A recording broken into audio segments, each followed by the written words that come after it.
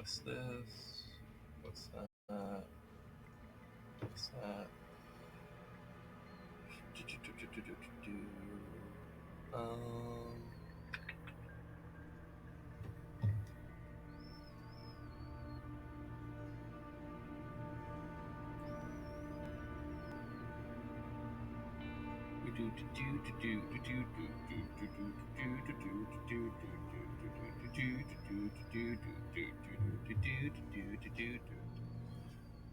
Okay, I think everything's set up.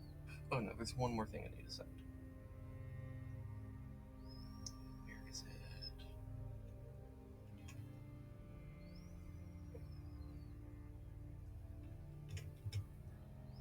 Okay.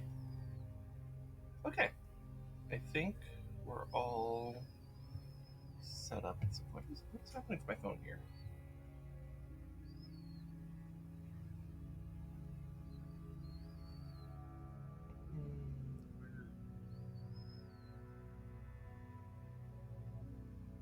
I don't know.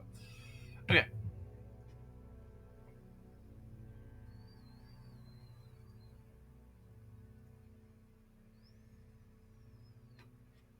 Well, this game doesn't really have much of an intro to go on while I'm setting everything up, so I guess hi, welcome to the stream. Hope you guys like it. Let's see announcements. Let me think. This is the part where I could say stuff to YouTube before people in chat show up. So for YouTube, you're probably seeing this after I get back from vacation, because later this week I'm going to be going on vacation up towards Utah, Wyoming area, and I should be seeing, things like the Grand Canyon, Yellowstone, and a few other places. So that's going to be pretty cool. And I'll probably post some pictures on Twitter or something. I don't know. But yeah, you're probably seeing this after that vacation, most likely, unless I really churn out a lot of stuff. But probably not. But I hope you guys are having a good July. I hope you guys are enjoying the summer. Or if you're in the Southern Hemisphere, I hope you're enjoying the winter, I suppose. And, let's see. I'm trying to think if there's anything else. So tomorrow, you're not enjoying the winter? Okay. Yeah, I'm not a big fan of winter personally, Lumeris. Also, hi. How's it going?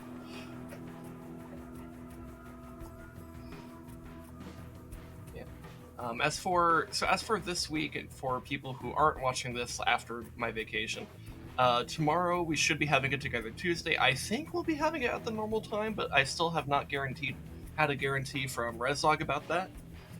So keep yourself updated about that. Rezdog might show up later in the stream just to hang out, so maybe then we can have a more definitive answer, but I don't know. But keep an eye out for Together Tuesday tomorrow. I don't have anything going on tomorrow, so honest, if we needed a reschedule, I could reschedule to literally any time. But that's going to be more on res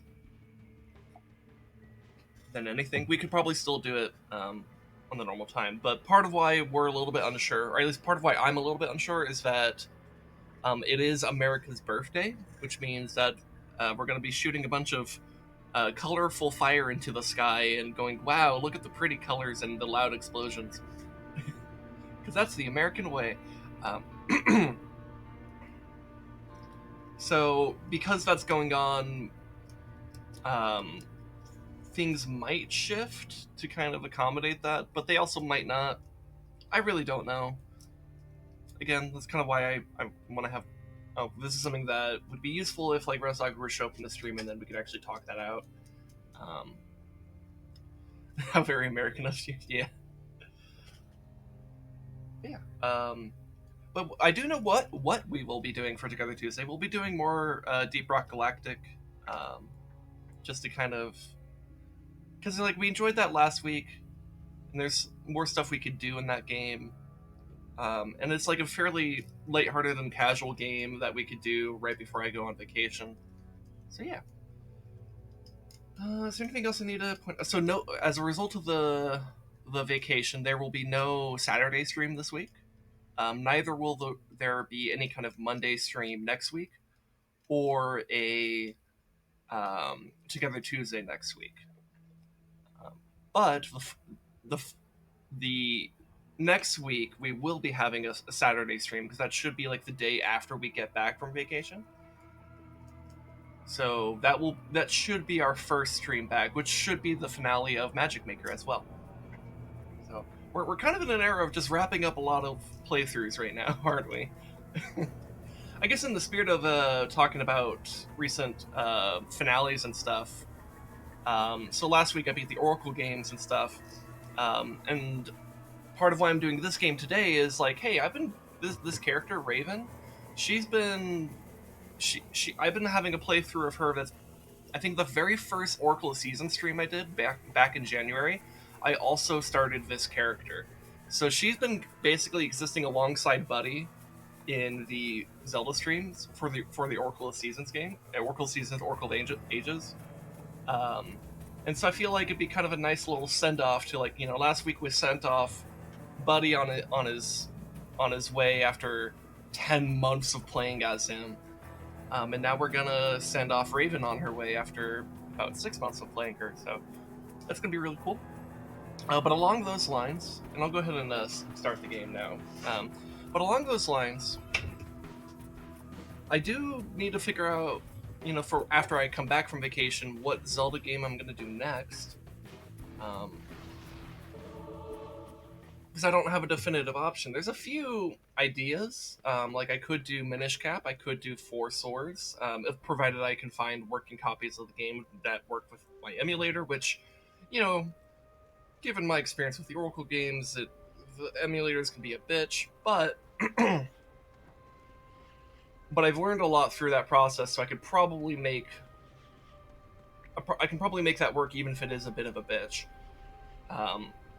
Furthermore, I could also do something like Twilight Princess, which I do have a working emulator for, and I have streamed before, but I've only streamed half a playthrough, because that's what I started my channel with. So what I could do, now that I've, you know, gone through a whole bunch of other Zelda games, and, like, actually have a couple people who decide, hey, this guy's worth watching, I could do a full playthrough of Twilight Princess on this channel, and that could be pretty cool. And yeah, I think that's about where my mind is on Zelda games. Of course, I'm open to suggestions in case I'm forgetting something. So yeah, I guess in the coming week or so, week and a half, 2 weeks, within the next 2 weeks, feel free to leave your suggestions.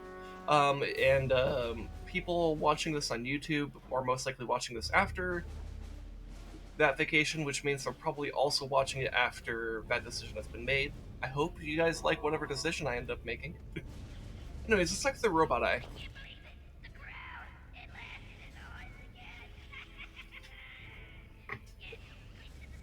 They're very excited about getting the crown back.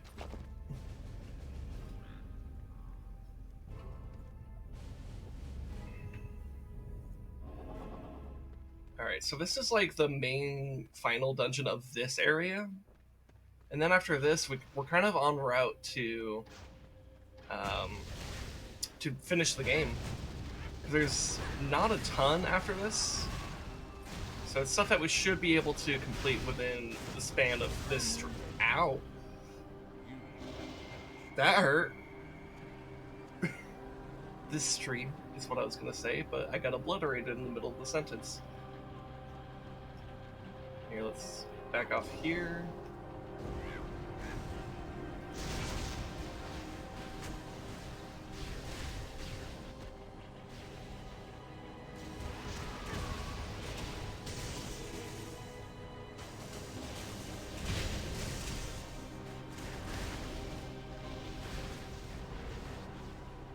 Oh shit, it's Caffeinated Elk. Hey, yo, you know what? Hold on. I need to pause something real quick. Caffeinated Elk is in chat. You know what Caffeinated Elk needs? Freaking Caffeinated Elk needs this.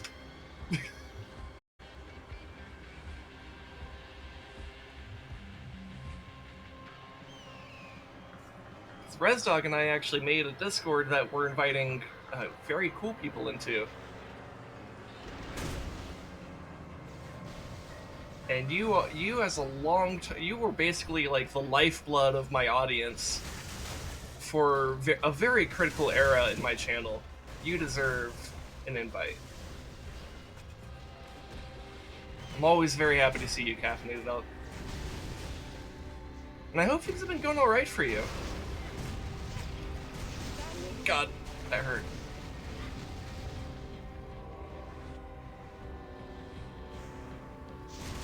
Dink. Alright.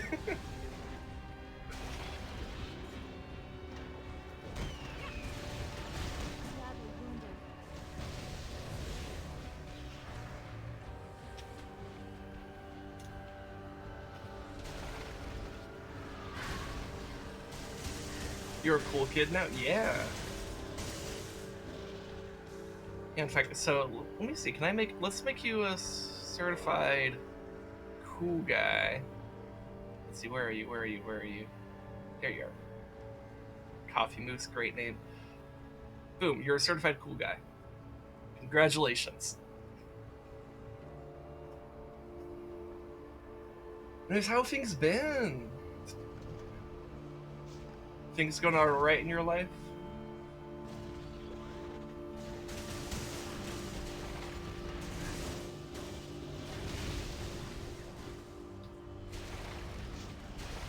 Hello.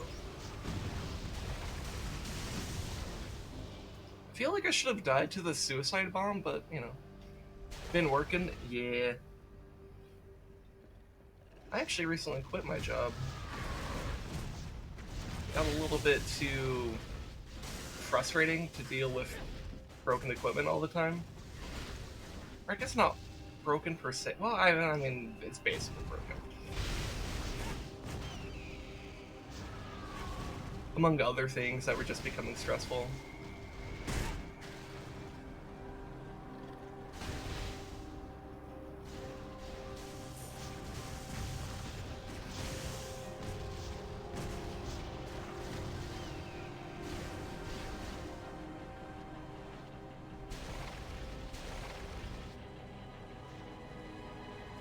I'm also going to be going on vacation later this week, so that could be cool and maybe help me just chill a bit.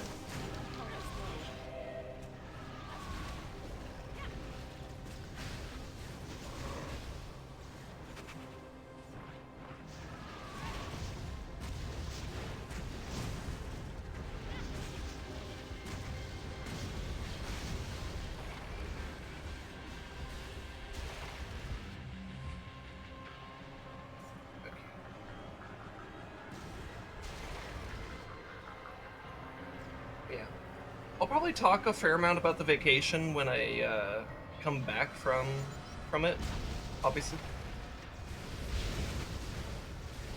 In fact, the first stream that I think I'll be having after I come back will be a Saturday stream that I've been doing for my wife, because I've actually been playing this cute game. Ow. I've also been dying in this game. But I've been doing another. I added another stream to the pattern. I don't know. The words are failing me right now, but I've been doing a regular stream on Saturdays with my wife, where we just kind of vibe together, talk about things, and I've been playing this cute game called Magic Maker, which is a really cute indie game. With a good sense of humor and very hectic gameplay. It's been really cool. So we will probably come back with the finale of that playthrough, and that's probably when we'll talk a lot about the vacation.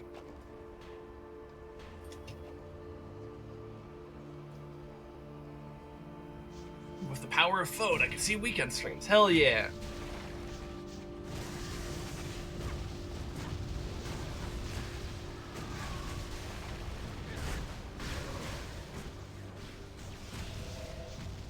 God.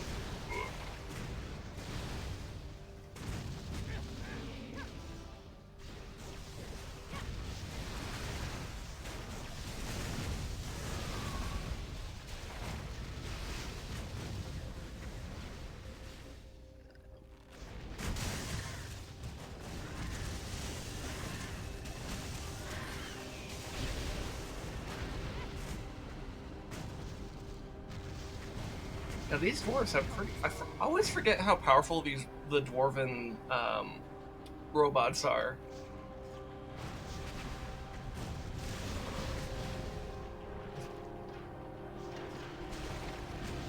There's something about having put so many hours into this game that creates a weird level of compliance where it's like, yeah, I know I could beat these guys for sure, but sometimes I forget just how damaging they really are. My god.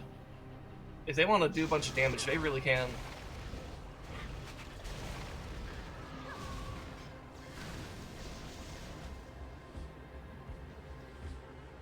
Ooh, a chest.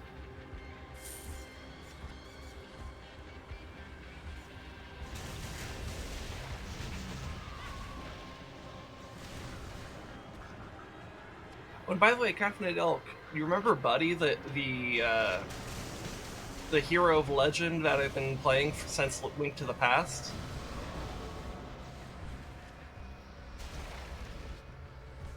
They, I recently had my final stream with that character. Because last week, I beat the Oracle games. And I had realized within the past couple of weeks that, like, I've been playing Buddy since August, like basically 10 months. From all the way from Link to the Past to Link's Awakening, and then through the Oracle games. And I got like really sentimental when I realized that. Because it's like, oh, I've been playing this character for a really long time. Been on all sorts of adventures with them. Fighting Ganon, conquering my dreams, and learning the powers of the seasons and time. It was really, really interesting.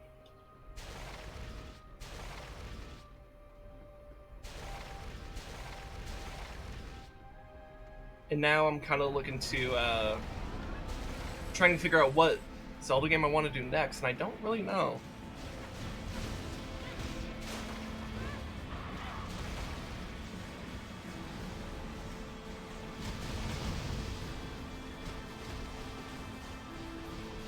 Maybe I could talk more about this when I'm not fighting this War Titan.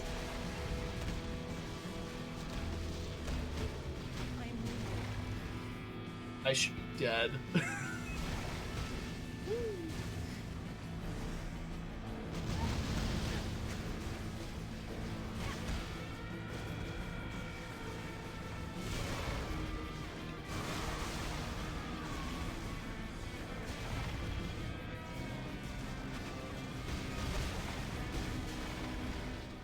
Oh, hey, we got it. Cool. Buddy will always live in our hearts. Yes, exactly. It really was. It's really crazy to think about how long I was playing that character, and now I have to like move on and shit.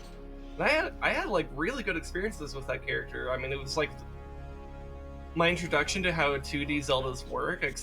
Going through the gauntlet and pain that is Link to the Past, especially the boss room of hell, if you remember that.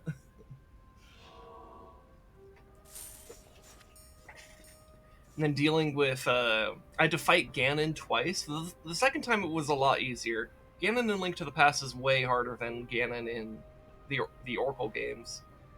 Had to deal with Twin Rova and their two underlings in the Oracle games. And I had to conquer my own nightmares in Link to the Past, or not Link to the Past, Link's Awakening. And man, that's a lot of stuff. But I am now looking forward to doing something different and with Zelda now. Like so I'm kind of wondering between like, oh, do I do like another 2D Zelda game where I do like maybe Minish Cap or the Four Sword games, or do I maybe return to something like Twilight Princess?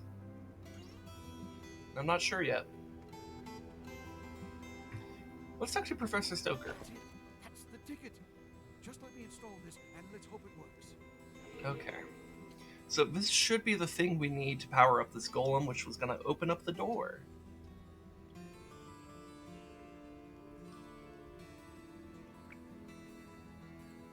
Minish Cap is a classic? I was kind of thinking about that, yeah. Especially since Corpse Grinder says that one is his favorite. And so I might want to check that out to see what's up with it. It would also be a good way to introduce me to Vati, because I believe that's the first game that has Vati, or at least the first game in the timeline that has Vati. And that's like I think the only like major villain that I haven't played any game involving with, because I've experienced Ganon plenty. I've experienced Twinrova. I think the only ever recurring villain is Vati. And I know barely anything about Vati. So it might be good to see what's up with him. Yes, I guess I'll take this because it sells the best, because I'm not too impressed by any of the rewards here. Nearly there, my friend. Stand back while I activate the automaton. Don't know what we'll encounter in there. Know that the Alchemist went that way. He won't have made it easy for anyone to follow him. You have received. All right. He's gonna open the door. But first, before we go through the door, we have another quest to turn in. I wish you'd gotten here sooner. So what do we have here? This is the 4000 model. These are quite old. And this one appears to have had a lot of work done to it. Not sure why it's in pieces. Why don't we find out? Let me put these together for you and we'll see what it has to say for itself. Boom. Now we got a robot. Greetings, I am the Bard Trill. If you've heard of me, of course. My talent is known throughout all of Veras. From Torchlight to Red Haven, they sing of my songs. Torchlight, did something happen there? I feel a bit... never mind. I recognize this place. Spider's Call, the Sisters 3, the old trunk yawning wide. Through ancient halls, dark ancestry, they met their fates inside. An apt verse, you'll agree. I wrote it myself, of course. Alright, so we got a quest to go deal with a few witch sisters. And I believe they're in the Sundered Battlefield. This is one of my favorite quests in the game. Not because it's particularly like fancy or grandiose, but because it's like you have to collect those robot parts throughout the entire game. Just one piece at a time from different dungeons and different zones, until you eventually collect all the parts, which basically takes the process of going through the entire game. And then you get the quest... Where am I going anyways? Oh, it's all the way over there. Okay. And then you get the quest to go deal with the three sisters. And these three witches are no joke. As you'll see, they actually can throw some pretty serious magic out there. So I'm going to have to actually play pretty smart here.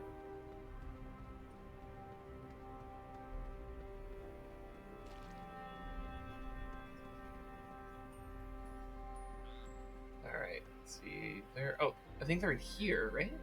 Yeah! Alright.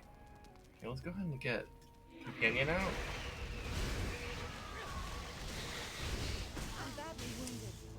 Ow. Maybe I should be worrying more about the bats, less about the sisters.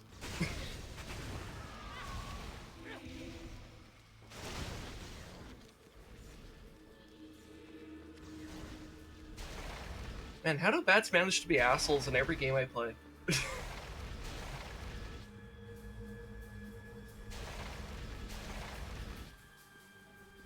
I finished a Zelda playthrough and I still have to deal with freaking bats being assholes. Just like chicken. Yeah, bats are like the chickens of caves. That's what I gotta say. And you can quote me on that.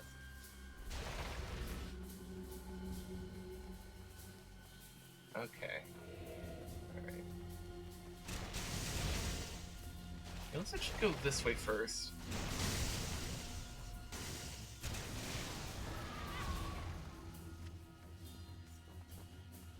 Alright, thanks for quoting me.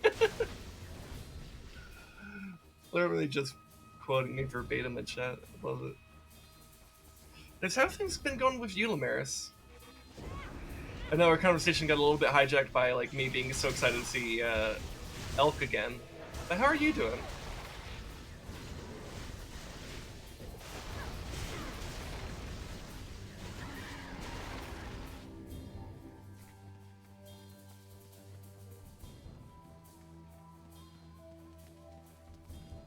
Also, that sister went down pretty quickly, but we actually fight the sisters twice. We'll fight them once separately and then together. And together is where it's pretty scary.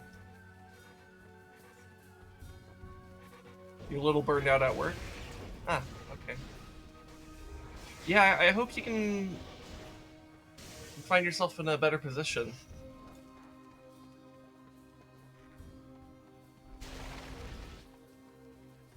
Because that would be pretty nice.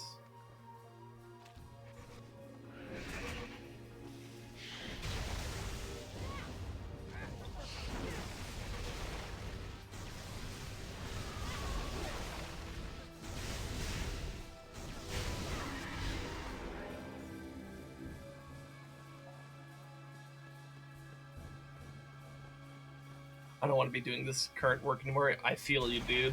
I really do.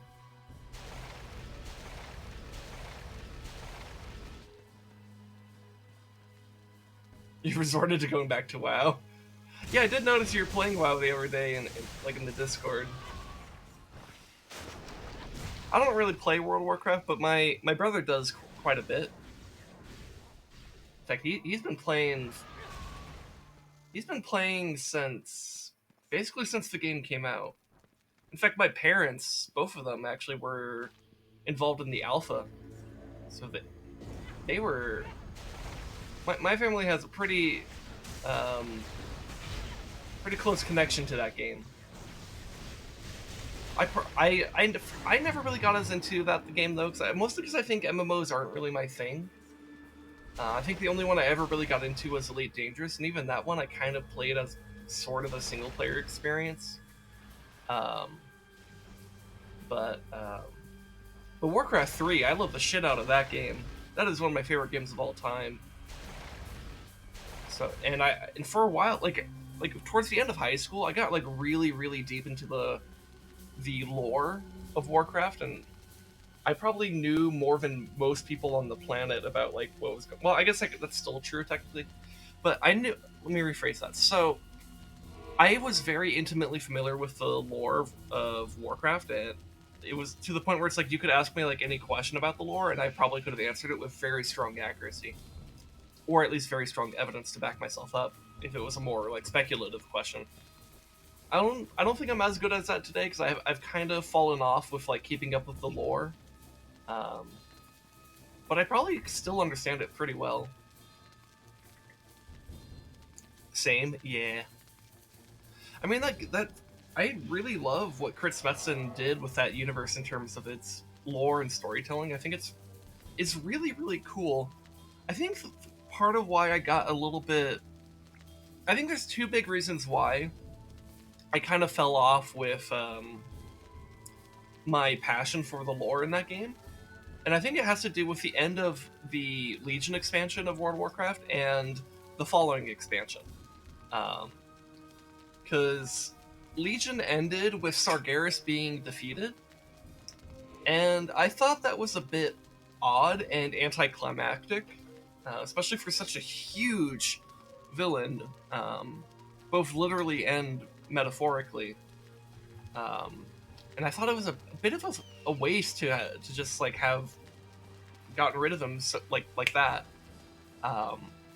because he's basically supposed to be like the embodiment of like Satan in that universe,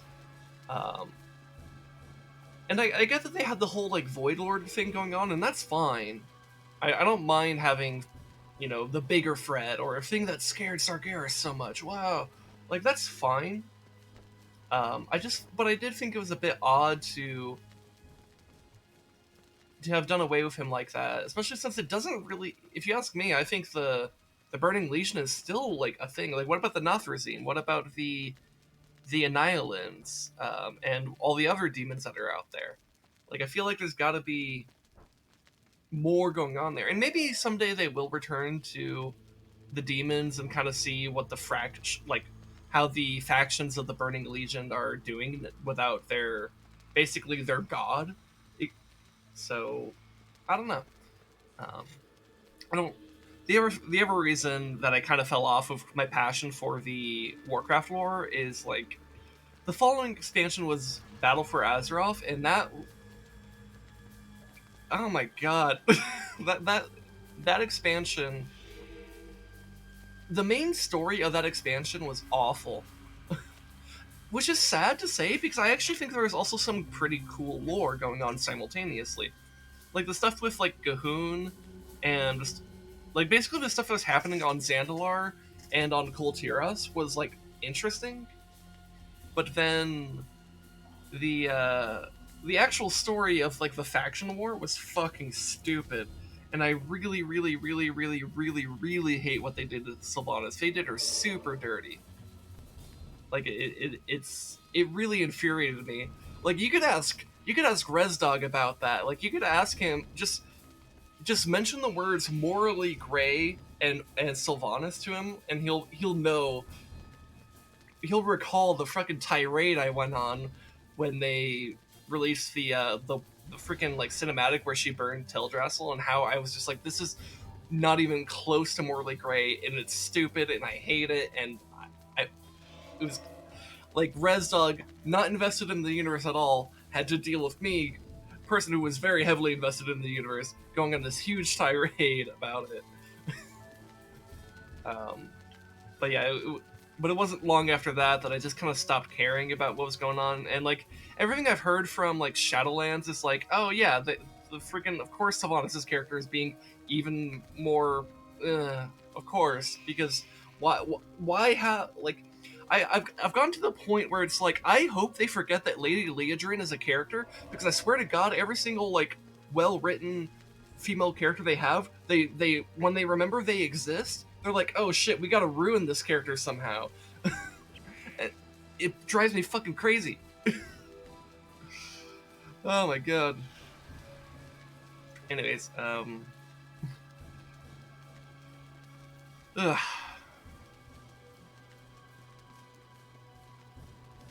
I'm not even a fan of WoW, but I know how bad that was. Yeah. Yeah, I forgot she existed too. Yeah, and I hope that Blizzard forgets that Lady Leodrine is a character, because I think Lady Leodrine's like the last like cool female character they have right now, because everyone else has been ugh, to varying degrees. Anyway, speaking of powerful women, I have to fight these sisters.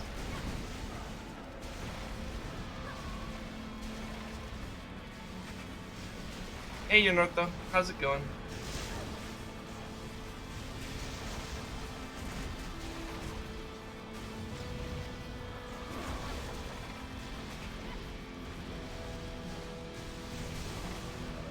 Let's see, which one am I doing the most damage to? I'm kind of been evenly spreading my damage.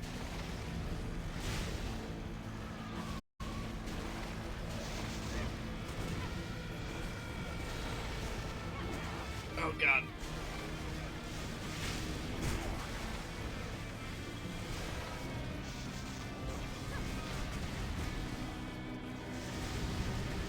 I think we can try to focus this one down. Alright, that's one down. That should vastly reduce the threats we have, though we still have the other two sisters.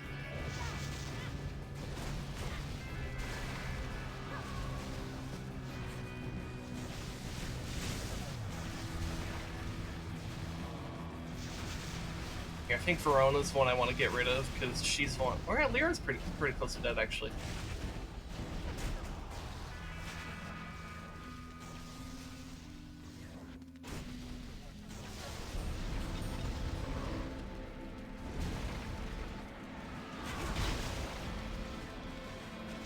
Alright. think I did pretty well in that fight. Because I know that fight can actually be very, very deadly. Because if you get caught in those abilities, those witch sisters fuck you up. But hey, you know what? I did defeat a pair of witch sisters last week, so maybe I'm well practiced in fighting sister witches. Or witch sisters, whatever their proper phrasing is.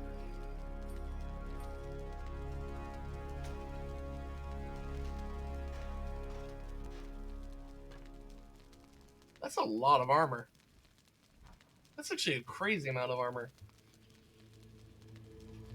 I'm gonna sell it though. Because I'm a wizard. I don't need armor. Armor is for not wizards.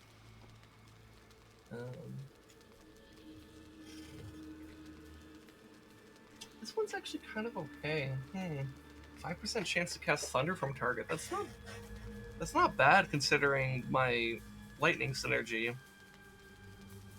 The Gear of War is so good. Like, insanely good.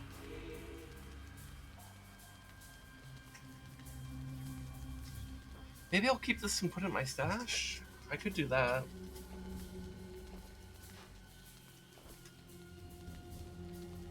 Glacial Spike. Interesting.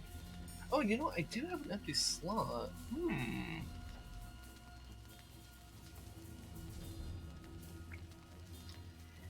That is something to think about.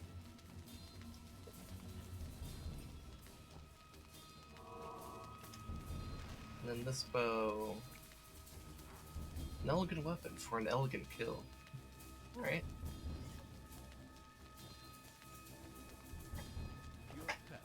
Okay. Let's go turn that quest in.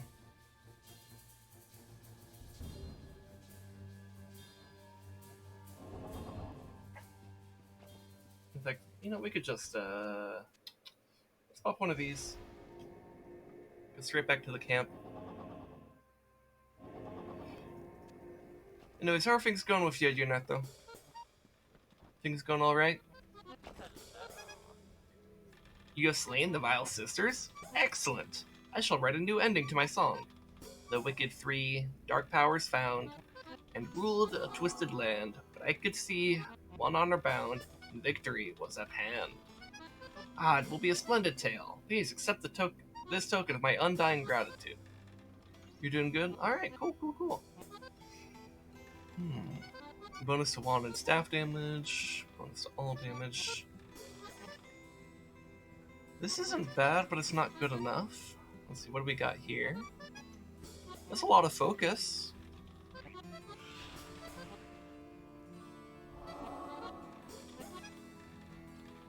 Plus 10% ice damage. That might be what we grabbed.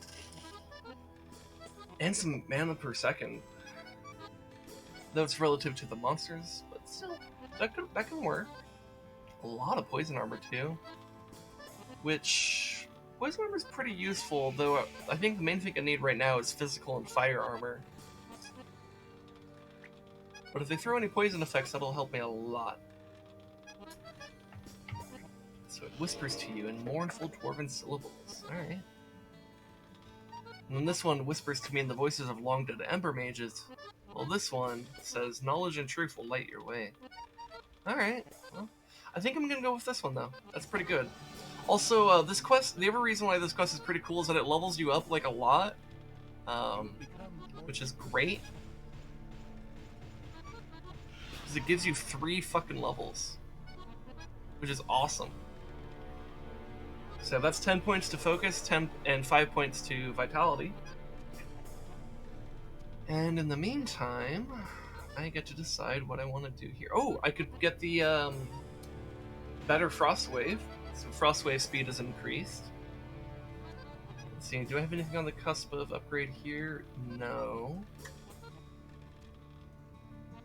You know what I'll do though? I'll upgrade Lightning Brand and Ice Brand. Those are pretty good. And what else? And I guess one more thing I can upgrade, right? So I could upgrade Icy Blast, I could upgrade Shock Bolts, I could upgrade Thunder Locust, or I could upgrade the Arc Beam. The Arc Beam I think I'm not going to make it much use out of anymore. Arc Beam is a bit too niche right now. But shock bolts might be really good. Or I could go onto the locust. That's a lot of damage per zap. The locust is really good if I can keep the fight in one location, though shock bolts is really good if I just do thrust. I'm gonna do shock bolts. I think shock bolts is a little bit more flexible. All right, and then let's look at my gear. Which actually I should look at my stash because I might have a few things sitting there for me.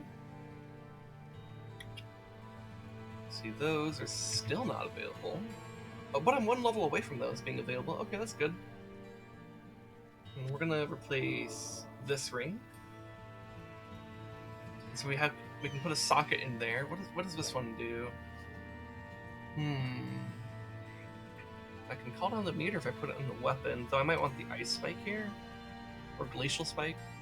What else we got? Chaotic Rift, chance for thunder. Thunder might be better. I already have thunder though, so maybe I could do thunder and the ice spike. That might be better. What else do we have here? Anything special? Health steal? No, I don't really need that.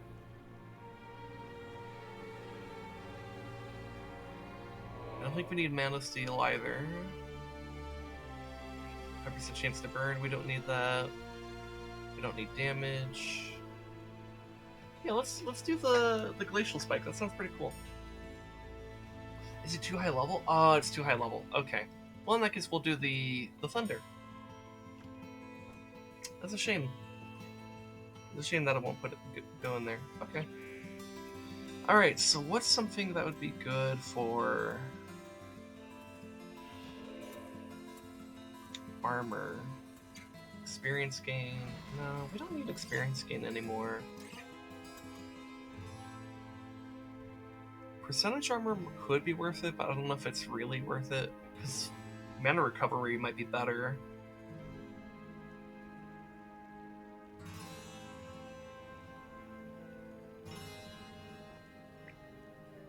Or I could go for health recovery, or just a lot of health.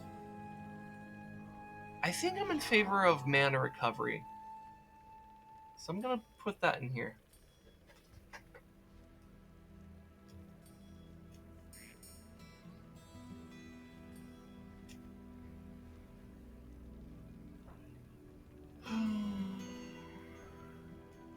We could just put those in there.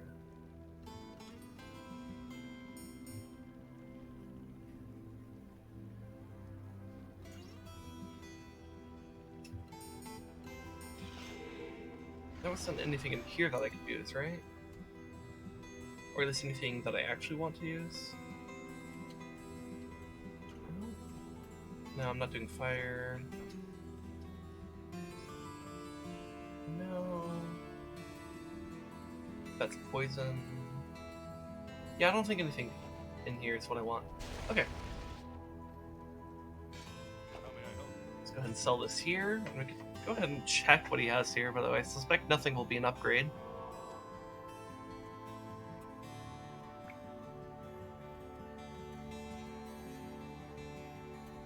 Welcome to Diablo-style RPGs, where you're going to be spending a lot of time looking at items and menus and stuff.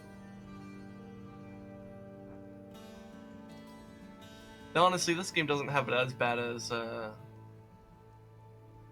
Grim Dawn had it. When Razok and I were playing Grim Dawn together, I swear, like, we've spent an absurd amount of time looking at menus. Alright, let's go to the next zone. So this is the final hub of the game. And look, it's the Guardian of Mana. My powers remain diminished, but I had to come to give you a warning. The barrier between our world and the Nether is most fragile at the clockwork core.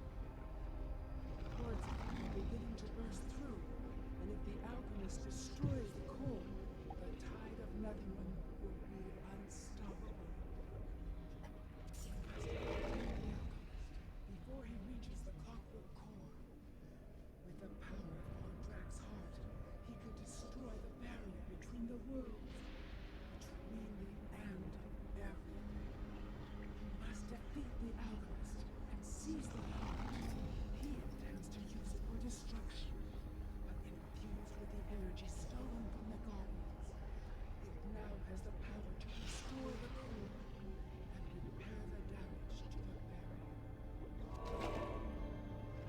Okay, so basically, the Alchemist, who is the main villain of the game, is going to go to this place called the Clockwork War to try to basically summon, like, all the demons.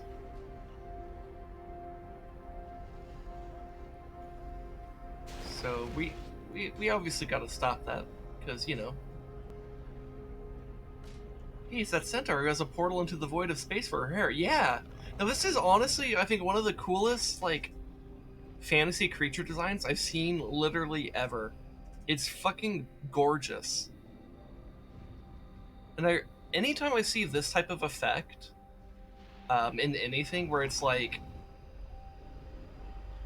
you know, because I'm struggling to think of examples where the only other place I could think of off the top of my head that has this type of, like, visual effect is, in Hell of a Boss, Stolas's cape sometimes has this kind of effect where it's like, it kind of looks like it's just like a portal into space or some shit.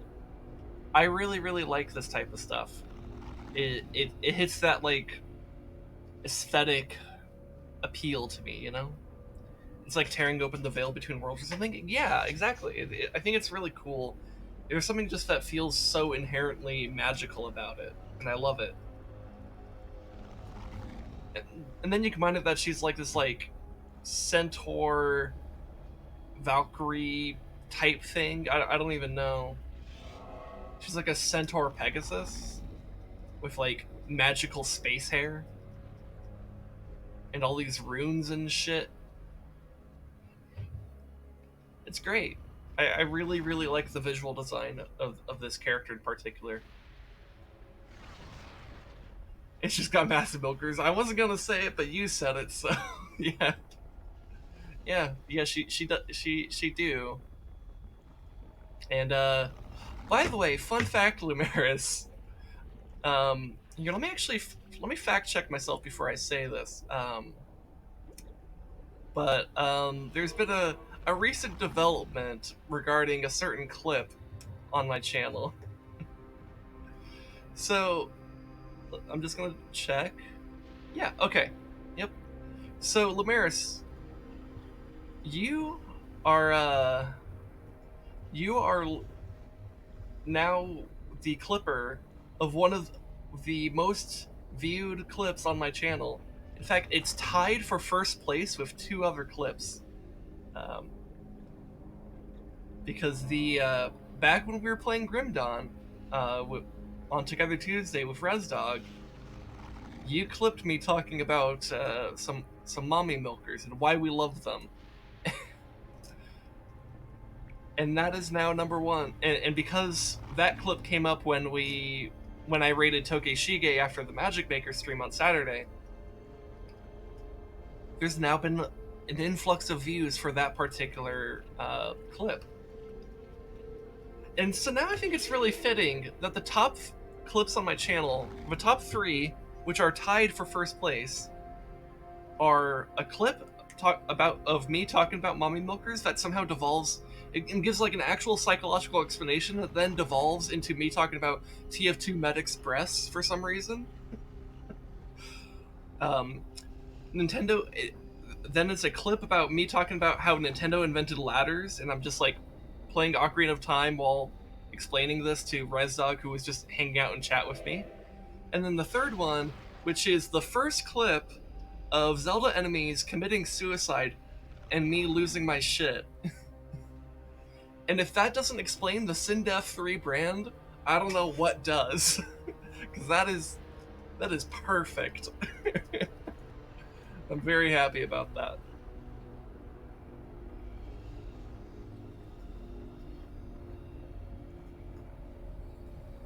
I don't think I've seen those other clips, so I'll give them the plus one of you. Awesome. Hey, yeah, feel free. Anyone watching this, feel free to go to twitch.tv/Sindef3 and then go to videos and then click on clips and then select all time, the best clips of all time, and you can see so many things that have happened over the past year and a half. And it's some good shit. Many of them feature ResDog. So if you like him, you'll see plenty with him. In the meantime, I'm gonna head into the Broken Mines. Actually, hold on. I just remembered something. I got a new item, so I actually want to enchant it first. So never mind. Let me go talk to the enchanter first.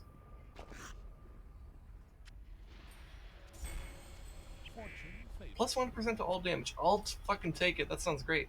Alright, now I'm going to the Broken Mines.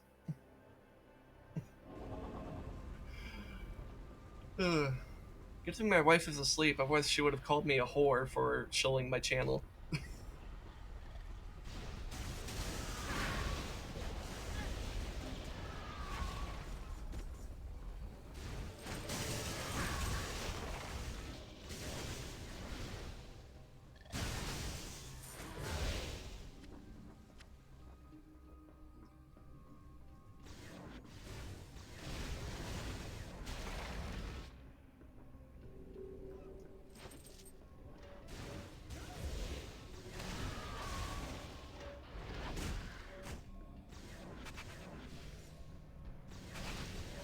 Now, speaking of aesthetic designs, I really like how the artists to this game approach the aesthetics of the dwarves and all their like automaton creations and stuff like that. Because they kind of have this like almost like steampunk-esque, like rustic, cybernetic feel to them, if that makes sense.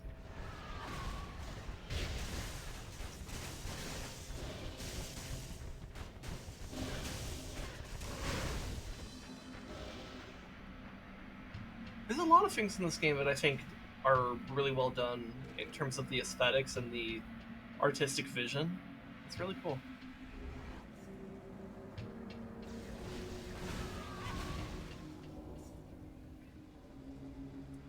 They're like the dwarves and Elder Scrolls, except less gold and more rust. Yeah, yeah. I'm not super familiar with Elder Scrolls, but I from what I know of Elder Scrolls, yeah, I think the dwarves have a very similar type of presentation. So I think they're also known for creating like these automaton, basically robots.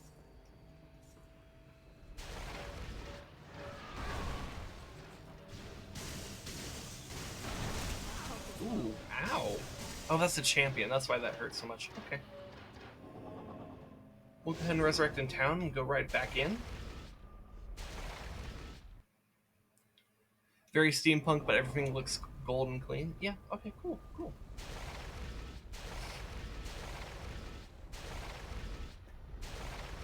And man, do you remember like freaking like 10 years ago when everyone was like losing their shit over like steampunk just as a genre? It was really weird because it seemed like there was just like this like I don't know, there's like this like mentality going on that like anything that was steampunk was super cool. And I'm not saying that was wrong, but it was a bit weird how intensely focused it was and how it dropped off like 2 years later. Because I do think steampunk stuff is cool, but it's weird how in like 2012, 2013, it felt like everything wanted to be steampunk, and then a couple years later, no one cared anymore. And that's just kind of weird.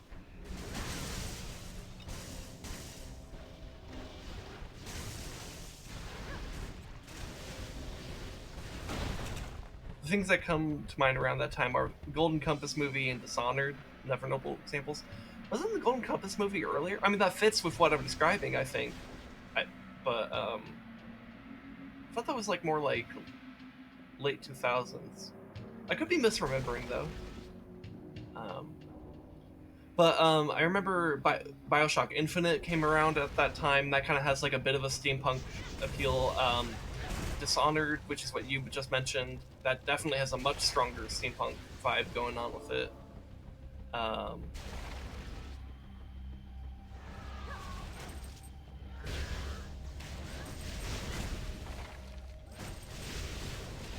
And I am kind of spacing other examples right now, but I do remember like being in high school at that time, and like all my friends were talking about steampunk stuff.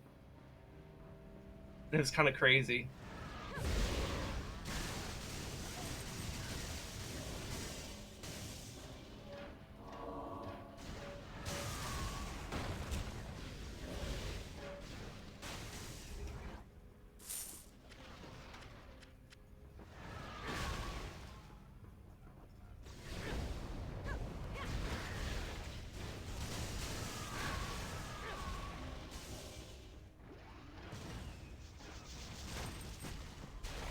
But yeah, I guess this game also came out about that time because this game I think is a 2013 game. It might be 20. It came out about 10 years ago, ish. Um,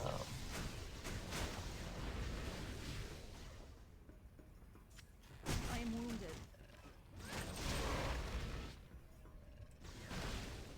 I forget when Diablo 3 came out, but this game came out about the time that Diablo 3 came out because it was like the main competitor to Diablo 3.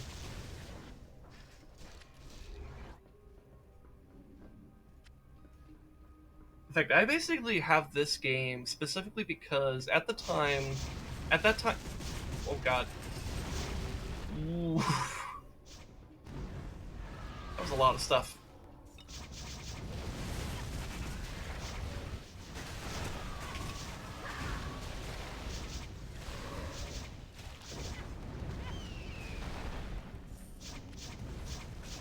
Okay, I think we're cool.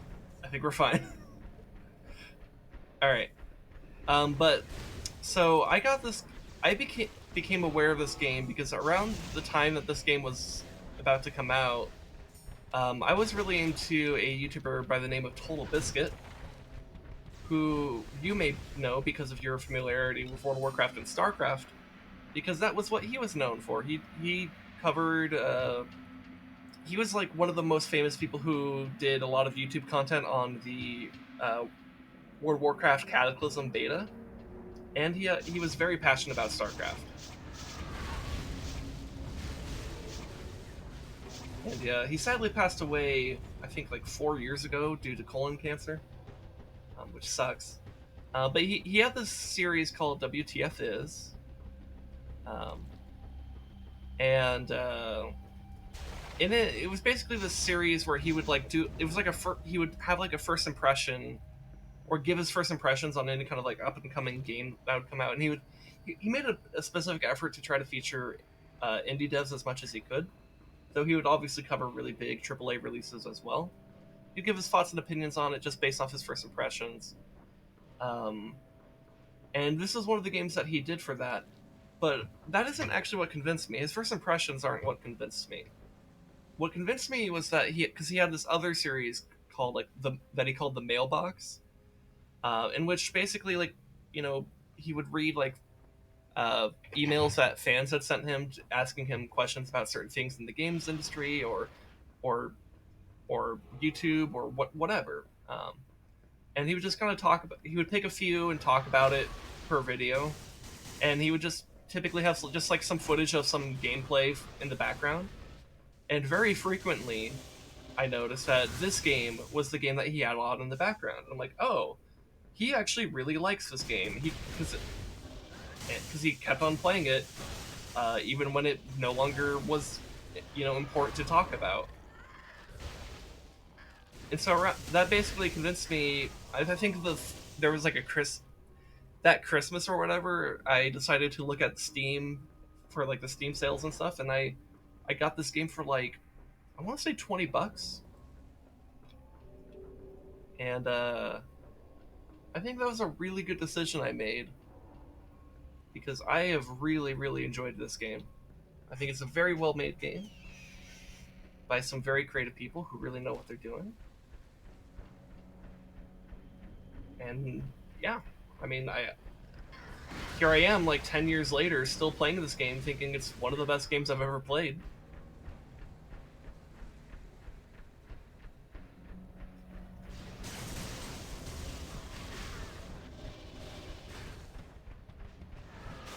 And I think there really is something to be said about the fact that of just like seeing someone who doesn't need to talk about a game, still like playing it and enjoying it, that I think really spoke to me about like, oh, this game clearly has a strong appeal, and I'm looking at it and it looks interesting to me as a viewer.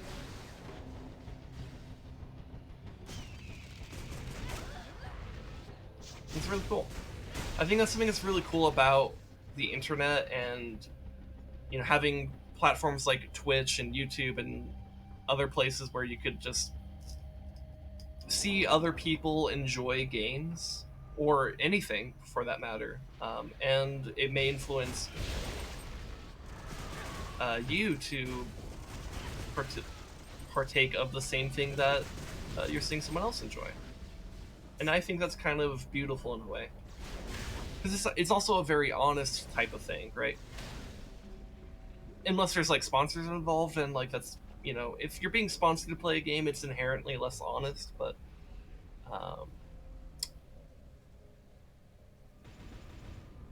not to say that it's inherently dishonest, but it's what it's there's more honesty when there's no incentive to be honest, right? Or when there's no incentive to talk up a game, that's when it's more. I don't know. I feel like I'm stumbling over my words, but I think you get what I mean. I'm gonna upgrade shock bolts.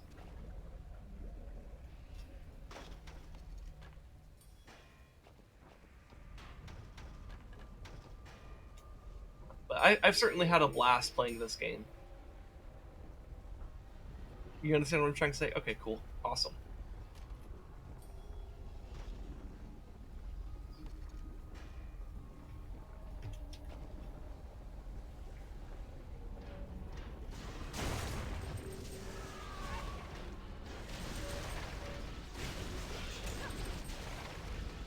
Anyways.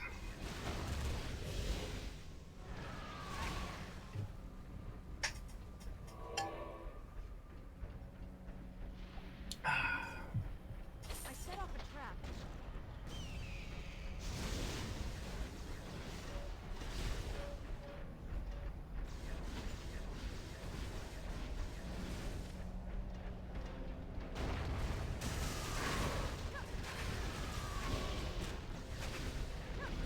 So anyways, shifting topics. So are you familiar with what the Kardashev Scale is?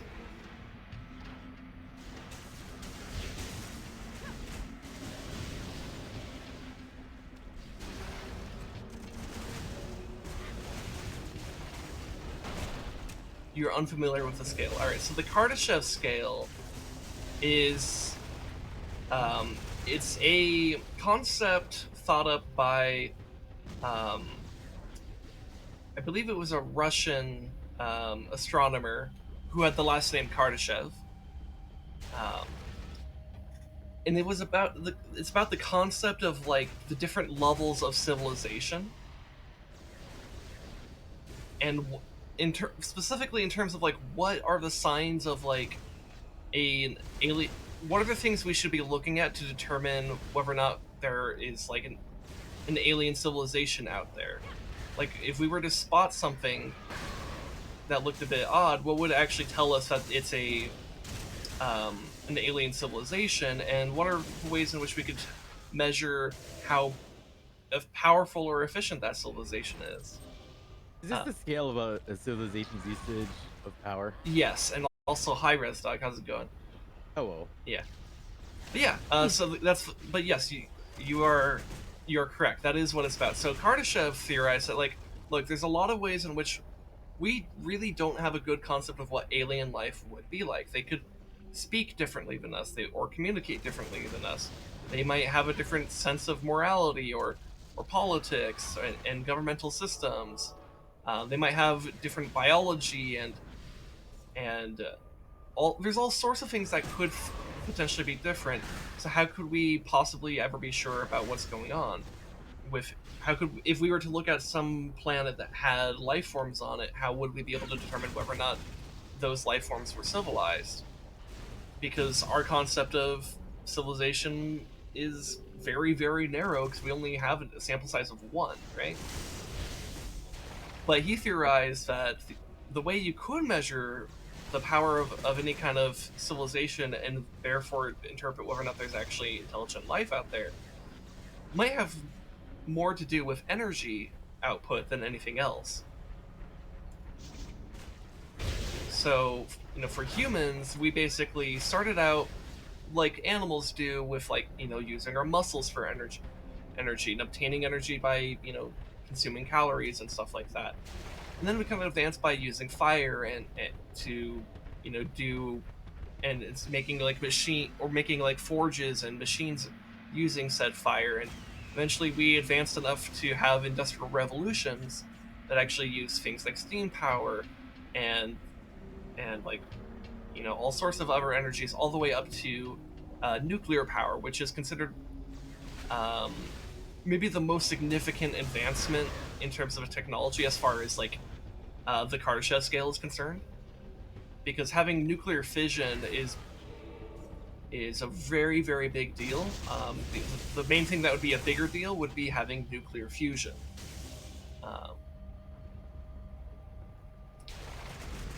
Okay, so I can't go through the steam.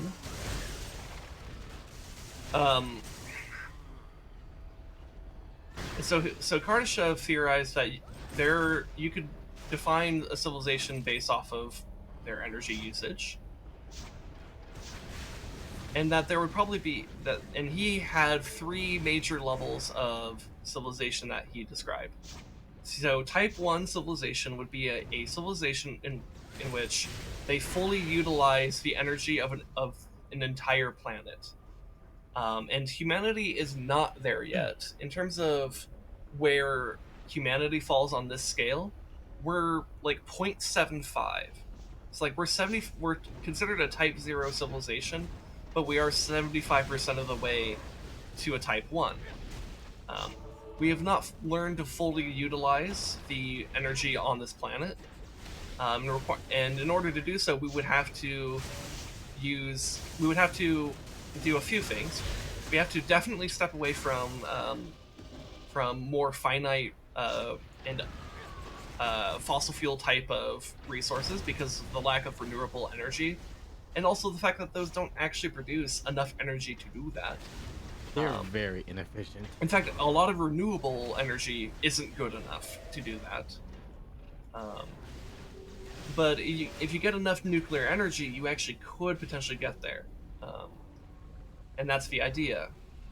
Of course, there's no set path on, how to become a type 1 civilization, but there is a energy threshold that needs to be passed, and that's, I don't know the number, but it's the number is supposed to be whatever the amount of energy that Earth can provide is the amount that we need to be utilizing. And any alien civilization would be that reaches a type 1 type of civilization on the Kardashev scale would be fully utilizing the energy on their planet as well. So type 2 is a step up from that. So where you go from fully utilizing the energy of a singular planet to fully utilizing the power of a star. And so if you've ever heard of a Dyson sphere, that's where that concept came from. It's a way to harness the power of a star in its entirety. And you would need some kind of Dyson sphere type structure, or as many scientists have proposed, the idea of a Dyson swarm, where instead of having a singular structure, you more have an array of panels that act as the Dyson sphere, but are disconnected and maneuverable enough to not be disrupted by passing objects, for example. Because one of the weaknesses of a Dyson sphere is that if there were some kind of asteroid or something to come by in close proximity to the sun, that could mess everything up, and that would be a problem. But if you have more of a swarm, it's much more likely to miss entirely, and even if it were to be hit, it's a lot more repairable and fixable. So most likely, a Type 1 civilization would get there by using a Dyson swarm as opposed to a Dyson sphere, but we don't know. And I remember, I remember when a lot of science nerds are like all over, like when, which telescope or which? I remember there was like a star that was like flickering in a weird way, and they're all over that shit. Oh yeah, Yeah, I'm not terrible. The story rings a bell, but I'm not terribly familiar with it. Yeah, But I yeah, can't. Yeah. You know what but I'm talking about but because yeah. So the concept. So well, first of all, the concept of a Dyson sphere comes from a science fiction writer. Um, so it's not something that like was strictly from the realm of like scientific researchers. However, um, it's something that people, scientific researchers thinking about this type of stuff have kind of theorized. Like, actually, that could be a good way to go about that. It would require a tremendous amount of materials. Like, you'd basically have to completely tear apart like a small a planet planet or or a two. moon in order to do that. Um, in fact, if you're familiar with the channel Kurskazat, they have a whole video on this, and what they suggested, if humanity were to do this, to get to this level, would be to utilize Mercury because it's the closest planet to the sun, and it's a metal-rich planet. So you would actually have them. You're pretty likely to find the materials you need, and you wouldn't have to transport them very far because it takes energy to transport them off world. Also, it's a very small planet, so gravity is low, and it has no atmosphere, so you don't have to push your way through that. All these factors make it much easier to eject something from the planet and toward in the direction of the sun, or into the orbit of the sun, I should say. Because you wouldn't want to shoot it straight at the sun, because we're not trying to destroy our Vaporize it. yeah, we're not trying to vaporize our materials. We're trying to utilize them. My health is Ow. surged. Well, we traded. Go ahead. Assuming the sun will even leave behind vapor. Well, yeah. So I guess vaporize is a bit of a misnomer. It's more of disintegration is probably a better term. Because yeah, basically anything you throw into a star is getting disintegrated. It's not even about It's more destroyed than you could destroy most things. yeah. There are ways to destroy things further, but that requires something more astronomical. You basically requires a black hole. And if you know anything about black holes, they're pretty intense. But yeah, so anyways, a Type 2 civilization would have some kind of Dyson sphere or Dyson swarm type effect.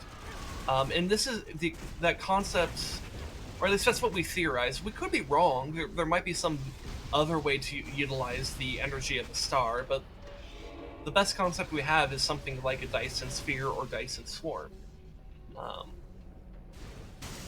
So until someone comes up with a better idea, that's kind of what we're leaning towards. And we have some pretty smart people thinking about this, so I'd be pretty inclined to lean towards that.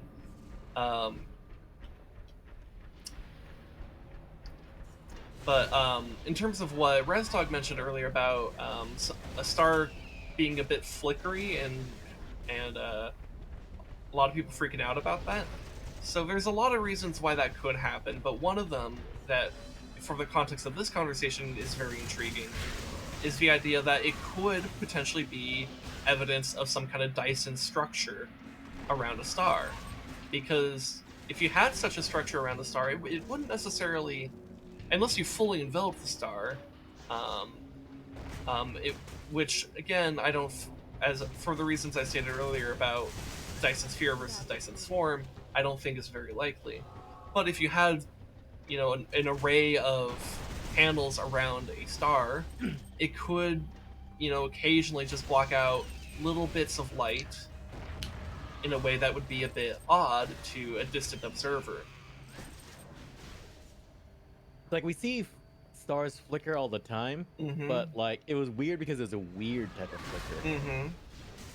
And so if we were to continue to pay attention to that, we may be able to conclude that there may be some kind of actual artificial structure or set of structures around that star. And if we were to determine that, that would be a very strong indicator that not only is there an alien civilization out there, there's a Type 2 civilization in the works out there, or actually existing.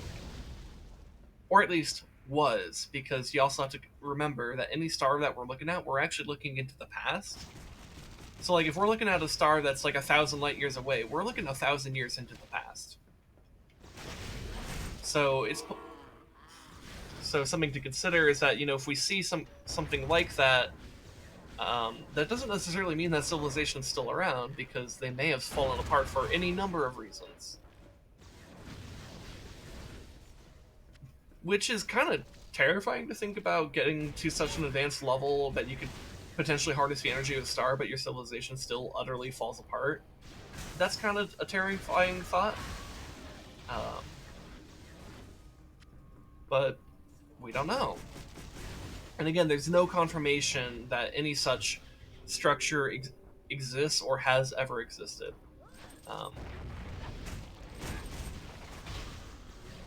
But, you know, it's possible that it does exist. A Type 2 civilization is something that could easily slip under the radar. But something that I think would be pretty much impossible to slip under the radar would be the influence of a Type 3 civilization. A Type 3 civilization, so if you could think about it, if we're going from... Type 1 is about utilizing an entire planet. Type 2 is about utilizing an entire star. What might Type 3 be about? Well, Type 3 civilizations utilize the energy of an entire galaxy. They're a straight-up galactic civilization that has access to a truly tremendous amount of energy, in a way that would make them very, very... They would have hyper-advanced technology, very advanced forms of travel, still under the assumption that there's no FTL, it's still very advanced. It's theorized that one of the ways in which a Type 3 civilization might exist is if they were to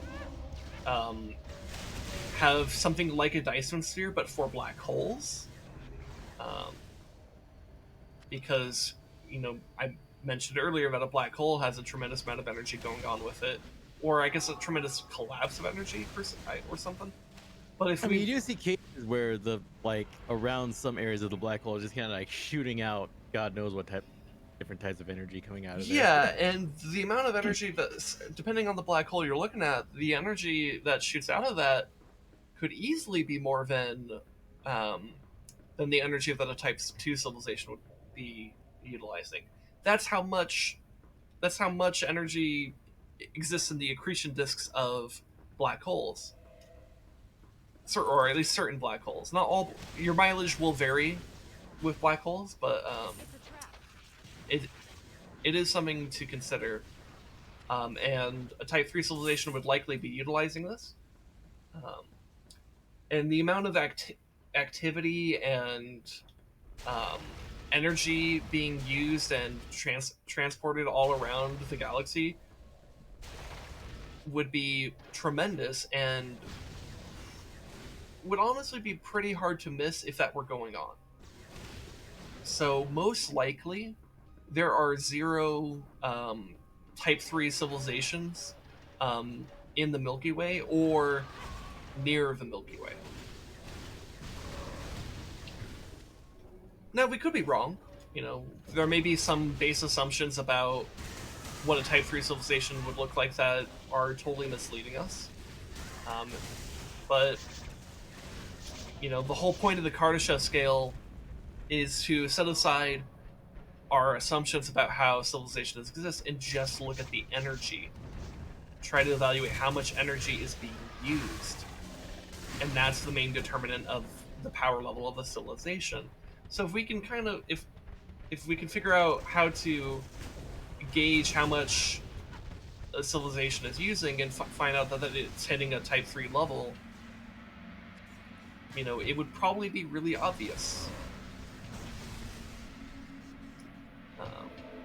And it turns out we're a science experiment by a 2.x civilization. So yeah, Kardashev stopped at the 3 levels of civilization, but astronomers since Kardashev have theorized about many levels above that, some of which are not really worth considering, to be honest, but I think I would say most of which, I would say for practical purposes, don't think above level 3, because Level 3 is extremely ambitious and probably would be the furthest that humanity could realistically ever achieve.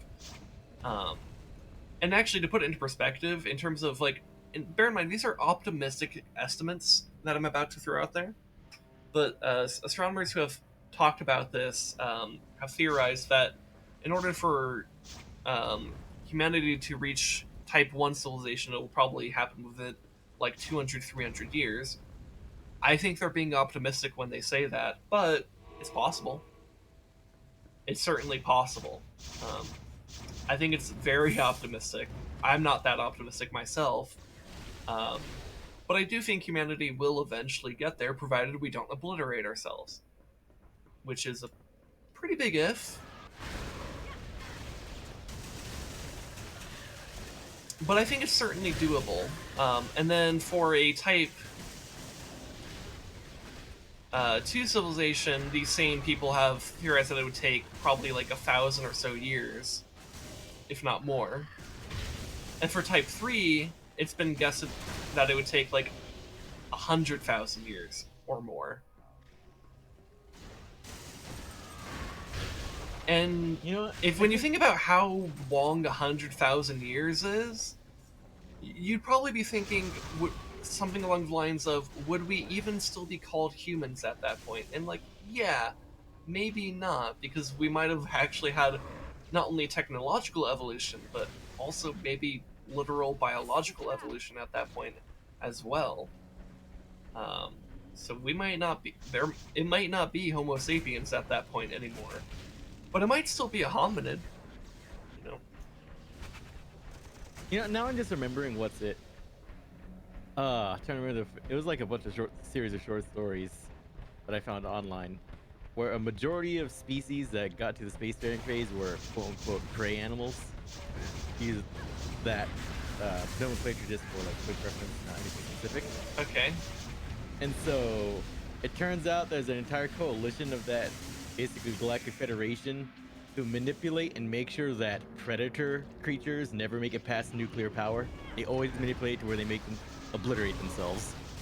Because they do not like the risk of predator species becoming spacefaring. Yeah. Yeah, and that's actually a very interesting concept to think about. It's like, yeah, we have like one of the assumptions that I know a lot of people have made about civilization is the idea of being expansionist and conquering, which might be viewed as a bit of like a predator type trait, right? Mm-hmm.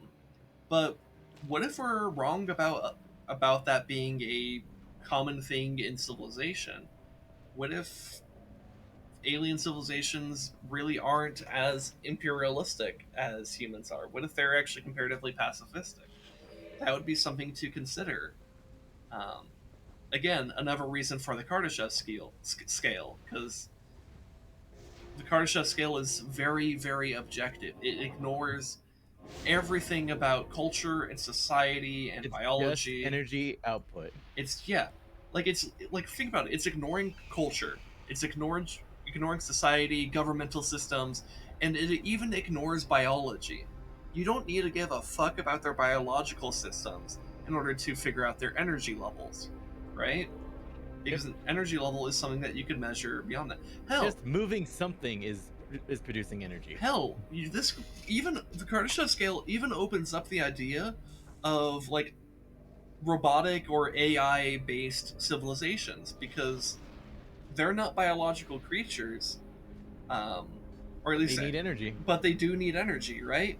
So if there was some like civilization of robots out there, this would be the way we would detect them, and that's something really important to consider. Oh yeah, I thought that was I remember saying that. That's a fascinating concept. It's like, yeah, oh look, predator species becoming spacefaring. Yeah, let's manipulate their culture so that they nuke themselves to obliteration. Mm-hmm. Yeah, and if there was some kind of level 3 or beyond level civilization, that is something that could happen. Again, I think based off of my understanding of smarter people's understanding of this concept. Um, there's most likely no level 3 civilization around us. Um, but I don't know. we could be wrong. It's a lot of vitality. Oh, because this is made for a berserker. Oh. Okay. The Maelstrom. The armor that drags foes down and grinds them up. Alright.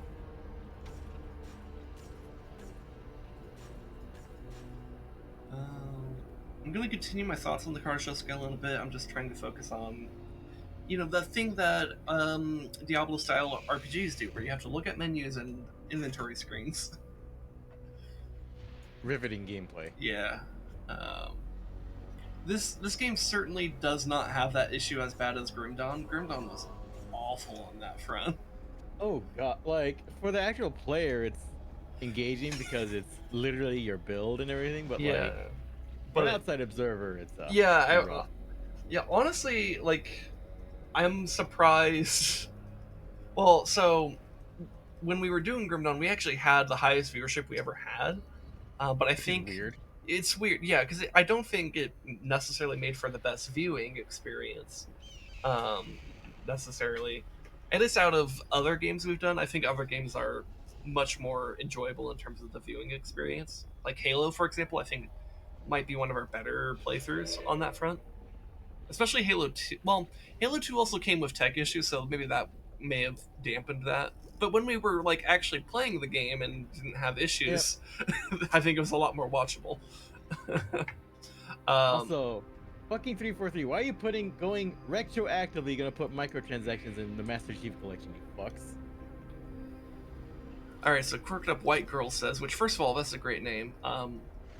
As a cat, Garfield doesn't have to work, meaning the only difference between Monday and any other day is that John isn't home, meaning the reason he hates Mondays is because he misses his owner.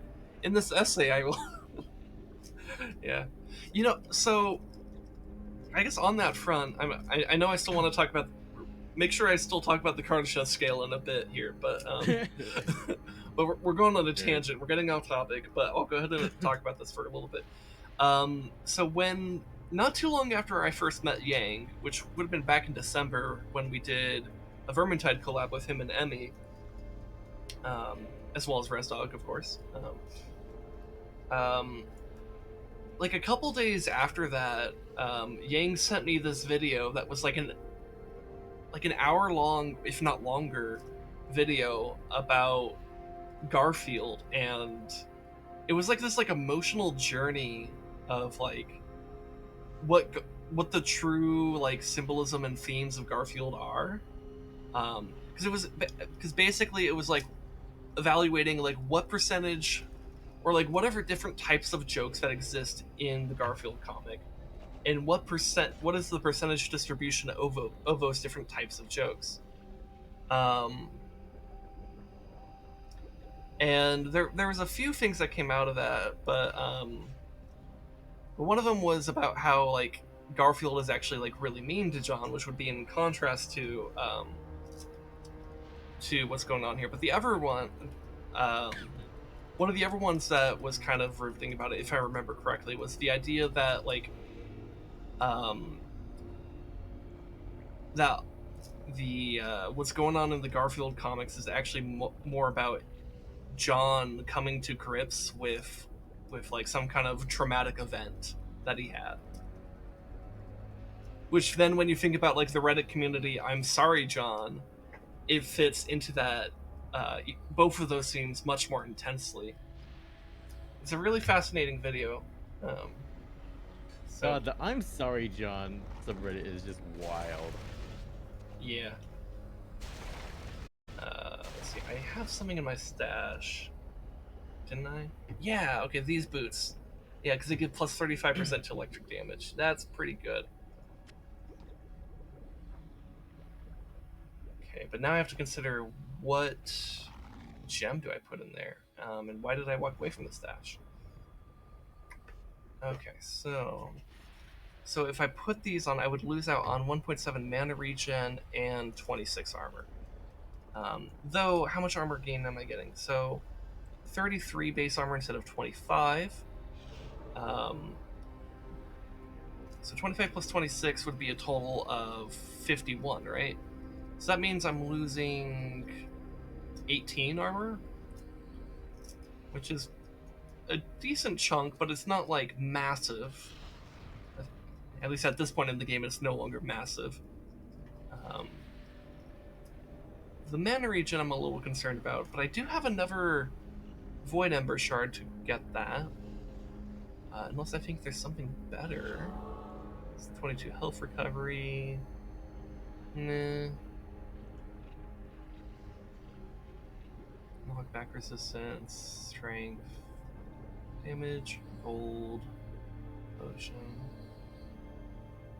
Or I could do the 3%. What would 3% armor increase would be, I think about 10 armor right now, which would be less than the 18 required to have a net neutral gain or net neutral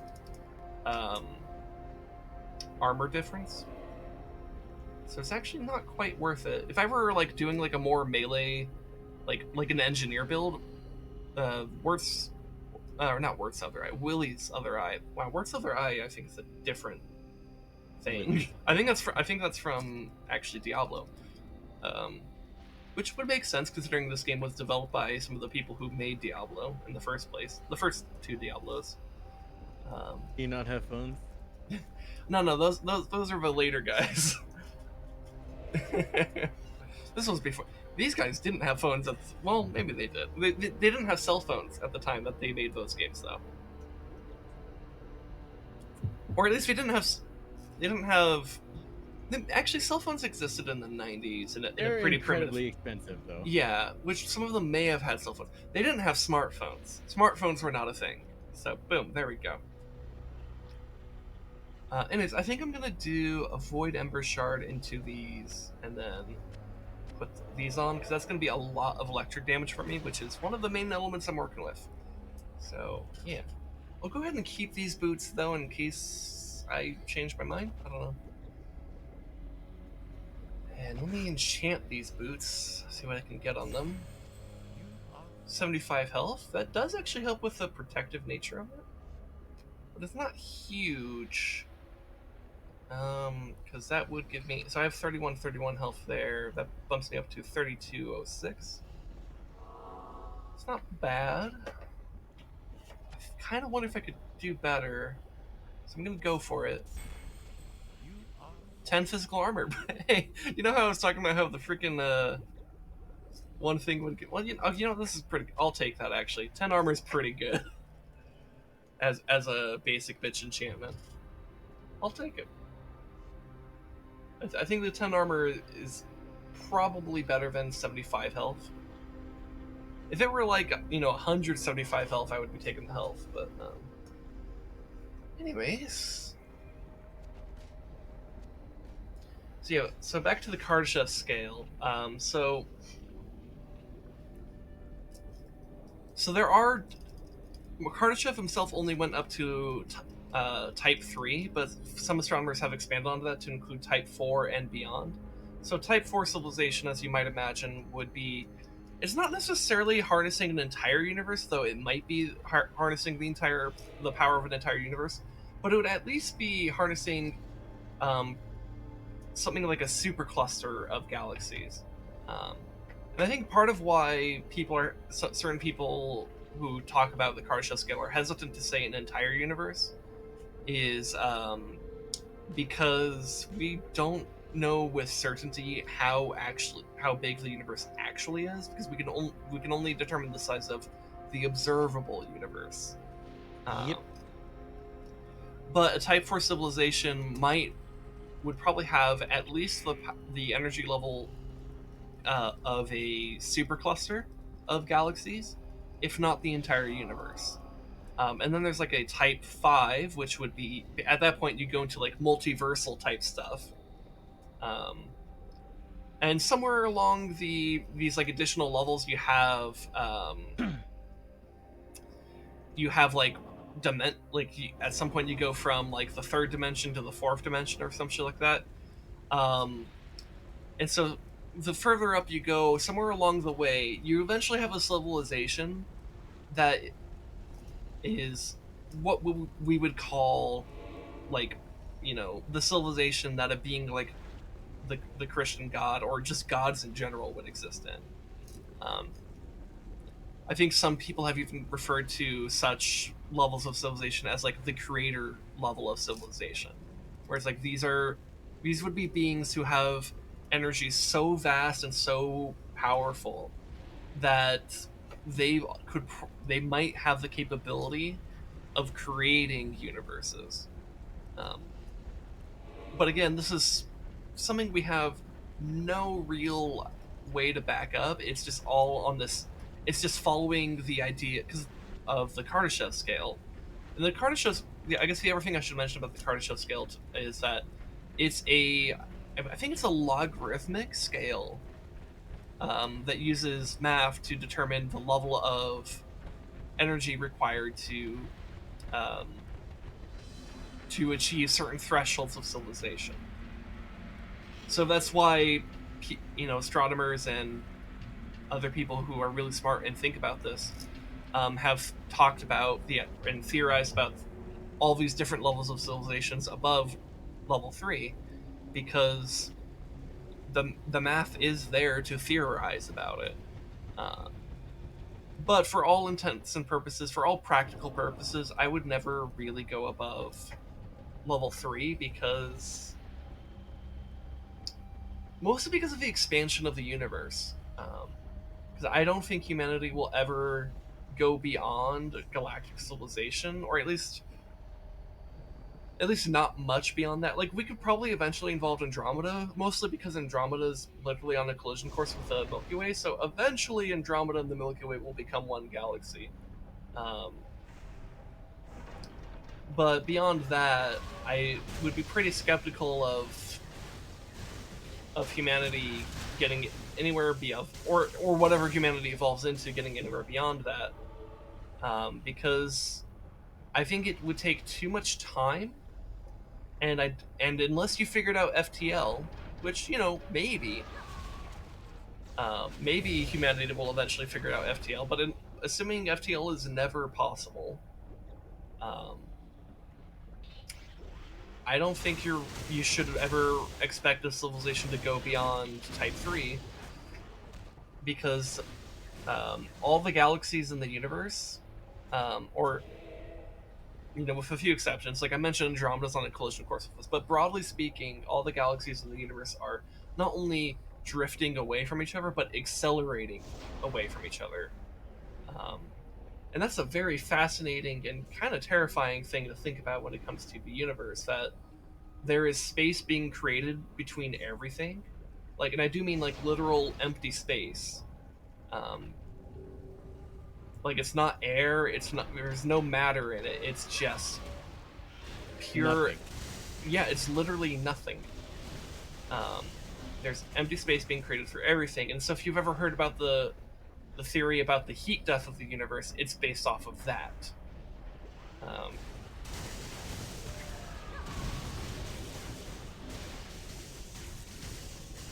and because of that idea, I also just don't think. I think it would just take too long to expand beyond a civilization, and and I think the acceleration of the space between everything in the universe would be a big enough problem that I don't think a civilization could ever overcome that without FTL. Now, if FTL is ever discovered or invented or whatever, like if we figured out how to create wormholes, for example, that would be a good way to suddenly bypass that. And some people have theorized that like maybe a Type 3 civilization would know how to utilize or create wormholes, but I would be kind of skeptical of that, because I mean, what would we have to figure out about wormholes in order to do that? I don't know, but it's It's something that I think might be beyond physical possibility. But I'm pretty sure if you don't get FTL, it's pretty much impossible to have intersolar nations. Yeah, so interstellar civilizations are going to struggle without FTL. But I do think it's possible, because the Kardashev Scale doesn't necessarily care about whether or not, because part of the idea when people are talking about Type 3 civilization, sometimes it's that you have a Type 2 civilization that expands into an interstellar empire, but because of the nature of FTL, um, you might have you would most likely have some kind of confederacy of nations or civilizations that work loosely together, but eventually it's going to get so big that, and time is going to go on so much that you might have um, fundamentally different civilizations that would consider themselves separate from one another, even though they all came from like from the same origin point, right? Um, and That sounds almost exactly like what happened in BattleTech with the Star League. yeah, and also there's also there's also some idea that there's different evolutionary mutations that may happen, and so certain humans may adapt to certain types of planets and effectively become different creatures from humans that went to other planets if given enough time. Um, so I kind of am talking about a Type 3 civilization as a singular thing, but more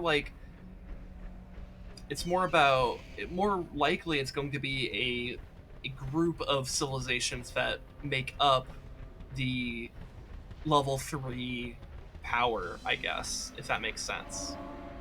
Just like if we were to achieve Type 1 civilization, like we might not achieve that as a unified civilization. We might still have the United States, Russia, China, the EU, Australia, and all the other different nations. Like we might still be split into all these different nations and coalitions of nations and stuff like that.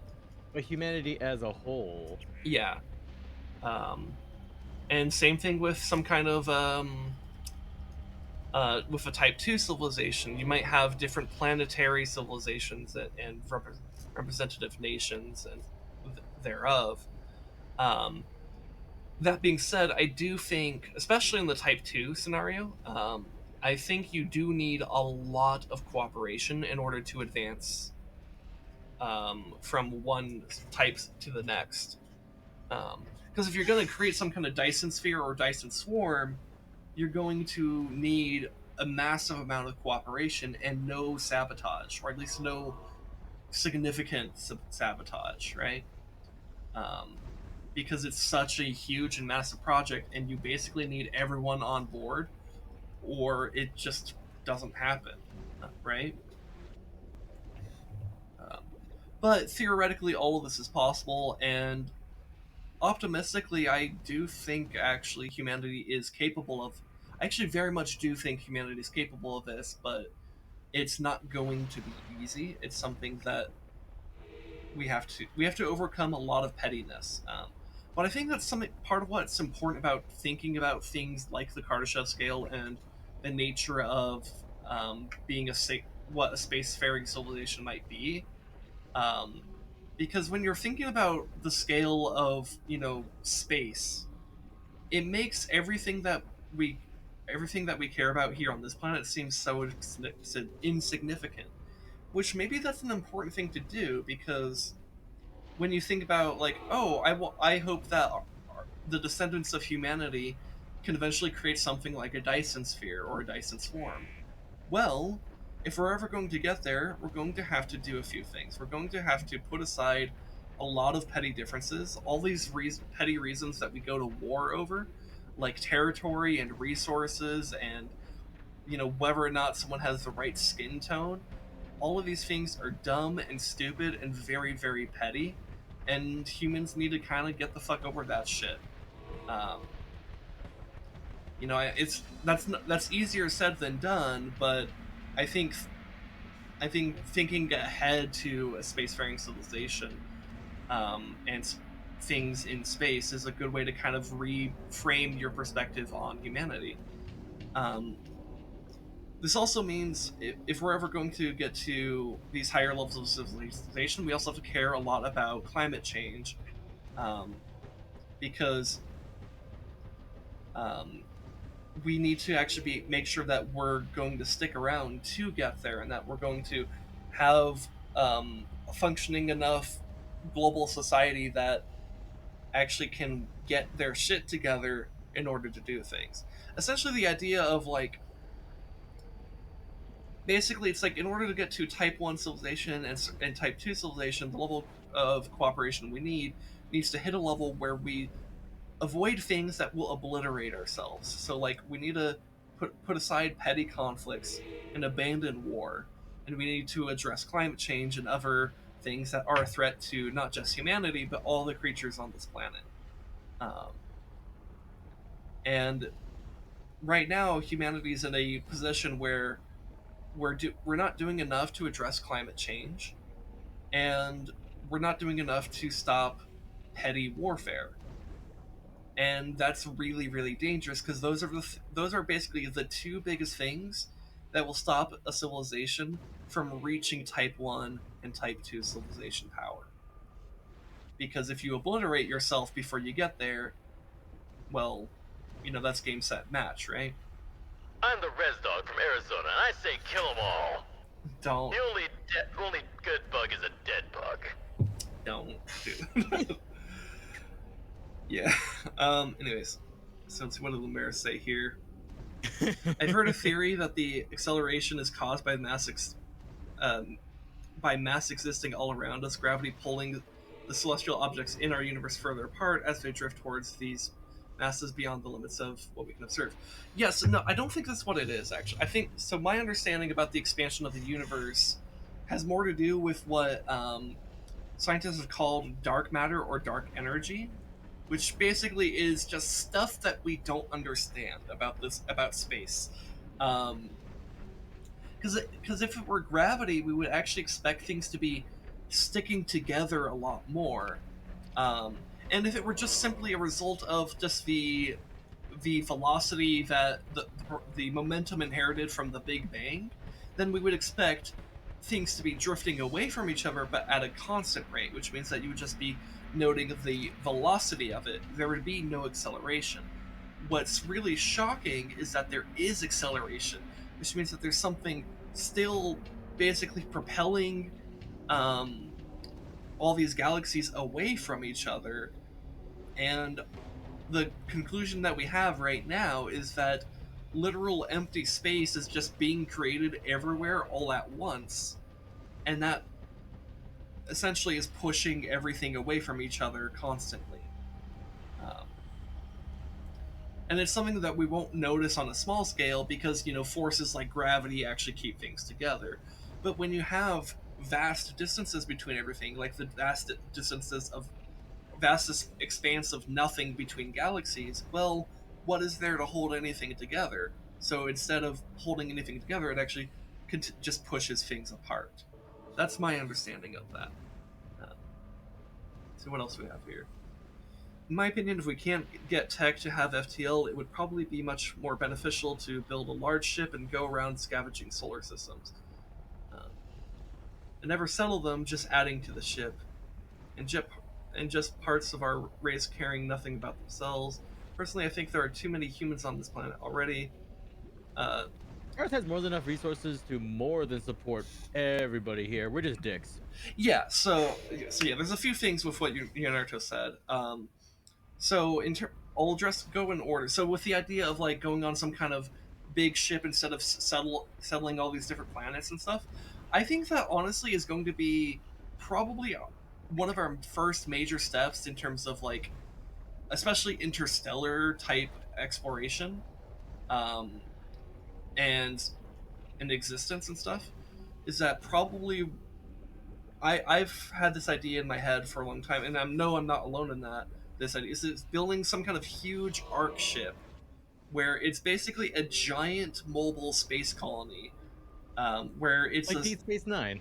yeah, where it's a self-sustaining like ship where it has like it has farmland, it has lots of plants and animals and resources and water, and it recycles all of that, and it has rotation in it to simulate gravity so that all these things like can work properly.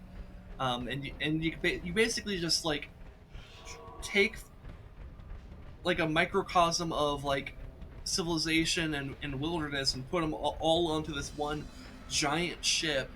Um, and it's really really critical that it's a self-sustaining ship that is able to um, provide all the food that it needs for itself in perpetuity, and that it's able to harvest and harness all the energy it ever needs in perpetuity, which will require probably nuclear power and like solar panels on the exterior of of the ship.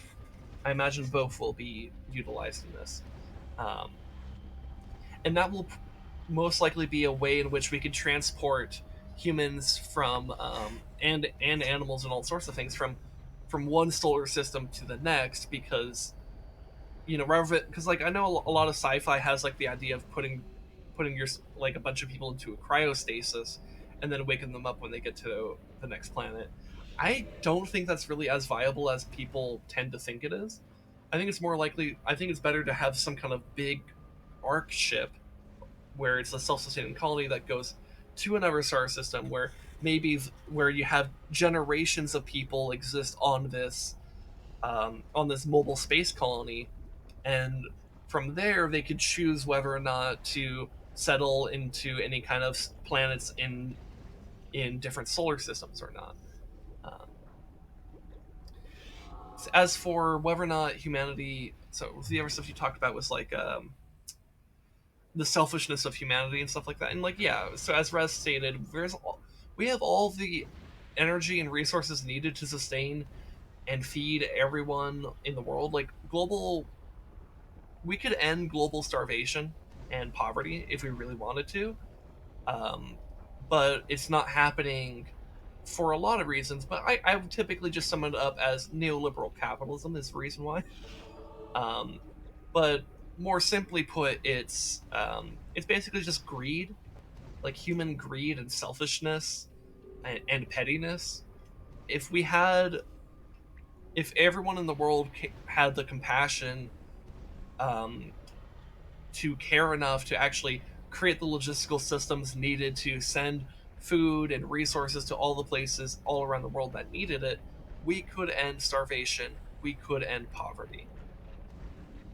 Um, it's not something that's happening right now. It's not something that is going to happen in the near future, if I'm being perfectly honest, but it's something that I hope for humanity will be the reality sooner rather than later. And But also, like, again, people always underestimate the sheer plethora of resources Earth has. Like, it yeah, has a lot. Like, yeah, god fucking damn. yeah, no. So scarcity is a myth. And that's not to say that their scarcity in its purest form is not a thing. Like, yeah, technically, the resources on Earth are scarce, technically, but for all practical purposes, we might as well have infinite resources, um, because we're not going to feasibly run out of things, especially when you take into the consideration renewable energy and other types of resources like that. Like food is a renewable um, resource that replenishes itself, and growing and we're so good at growing food that we make more food than we can consume. Hell, that was like what was so significant about like the earliest civilizations in world history, like Mesopotamia, Egypt, like the Olmecs, Indus rivers, stuff like that, where you had these civilizations that were outputting more food. They had a surplus of food, so not everyone needed to be involved in the process of food gathering.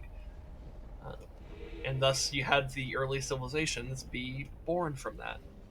Um, and this also still includes nomadic peoples like the Assyrians, the peoples that would eventually become the Mongols, as well as many of the indigenous peoples of the Americas as well. Um, so it's and with the many industrial revolutions we've had and the level of technology that we have now, we really could do all these things if we collectively set our minds to it. The problem is there is a lack of political will to do so.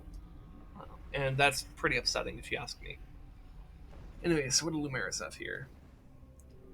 So it depends on the mass of objects outside our vision, which is the point I'm trying to make. Oh, and that's about the acceleration of things like that. Yeah, okay. Yeah, so I guess to address that point from Lumeris, it's so I guess that kind of ties to the heat death of the universe. The heat death of the universe is basically about, it takes the idea of the ever expanding nature of space and then kind of and then also takes into consideration our understanding of the different states of matter. And when you look at the universe as a whole, it operates much more like a fluid, even though it's made up of a lot of solids. But like, you know, things. So we have evidence that planets deteriorate over time. You know, and we're talking about like truly unfathomable amounts of time. And that stars will decay and go supernova and stuff like that, and that disperses all their dust everywhere, right? And then that dust eventually recollects to form new stars, but over time, we're talking like trillions of years, a truly unfathomable amount of time. The universe is closer to 0 years in age than it is to a trillion years in age. So we're talking about a really, really long period of time. But eventually, the idea is that the expansion of the ever-expanding nature of space, paired with kind of makes the universe into a fluid. Pair that with the infinite amount of time that will eventually exist, and everything will be spread out enough that that new stars will no longer be able to form. There will not be enough mass in a close enough proximity to each other to create the gravity needed to create such objects. Um, and so eventually there will be this eventual, like, there'll be essentially like nothing that can ever coalesce into anything, which is kind of super sad and depressing to think about. Because it's essentially like the reason why it's called the heat death of the universe is that like it's when the universe kind of dies. Um, Now we don't know for certainty that's going to happen because there could be, for example, we are able to observe the existence, or not observe but infer the existence of dark matter and dark energy, which we know nothing about. And perhaps if we understood more about that, we might change our minds about the expansion of the universe and the eventual heat death thereof. But we lack the knowledge to know better, at least from a scientific perspective. Now, if you have certain religious beliefs, you might have different ideas about how all that comes about. But from a strictly secular scientific perspective, we just don't know. Anyways, I think I've talked enough about the Kardashev Scale, heat death of the universe, and all that stuff. I think it's time to go fight the main villain of this game. Let's do it.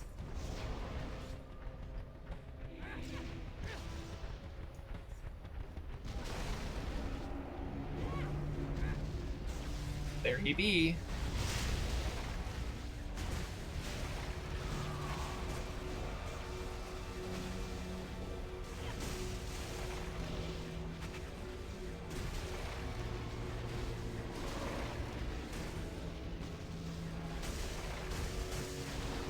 Ooh, God, his shock pulse hurts a lot.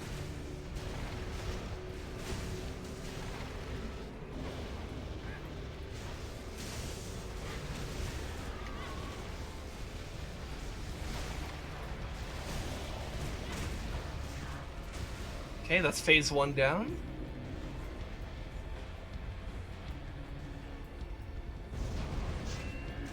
Okay.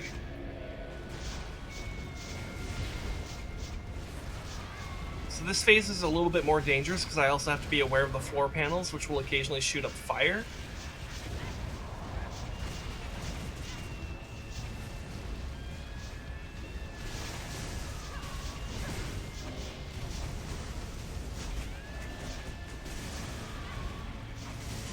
He's put himself into a corner, so I'm spamming shock bolts, which is doing a lot of damage to him. Alright. Dude, the fact that he put himself into that corner there was huge for me. Alright, so phase 3, which I believe is the final phase. So we have more of these floor panels now.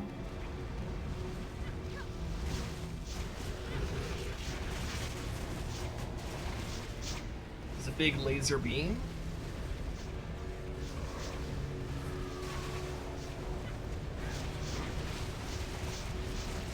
Oh god.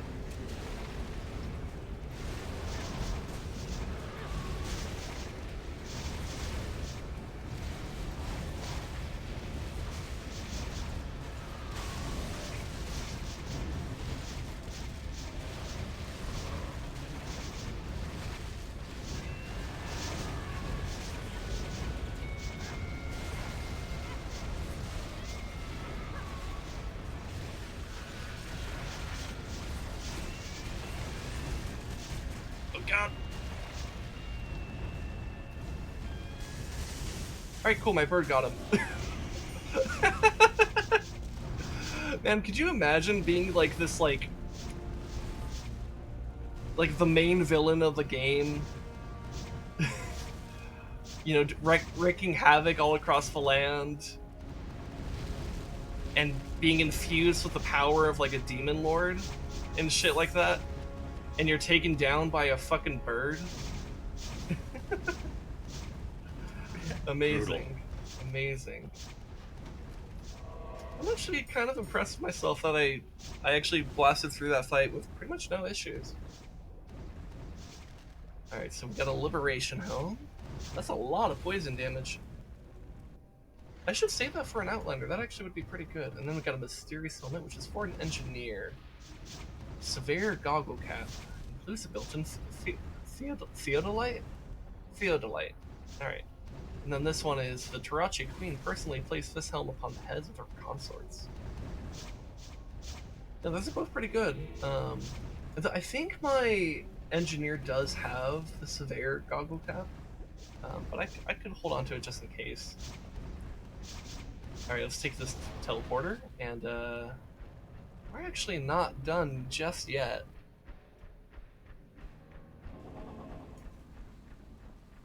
Because now, we got a few more levels of the Broken Mines to go through. And it looks a lot more spooky now, doesn't it? Because we may have killed the main antagonist. So maybe it's better to call him the main antagonist.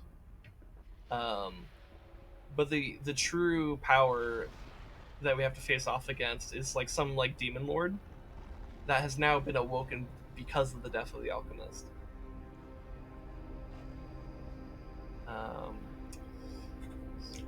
Here, does there have room in the shared stash? No, of course there isn't. Why would there be? Oh, hey, there's this ring actually. Oh, I probably want this ring, don't I? Okay, we'll put that. That's a good swap out.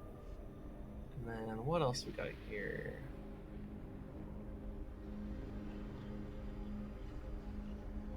What are these boots? Nope.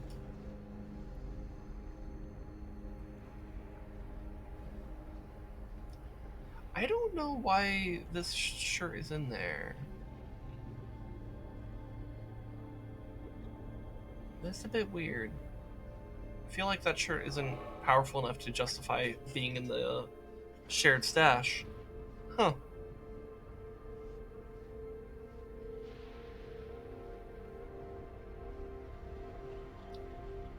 Yeah, I'm gonna go ahead and take that and sell it.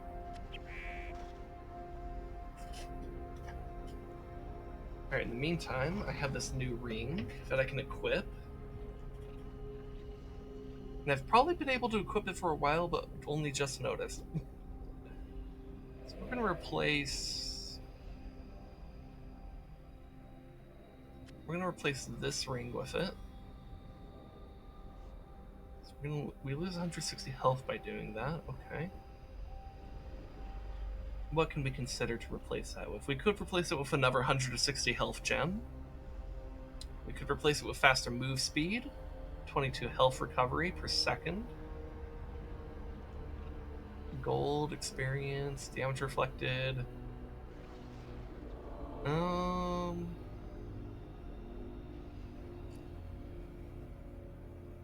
You know, maybe the pet and minion damage is pretty good, considering that the bird just killed the alchemist for me. But it's just the bird, so it's good. If I had... Well, I guess I do have... Does it apply to my bird skeletons? Because my bird is a necromancer. I don't know if it applies that way. But if it did, that might not be a bad idea. Of course, the 160 health is also really good, because that's just survivability, and that's a big deal. So I think I'm going to do that. And then I'm going to go sell this other stuff.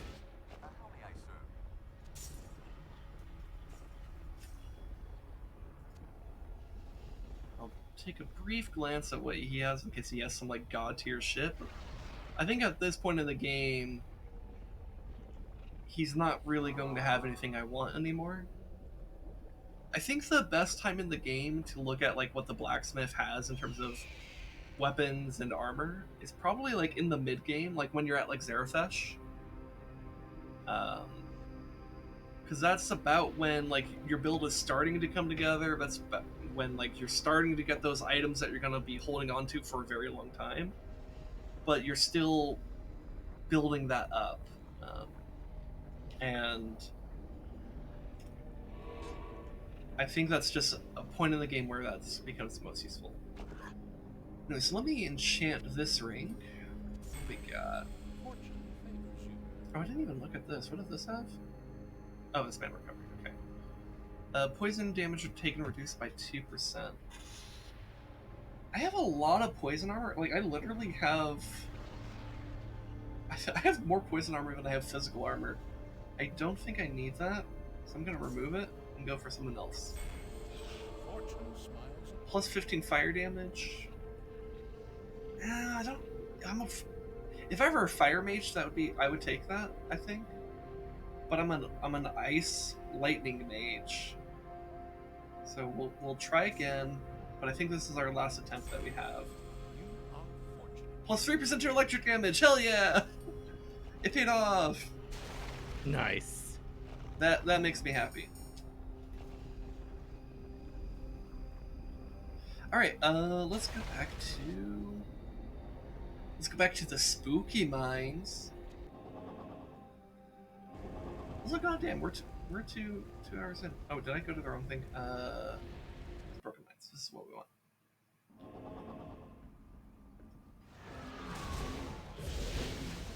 Also, I guess the game decided to change the layout here. It's a bit weird, but that's fine. I think it's just a byproduct of the game having this random generation code. It can make for some weird things. Yeah. To be fair, I think it's fit. If there's any zone or like any place in the game that I'm gonna experience some fuckiness with that type of stuff, I think this is the most appropriate place to have it, because this is literally like the dwarven mines that have a clockwork core and it's infested with demons. And we're talking about like more like eldritch, Lovecraftian type demons. Not your like hellfire and brimstone type demons.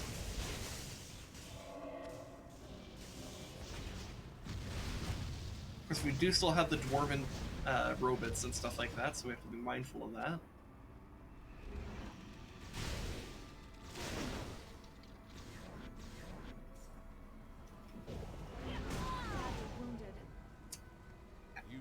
That hurt.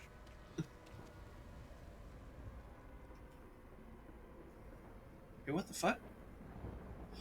Oh, I see what happened. I forgot. So this is something that actually can happen in this game. It didn't regenerate this floor. It spawned me at the exit. Oh, okay, that makes sense. Cause yeah, okay, so if I wanted to skip this floor, I could have. In fact, I'm pretty sure that's what speedrunners do.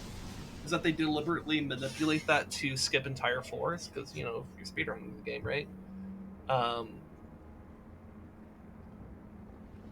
Though I actually want to experience more of the floor because I like the game, and well, not that speedrunners don't like the game; they clearly do. But imagine wanting to actually take your time and enjoy a game.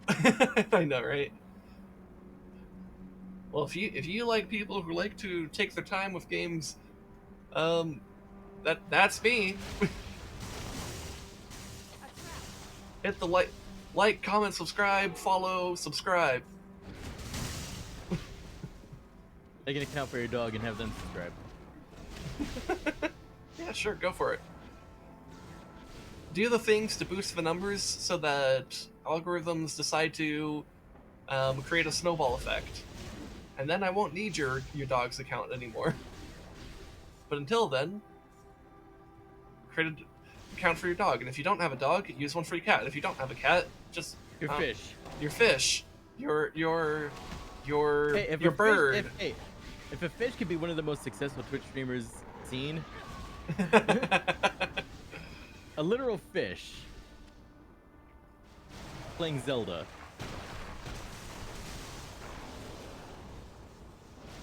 Why be a fish playing Zelda when you could be a voice in the void playing Zelda? When a fish has more visual personality than you. Yeah. Yeah. Eventually I will upgrade from being a voice in the void to the nerd with the camera, but which, like, in theory I could do that now, but like I don't want to do that with the current setup I have right now. But when my brother moves out into his own place in a couple of months, that will probably change. I will probably just take over the space that he has, and move my whole like computer setup over there, which is in a nice tucked away corner in which I can kind of, you know, just be away from people, which would also mean that I would be less disruptive to others by doing this, which is nice. And also, it would allow me to, because I would be in this corner, I could have a webcam there, and it wouldn't be showing anything other than like me and the wall immediately behind me. But right now, what I have behind me is a sleeping wife.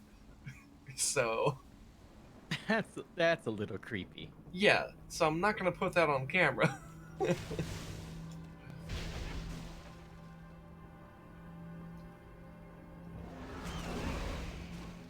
Also, your wife sleeps like a fucking rock. She's done pretty well with that, yeah. Like sometimes, like she definitely does occasionally wake up during streams sometimes, because sometimes she'll like ask, like she'll like when she wakes up later, she'll be like, I heard you talking about this thing on stream. What was that about? And I'm like, oh, yeah, it was this thing, or like, oh yeah, Lumeris was asking about that type of thing, and then. So yeah.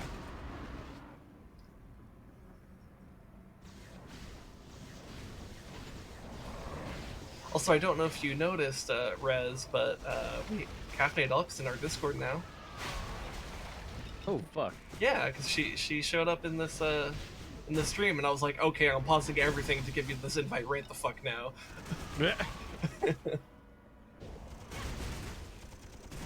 Like, that is like the person that deserves it more than pretty much anyone.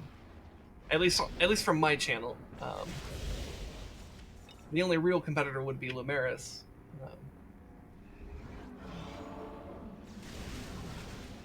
But my god, Caffeinated Elk was such a critical person in such a critical time of my channel. And so was Lumeris. And he's been a good staple for a very long time.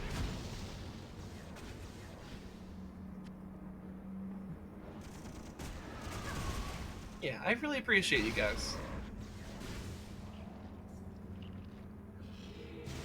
Like, that's really something to like think about. We're all here for you, buddy. Yeah. Well, Buddy's gone now. He's lived out his life. He had some pretty good adventures. In fact, I think that the Oracle games finale is the next like stream I need to archive. I gotta do something special for the thumbnail on that one, because God, that character has really meant a lot to me. Like, Rez, do you remember when I was talking about like Nerd, the hero of time, for a while after I beat Majora's Mask because of how significant that game was to me? Yep. I've been playing Buddy for 10 fucking months. Jesus. Yeah. Like, Link to the Past, Link's Awakening, and the Oracle games. That's a lot.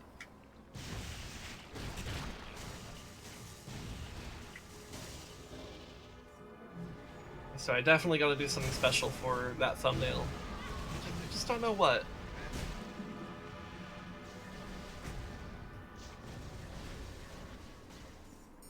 One thing I've also thought about, which I might do since I, recently quit my job and might have the time to do this, unless I get another job lined up, in which case, that could mess with what I'm about to say, but it might be worthwhile maybe going through a lot of footage of my time with Buddy and making basically like a compilation, like appreciation post for that character, where I can kind of go through the journey of like my time with him in Link to the Past, learning the true pain of like Zelda 2D bosses and stuff like that, especially with the boss room of hell, and then going through the emotional journey that is Link's Awakening, and then the Oracle Seasons, Oracle Ages. It's something I'm like wondering if is that something I could do? Is that within my capabilities as a creator? Is that something that I can dedicate the time to do? And I'm like, well, maybe.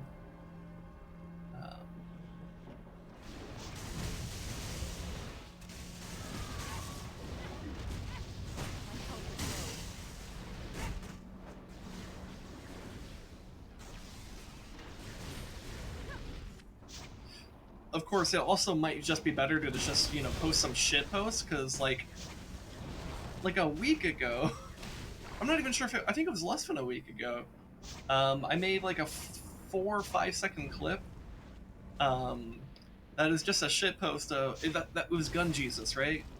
Yep. Yeah, because I asked ResDog to send me his favorite clip of a machine gun, or that featured a machine gun. And so he sent me this clip of a machine pistol, and I took that clip, and I tried to basically count up how many shots it fired, and I counted. It helped that in the video that it's from, he showed it in he had another camera that was shown in slower motion, and I counted 8 rounds being fired in that time period. So I put 8 layers one right after the other, they were 3 frames apart each, in the editor, and it's the Taco Bell bell. Because the idea of the video was that I wanted to, what would a Taco Bell machine gun sound like? That was the video idea. And it was spawned from a conversation that happened between me, Rez, and Yang, I believe, in our Discord.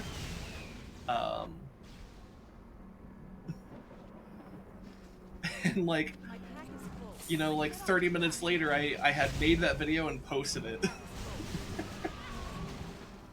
And it's my most viewed video of all time, and it's not even close.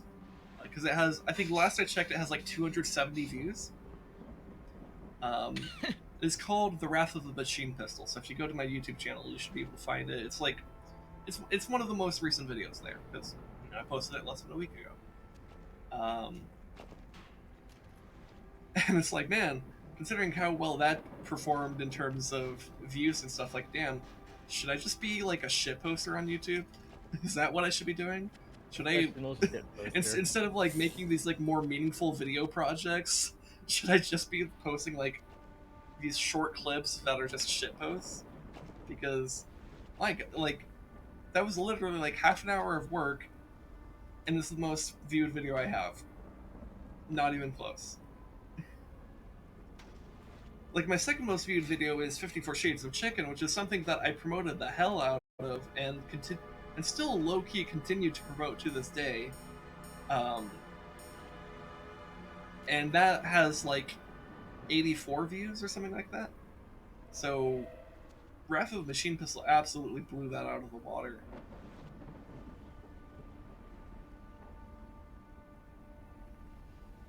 That sounds like every goddamn YouTuber, the piece of shit they didn't put any effort into. Mm-hmm. Yeah. Well, no, I mean, it's no wonder that there's a whole lot of people on YouTube who make it their thing to just post these, like, you know, short clips that are like a minute or less, and just post them because it's like quick, easy to watch, very easy to share, and very easy to make. Low effort with a high amount of output. So it makes sense from that type of perspective. It's maybe not the most monetizable thing because it's too short to be making any money, but it's a really good way to get attention, I suppose. So I'm like, man, maybe that's what I should focus on, since I'm not at the stage where I'm monetizing jack shit. I mean, technically the Twitch streams are monetized, but I have to make over $100 before Twitch gives me a cent of that money. So, and I think right now I'm at like $40 raised. So, it's a decent chunk of the way there, but it's not even halfway there, which is fine. I'm fine with that, and I'm going to be fine with that for a while. Though, if the long term, that would eventually need to change, but I'm not in a rush, and I certainly don't want to pressure people who are like, struggling with money or whatever. Like, if you're struggling financially, don't spend money on me, especially since it's not actually going to go to me right away. Like, if you're some like rich guy who's like bored and wants to spend $1,000 on like some random bullshit, feel free to spend some of that, throw some of that my direction. But like, no one's under any obligation to do so, especially if you're struggling. Because I understand that. Anyways, I think I'm gonna replace this attack speed buff on my pet with a silence, because maybe it would be a really good idea if my bird somehow, if the bird was able to silence a demon lord and make it so the demon lord couldn't do certain abilities. That might be really good. I don't know if it actually works that way, to be honest, because maybe bosses have immunity to such effects, but like, it'd be pretty good. And there's also other creatures it would work on. I'm also thinking I should upgrade their archer. Well, I don't have an archer scroll to give them, but I can give them the skeleton scroll, so I think I'm going to do that as well. Just remove the archers, replace them with skeleton. These other two I might keep, though, because the frost actually has some synergy with me, because if my bird is throwing a frost effect at an enemy, it can create, they can make them count as frozen, which can trigger my Frozen Fate effect, and also the Ice Brand, which are a really good way to increase my damage output and overall effectiveness. And then the Retribution's pretty good, especially since my bird's supposed to be like the tank out of the two of us. So being able to reflect damage back to the attacker is a pretty good idea. So I think this is where I'm going to leave it. Swapping out the dervish for silence and swapping out the archers for a skeletal warrior. I think that's going to be a bit more effective. Anyways, what's this amulet? Spicer's amulet. I'll go ahead and tell my bird to go sell stuff. So, all shall kneel before the Spicer. So it comes with some dodge chance, fire armor, and a chance, an increase to the gold found. It's for Outlanders. Okay. So it's part of a set that would increase their ranged weapon damage and their attack speed. Okay. Honestly, I'm not that impressed from this item, even from the perspective of an Outlander. Because really it's only this... I mean, the dodge chance is nice, I suppose. But the set bonus would be the main thing that you would get this for, and I'm not terribly impressed with the set bonus. Anyways, it's whatever.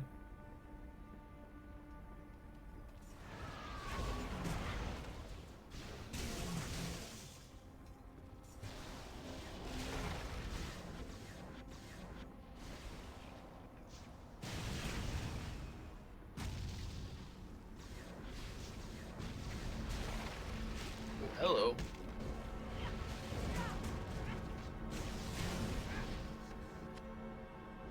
God, this Thunder Lucas really does hit really hard when it actually hits. I think the hardest thing about the Thunder Locust is getting it in a position that it'll actually do stuff in, and making sure that the enemies stay in its range.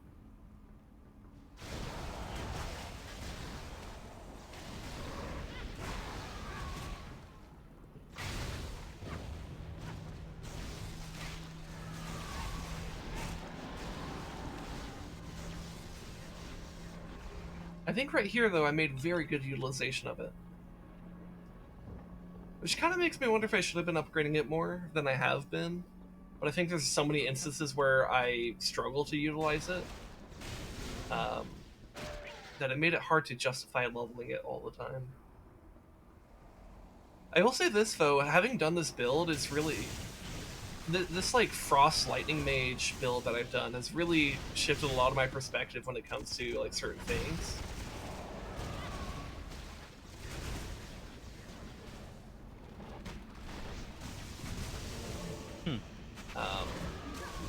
And I think that's part of what makes this game such a fascinating game to continue to play over and over and over again, is that, you know, there's a shocking amount of replay value. No pun intended with the fact that I'm doing lightning spells. But, Intend your puns, bitch. I really should have. Like, I said that, and I was like, oh, that's kind of fitting, because I'm doing electric stuff. But I didn't actually intend that. I should have.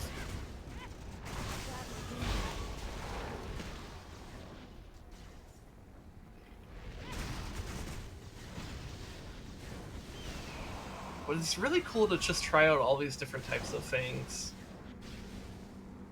And that was something that was really intriguing about Grim Dawn, but honestly, Grim Dawn just feels too awkward to me, to be honest. Like, and I mean that in a very literal sense. Like, it feels awkward.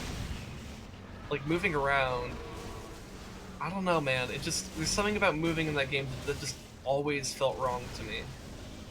Like, it just felt, like, awkward and stiff, and, like, almost like there's, like, a bit of a lag between, like, you know, clicking on a place for your character to move and your character actually taking the action to do that. Like, I don't know if you ever felt that, but I felt it all the time. Like, the entire playthrough. Which is a bit of a shame, because I actually do think that game has a lot of really good things going on with it.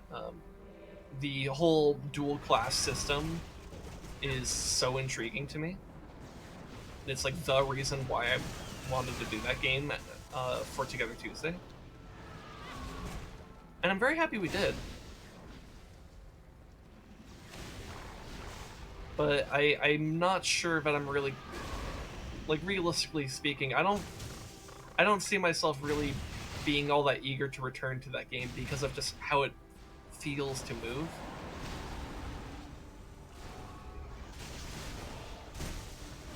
Whereas this game, I've never felt like movement was like weird. It always feels crisp and very fluid, very responsive to what I'm doing. Not perfect, but you know, no game's perfect on that.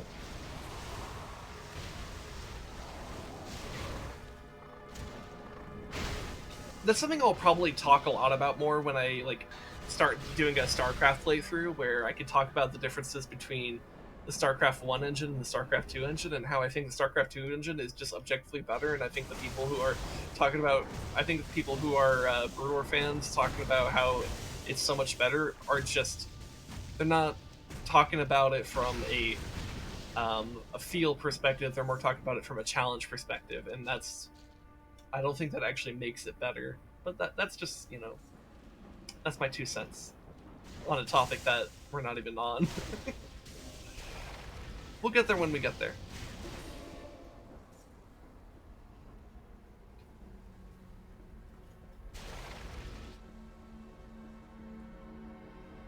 Yes, I think we have one more floor before we get to the final boss. I'm sad. How come I can never do badass things on stream? Oh, yeah, I feel you, but what is it this time? Tarkov, I got no corner 1v1, threw a grenade, ran downstairs, jumped over the railing, cracked my leg, dropped to the ground, bamboozled him, shot him from underneath, what was it? Shot his feet out from under him, making him bleed out. Damn, dude.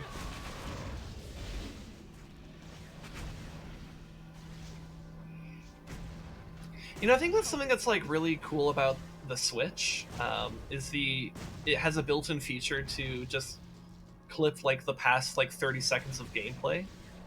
Though it's only 30 seconds though, which is sometimes a bit too short for like some more longer complex things. Yeah, I have shadow play, but I just never have it enabled because it fucks with OBS. Yeah. It conflicts a lot. Yeah, and I've never bothered looking into that for stuff on the PC, though maybe I should. Though if it's kind of one of those things where it's like, well, if there's like known issues with like just about every single one of those, like, do I really want to spend the headache of effort it would require to actually get through that shit? I don't know.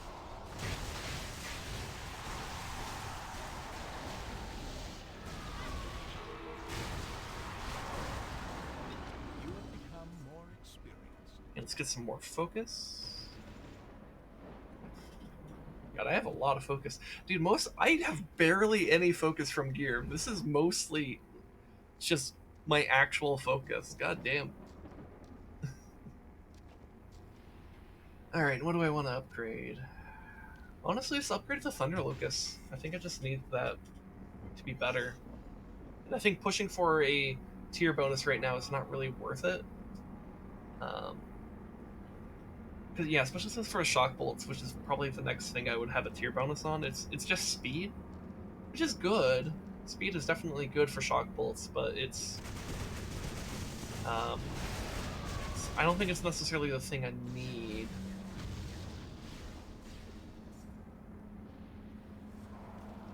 Whereas the ability to have the Thunder Locust just zap things extra hard, that might be a bit more useful.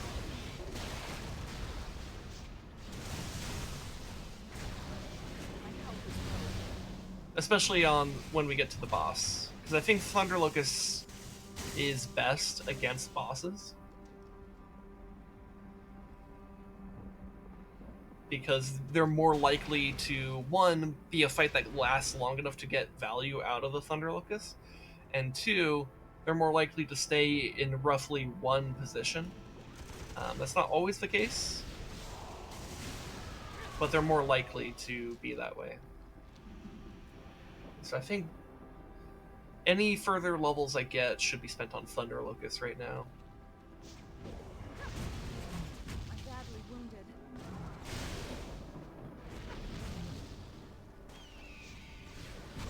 Either that or Prismatic Bolt, because it's like my default ability. I mean, it's like literally the magic missile of this game. Pretty badly wounded.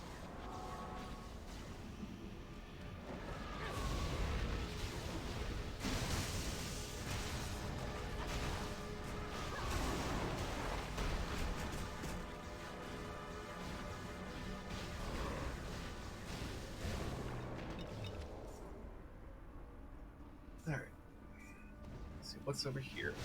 Bullshit, that's what's over here.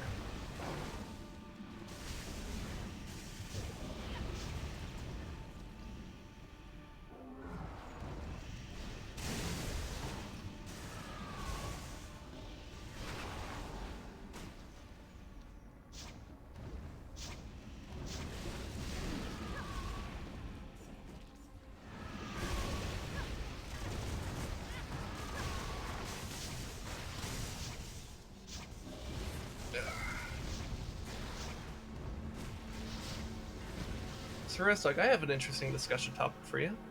What? So, if you could live in any fictional world, which one would you choose and why? And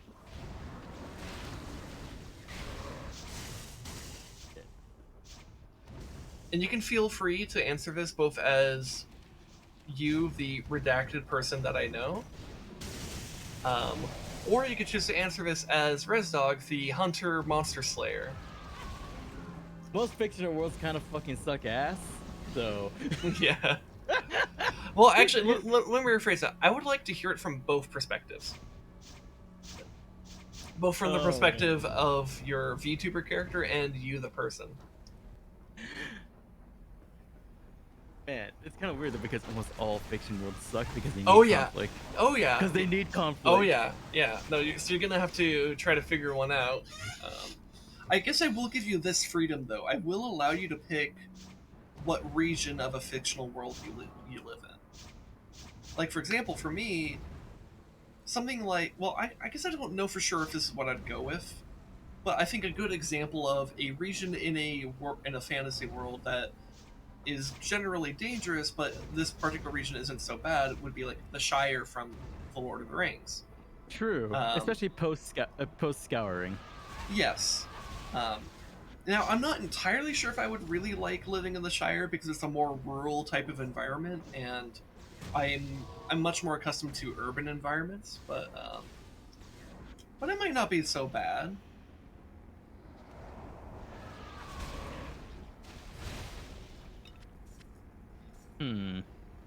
Though honestly, maybe a better place for me might be a place I might enjoy more. Might be maybe I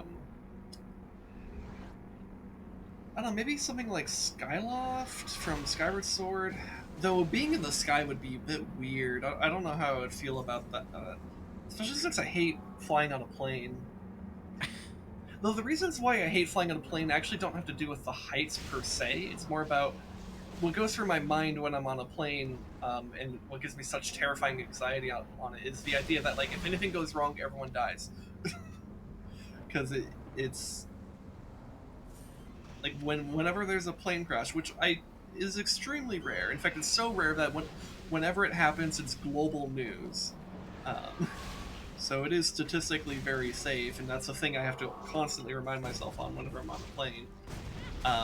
But the thing that just terrifies me is that if the plane crashes, there's an extremely low chance of survival. And there's also nothing I can really do to affect that, like as an individual. But, you know, that's just like my anxiety. That's how my anxiety manifests or reacts to that reality. So, but in the context of being in Skyloft from Skyward Sword, planes aren't a thing. You fly on a bird, and maybe that's a little bit easier to deal with. Maybe that's a little bit... Maybe the added control I have in that situation... You end up getting your bird from a discount bird dealer and has a heart attack mid-flight. Well, yeah, so there would still be a lot of danger. So it's like... I don't know. I don't know if that's really the best option. Discount used bird dealer. Yeah. Hi, I'm in a pickle. I have too many birds. Yeah. So yeah, I'm not sure. Though, yeah. And I'm like, well, maybe like, how Hyrule Castletown in a lot of the Zelda games is actually a pretty nice, bustling place, and it's a little more urban environment, which I'd be more accustomed to. Gets attacked every And then every few decades. it's like, wait a minute, yeah. In a lot of the games that feature Castletown, it gets attacked in like an Every couple decades. like in well, it depends on the game, but in Ocarina of Time, Ocarina of Town gets completely annihilated, and the populace is reanimated into zombies by presumably by Ganondorf. And then Ganondorf. yeah, and then in Twilight Princess, another game that features Hyrule Castletown, the town itself is mostly fine, but like Zant and his like Twilight monsters and stuff, Twilight Beasts do and his forces invade the castle, which means presumably they went through the streets of Castletown at some point, which would have been terrifying, and they may have like terrorized the citizens in the process. And he straight up like conquered the kingdom by forcing Princess Zelda to surrender. Now the Castletown was able to just kind of operate as if everything was fine after that, but like, you know, pretty precarious situation. Also, they were experiencing a drought because Zora's domain had been frozen and stuff like that. So you know, it might not be the best place to work at. And like, they clearly had issues with like price gouging stores, which like was like the whole quest line behind Malamart is about buying out the store that's price gouging people and replacing it with the weird store that is Malamart.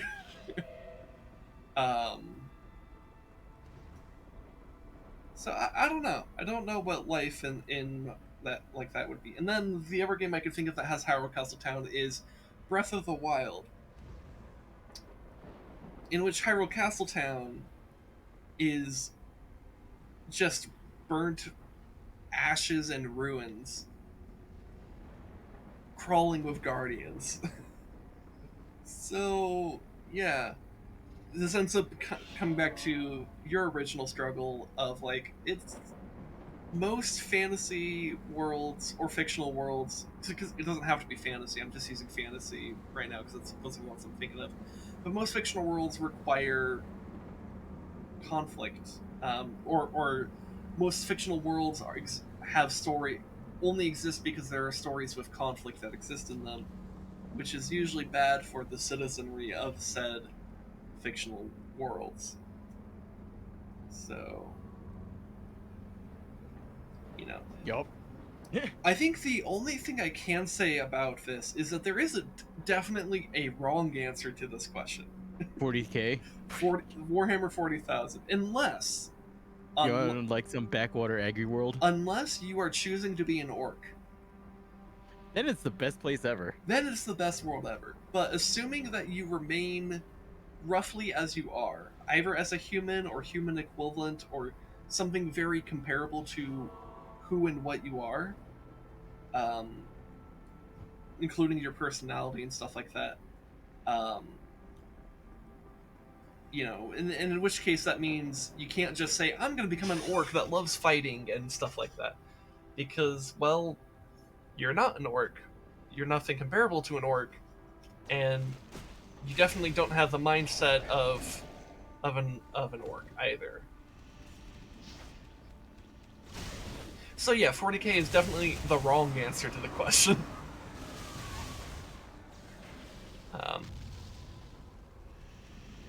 I guess here's the real question on that front though. So we know that 40k is the wrong answer, but what's the wronger answer? Warhammer 40,000 or Warhammer the Fantasy Universe? Both are shitty. They both are pretty fucking awful, yeah. Also, in random unrelated news, apparently Moist Critical's esports team won whatever completely dominated whatever championship they were in. Awesome. Good for them. Also, let's see. Fuck, what's a decent... Honestly? A decent enough place for, like, semi-modern comforts we might be used to Mm-hmm. would be Fallout around the time of New Vegas, living in Shady Sands now, which is the capital of the NCR. Okay.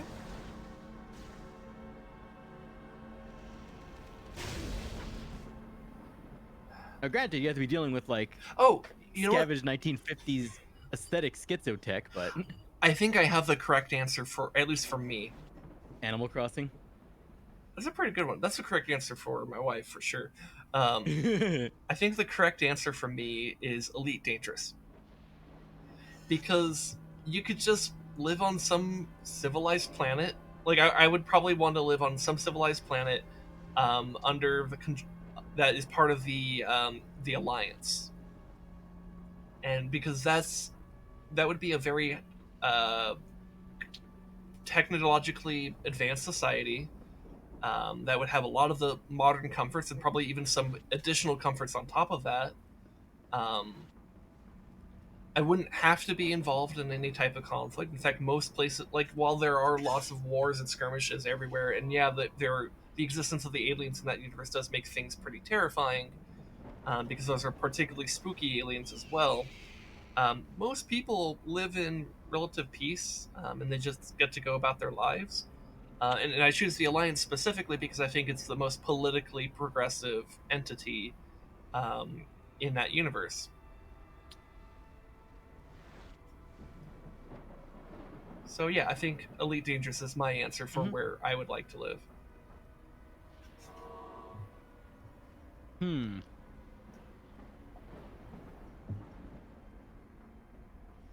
So you answered Fallout New Vegas, specifically the capital city, right? For your actual person, right? Mm-hmm. What about Resdog, the monster hunter? A place that'd be cool would be the world similar to The Witcher.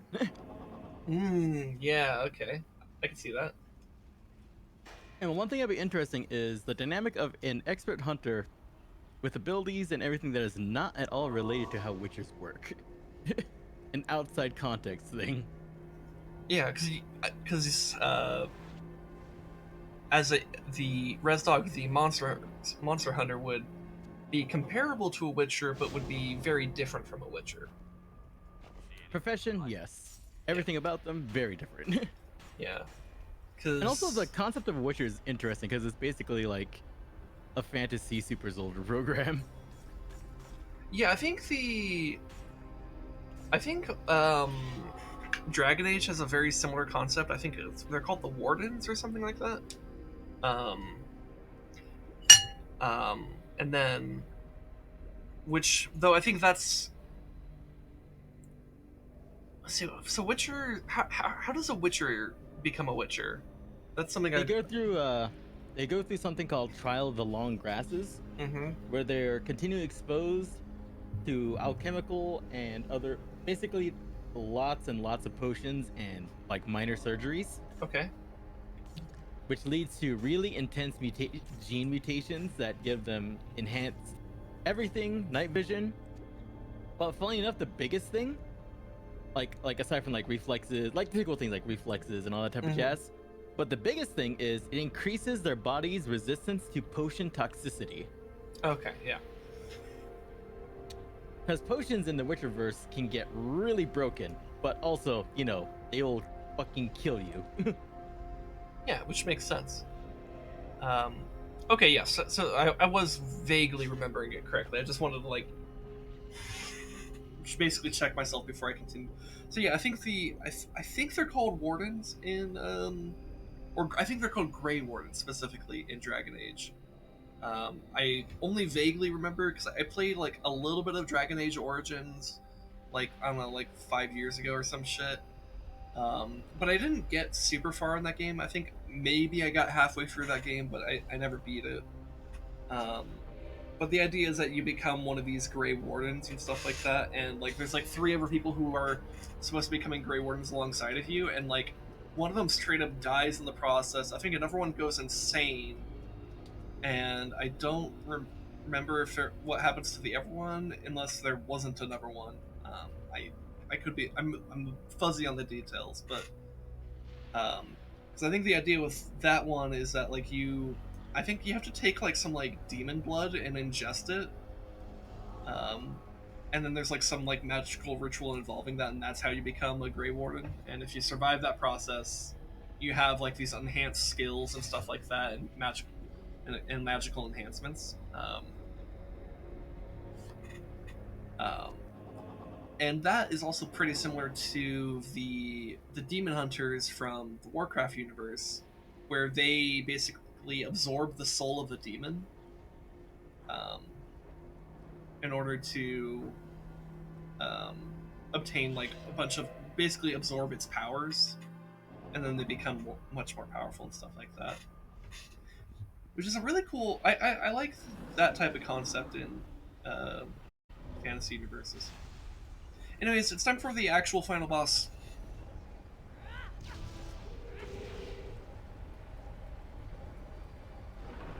It's the Netherlord.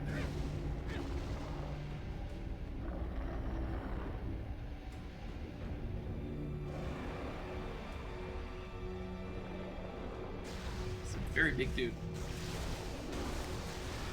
Absolute unit. Yep. And if you look at him, he's also like kind of translucent and ethereal looking. Yep. Which is really cool. Though I believe in the second phase, he does take on a more physical form. Yeah, there it is.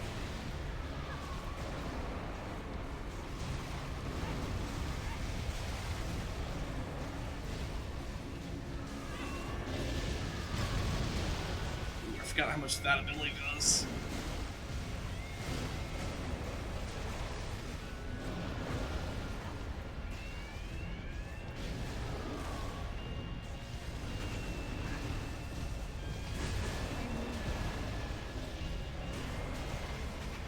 So I need to keep an eye out for those like pink bolts that will be chasing me down. Those hurt a lot.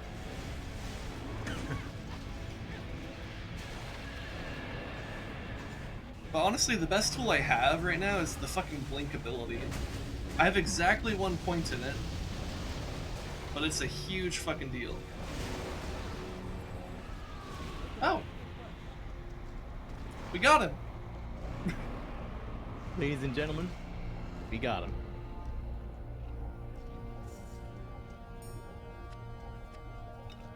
Ah, I have a lot more damage output than I thought I did. Because that was kind of easy. Like, I'm not doing this game on the highest difficulty because I wanted this to be a more casual playthrough, but like, goddamn, that was pretty good. You know, talk about surprising damage output. What was it in games? I'm just now thinking about my warrior build from the very beginning of Divinity versus Endgame. Yeah, no, Divinity, specifically Divinity Original Sin 2. Resdek and I played that together, I don't know, like 4 years ago? Yeah, it's been a bit. And yeah, that was like a 100-hour long playthrough. Like we don't like, intend on going back to that anytime soon. Yeah, honestly, I would. It's not that I would say never ever expect it, but we're probably not gonna ever do it on like a Together Tuesday or anything like that because it's just. Because it'd be Together Tuesday for like a year. It's such a huge commitment, and honestly, like, there's a lot of things that are really really cool about that game, but it's also a game that's full of a lot of little frustrating things.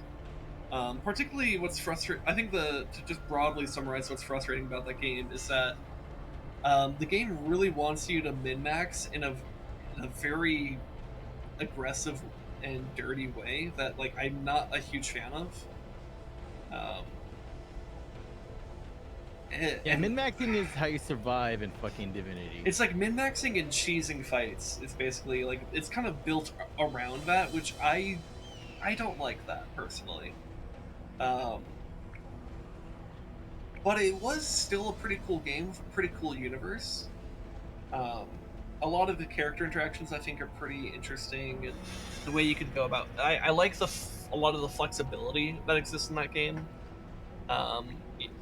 But it's when push comes to shove, that game is maybe a bit too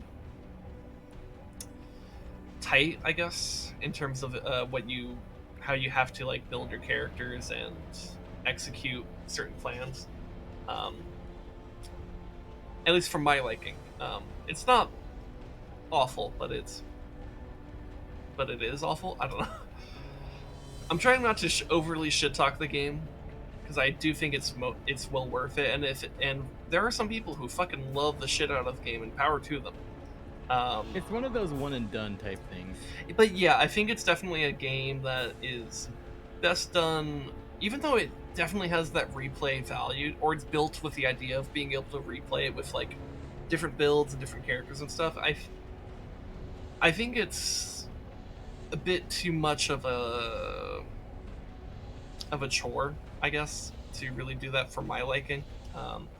And then there's also some frustrations we had at the end with like how the story kind of came together, and because I think the point at which we liked the game the most was probably like the second to last act, because we were finally powerful enough to just like get through things and not like have to, and like we didn't feel like we had to like save scum every single like step, you know. Because we were feeling that way for a while. And then endgame fights turn into I spend the first couple rounds buffing and you get the first couple rounds game deleted. Well, yeah. So yeah, part of that problem is that I think so. The magic build, I was playing like a necromancer / mage, and he was playing Paladin essentially. Some kind of mix between a paladin and a berserker. It was a bit interesting. And yeah, that's right, because they had all the weird berserk rages and all that. Yeah, and well, so one of the effects of the rage in that game is that it gives you like auto crits. At least I think so. Yeah, one of those I like for the next while it's active. I have like guaranteed criticals. So what ResDog would do is that he would throw all these he would buff the shit out of himself for like the first round or whatever, as soon as combat starts, including all the magical buffs, because you can't cast, but it doesn't dispel. Mm-hmm. Yeah. So he would have all sorts of weapon buffs and stuff, and attack buffs and stuff like that. Movement buffs. And then he would activate this rage, and he would just like zoom across the battlefield towards an enemy, hit them, and do like most of their health in one hit. Sometimes one-shotting them. Actually, it was depending on what we were fighting, of course. But it was pretty crazy how powerful he would be. And a lot of what I was doing was more about basically throwing different magical effects onto the battlefield, and my job was to basically shape the battlefield and kill off anyone who had weak magic armor. And Rez would go in there, and then after Rez had buffed the shit out of himself, he would go in there and just slaughter everyone. It was crazy. But anyways, but with the story, I think we enjoyed like probably the second to last act the most.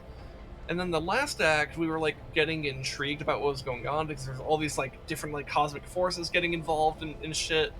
And I had like become like I was playing with this like very nihilistic like undead elf that was just like, you know what, fuck everything. Everyone deserves to die for everything ever. And so I kind of swore allegiance to this like void god that just wanted to bring about the death of everything, and I was like, hell yeah. But this created a bit of a problem in the very last encounter, where because ResDog did not do that, we technically became enemies to each other, which was a bit frustrating. Not that it mattered a whole lot, because the enemy also killed me like that, because I was like comparatively squishy wizard, and ResDog was Superman. So there was a bit of an imbalance between the two of us in that. And then yeah, just like I think the way the different factions came together was just, in terms of like how the interactions of all that came together was a bit. It left a sour taste in both our mouths. Like we were not we weren't happy with I guess the player choice aspect that was left in the end, if that makes sense. Like, I don't want to like give anything away in case someone is invested, or also it's been 4 years, so I'm a little bit fuzzy on the details, but yeah, Divinity had a lot of really cool ideas behind it, and I do think it's worth taking inspiration from it, if you're like, designing an RPG or something like that. And if you have the game, go ahead and play it. I think it is worth at least one playthrough because it is interesting enough, but I'm not exactly motivated to return to that game, especially when it takes like 100 fucking hours to get through it. So yeah. Anyways, let's watch the final. I killed the final boss like 10 minutes ago. Now we've been ranting about an entirely different game. Let's actually watch the final cutscene here.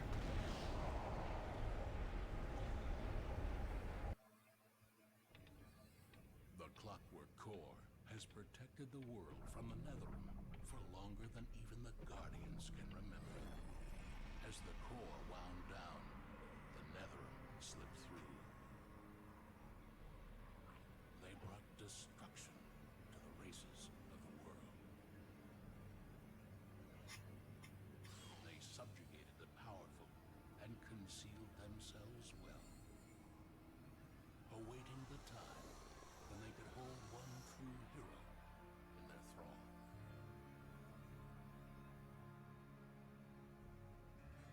One capable of destroying the Clockwork Core and throwing wide the gate between worlds.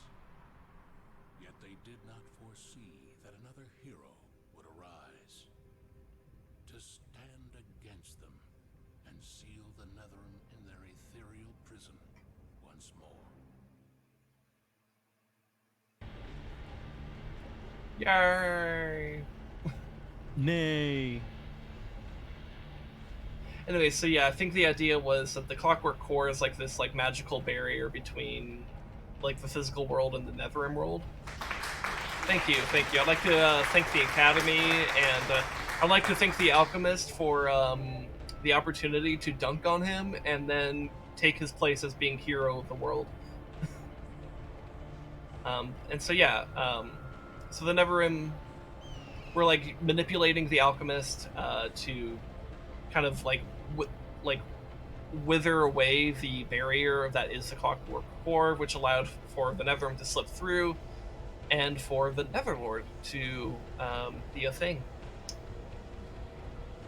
But luckily I was here to stop them right in their tracks. So that's pretty cool. Let's go turn in this final quest. All the world owes you a debt they can barely comprehend. Let them know. Alright, so we got all sorts of different rewards we can get here. So we got the staff that has some interesting effects on it, but nothing that I really care for. That's a lot of bonus to fire damage, but I'm not a fire mage.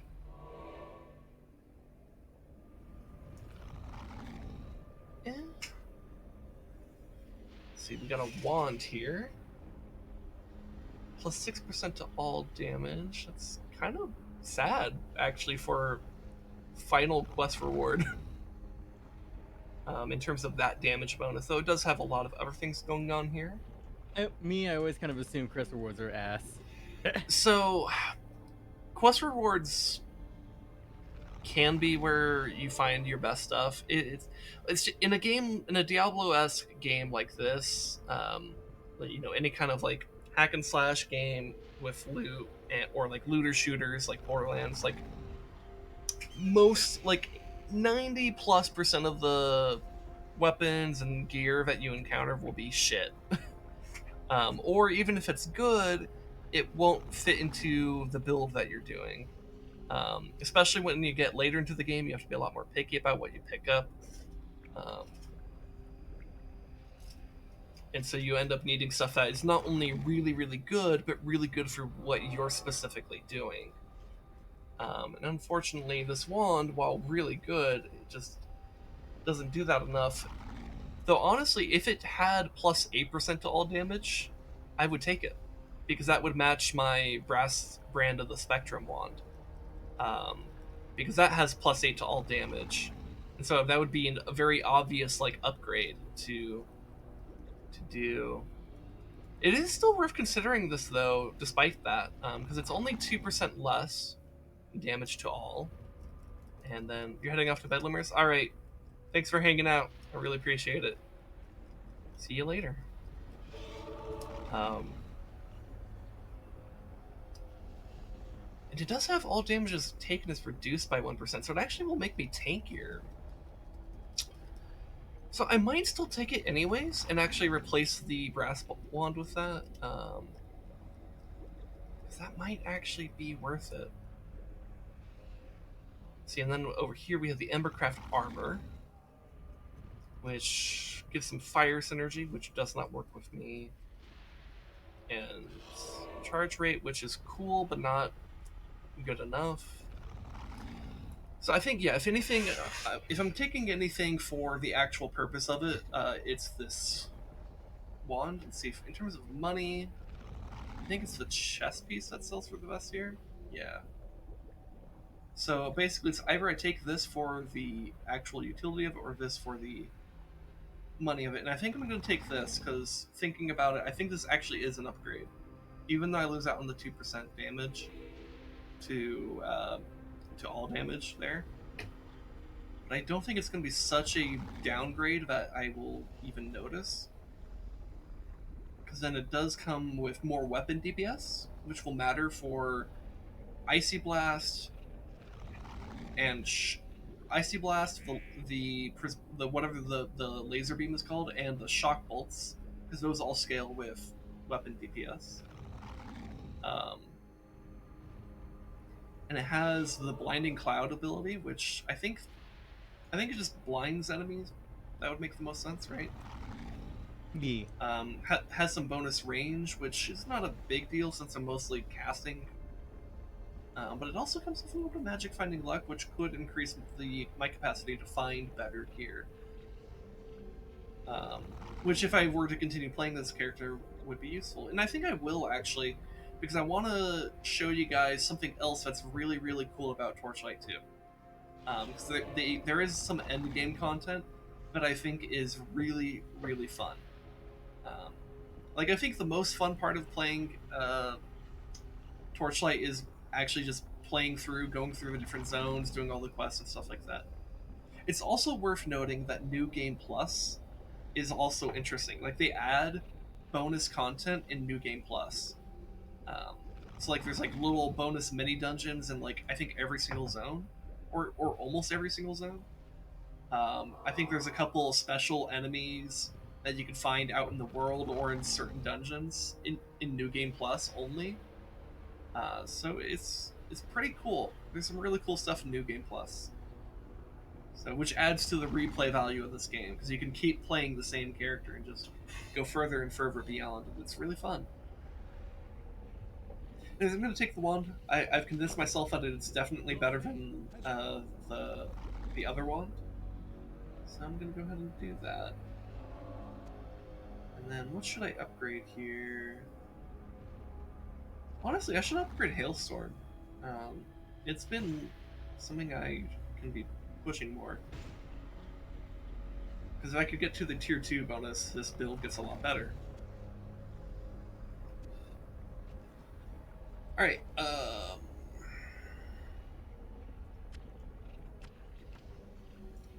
so I guess the question is, do I want to preserve the Thunder Eye from this? I don't know. But here's what I do know. I do need to go get water because I'm out. And since I just beat the game, I think now is a good time to go ahead and go on break. And when I come back, I will show you guys the Mapworks. So, alright, let's go ahead and be on break. I'll be back.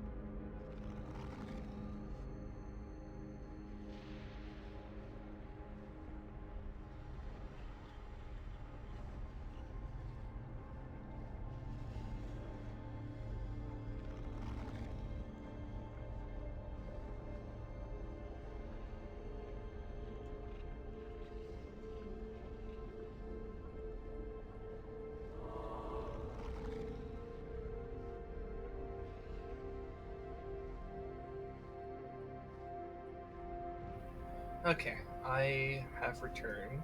Yay. And, see, I feel like I was about to look at something with my items, and that was part of why I was like, I could look at the items when I come back. um...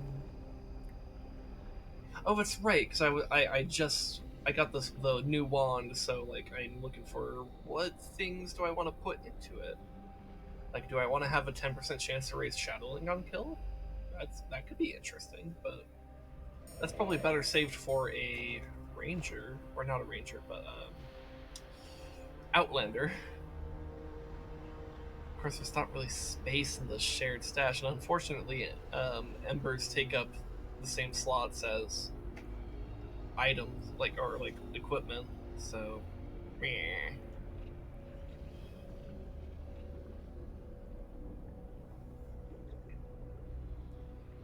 There are mods for this game though that do expand your shared stash, but unfortunately, the way that this game works with mods is that Nothing counts. your modded.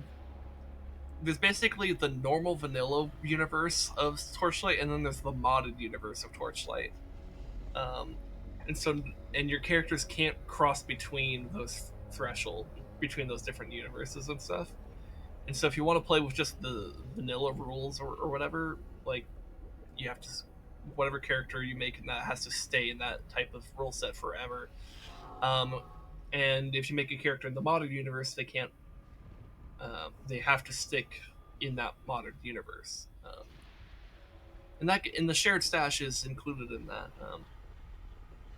But there are some there one of the mods that I have played around with is really useful because it gives you like 3 pages of inventory screen over here, and then it gives you a very large shared stash where you can scroll through and just store all sorts of things in it, which is very, very useful. Um,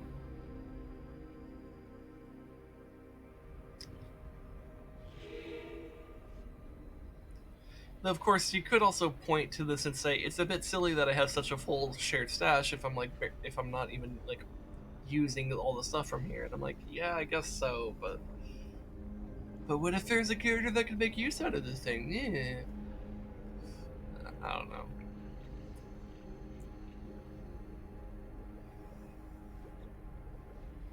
I can hold on to the thing. It's fine.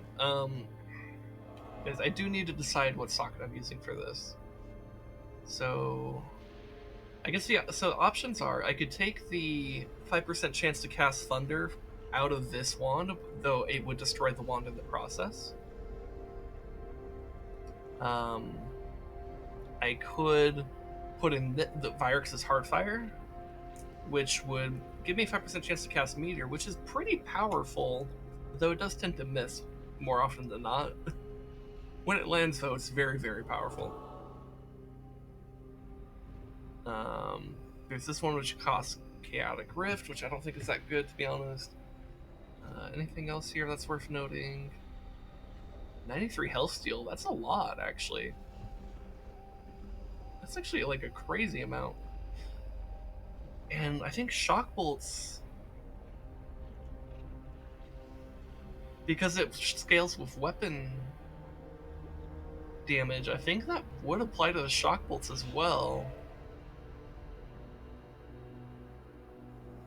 Which is kind of crazy to think about. Like, if I threw out a flurry of Shock Bolts, imagine getting healed for 95 per Shock Bolt. Or 93. That's a lot of healing. That could actually be insane.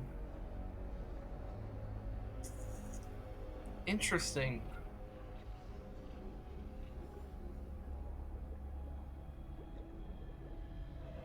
Or I could do one of these like ember shard, the iron ember shards that shred armor. That's pretty good too.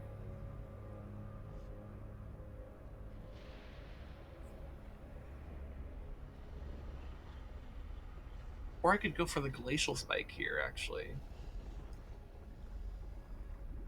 Yeah, you know what, that kind of fits because the Parafex, which actually looks like a freaking the icon for it makes it look like it's like all electrified. Though I think it has a frost effect on it because it has more ice damage, which is a bit ironic. And then this thing over here, which actually, oh, that's cool because yeah, this one has more a frost effect on it. And this one has more of a lightning effect on it. And then this one has the chance to cast thunder. I could put the glacial spike thing on the other one, and that would fit with the theme of the build. That's what we're gonna do because that is on brand, exactly on brand. We're gonna do it. Hell yeah! All right, and then we'll put these sockets back in here. And then I guess I could put the wand in here. I think I'm gonna sell everything else here though. Yeah.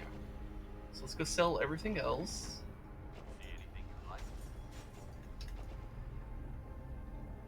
And then let me show you guys the thing that's really cool. So okay, so these characters. See, you seem weary. Perhaps you are in need of fresh perspective. If you desire, I can allow you to retrace your steps with the knowledge you currently possess.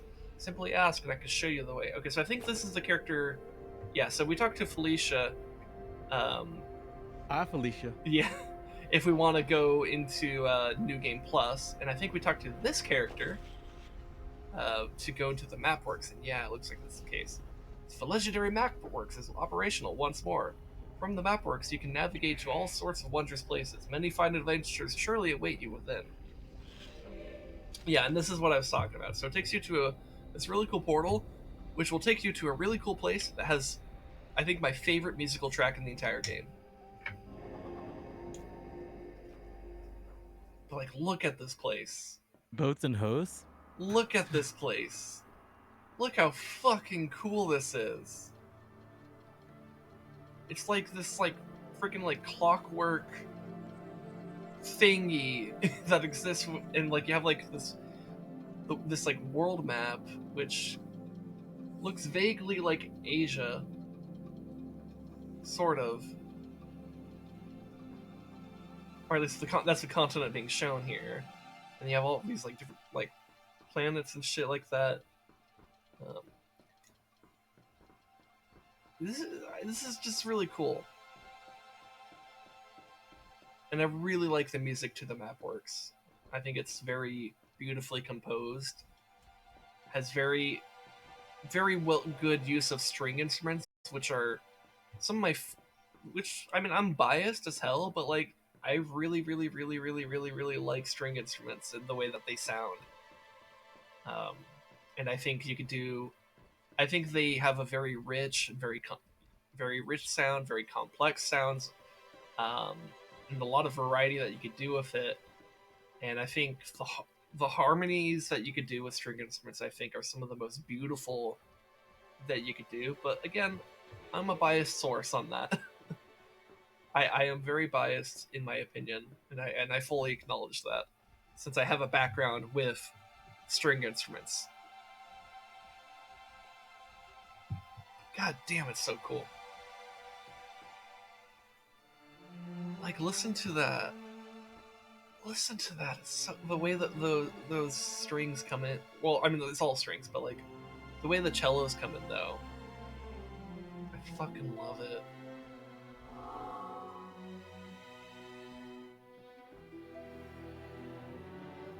Like, I'm gonna... Yeah, let me turn the music up a little bit. Just so you guys can appreciate it.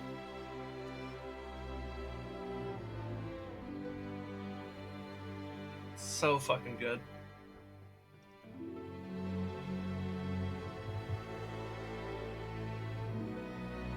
Honestly, I would love to play this in an orchestra. Like, this exact piece. It's so good.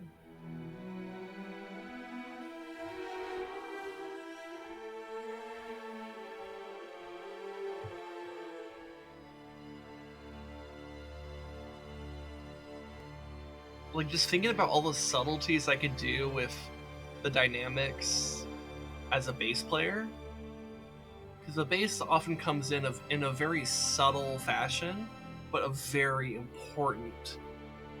provides a very important foundation and tone setter for the entire orchestra. and just imagining how to approach this piece. It's very interesting. I honestly should have made this a song of the day. But instead I have an Apocalyptica song as the song of the day, which is still pretty fucking dope. And heavily features string instruments, specifically cellos.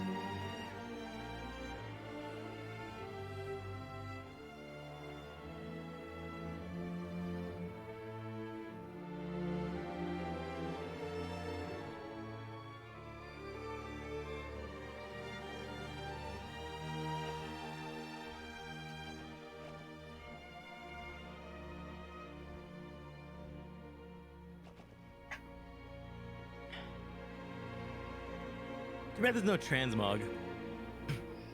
Oh yeah, yes, yeah. It'd be cool if you could have some kind of transmog system like that exists in World of Warcraft, where you could just choose what pieces of gear to have your character represented with. Yeah. Yeah. Anyways, I think that's the full loop of the Mapworks there. So I'll go ahead and talk to this guy. So this guy is the map seller. He sells all sorts of maps, and you may notice that these top maps up here are set for like level 105, level 96 to 100, 86 to 95, so on and so forth. So very high level stuff. I am level 55, so I should start from the bottom here where there are maps that are from level 48 to 55.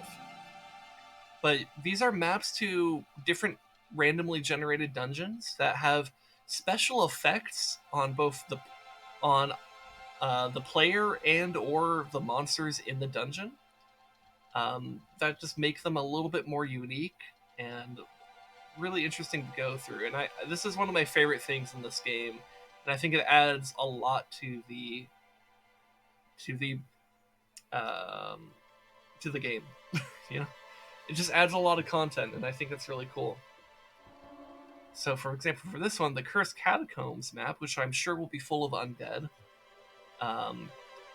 players and pets get a 5% increase in the amount of experience gained, which is cool. That's awesome, because that means I will probably level up at least once in this dungeon, if not more. But monsters will have plus 10% to all damage and plus 15% to poison damage. So they're going to hurt a lot more, especially when it comes to poison. Which is and I guess it's a good thing that I have a lot of poison armor, because that poison effect will be less concerning. But I should still be careful, because they're going to be doing more damage to me. So we're going to go ahead and buy that. We go to the map selector, and we could go straight to the dungeon. It's really cool.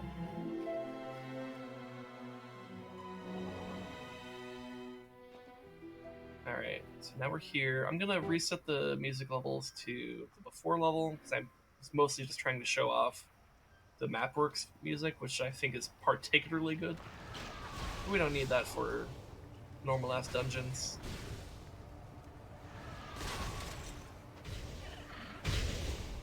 You know, unless chat is like, hey, I like the music here, you should increase it, in which case I'll be like, okay. But, whatever.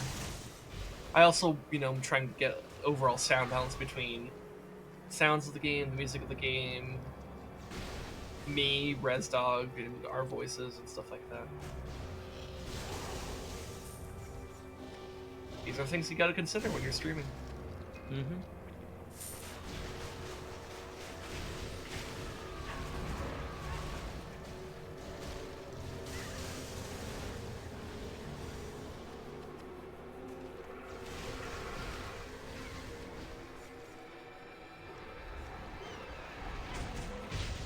I got hurt. That was one hit, did like half my health.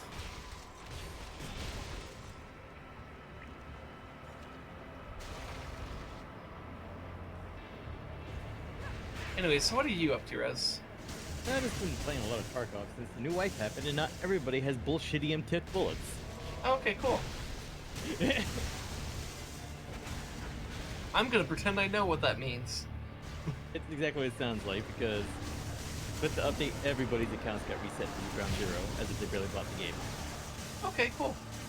So what was the update about? Oh my god, that's a lot of fucking They gremlins. expanded one of the maps, stability passes, added new weapons, added new loot, changed up balance stuff. Basically a lot of tiny things all at the same time. Okay, cool.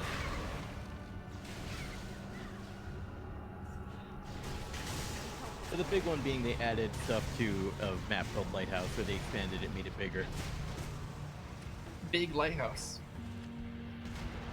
including the island around it, Big lighthouse island. and new bosses. They're terrifying. Yeah. So what's up with the Tarkov? Because I don't understand Tarkov as well as Hunt, because I've watched you do a lot more Hunt than I've seen you do Tarkov. It's like, what? How does the whole like NPC aspect work? So you have your traders, you have your bosses, your bosses, and then the scavengers. Mm-hmm. Scavs are their own faction, and you actually play as a scav whenever you do what's called a scav run, which is your free character with random generated equipment who basically is your throwaway if you ever just need to throw away a character. Mm-hmm. But whatever they bring back goes back to your main account. Okay. Yep, but their gear is completely randomly generated, and they don't have what we call the butthole. The butthole. Your secure container, your prison pocket. Okay. Because whatever's in your secure container, even if you die, it cannot be touched and comes back with you to your to your home base. Oh, okay. So you can kind of hold on to certain key items or weapons. Yeah, I load in there. Unless it's like a high value loot, I always keep medical supplies in there. But medical supplies are a bit of a premium. Okay.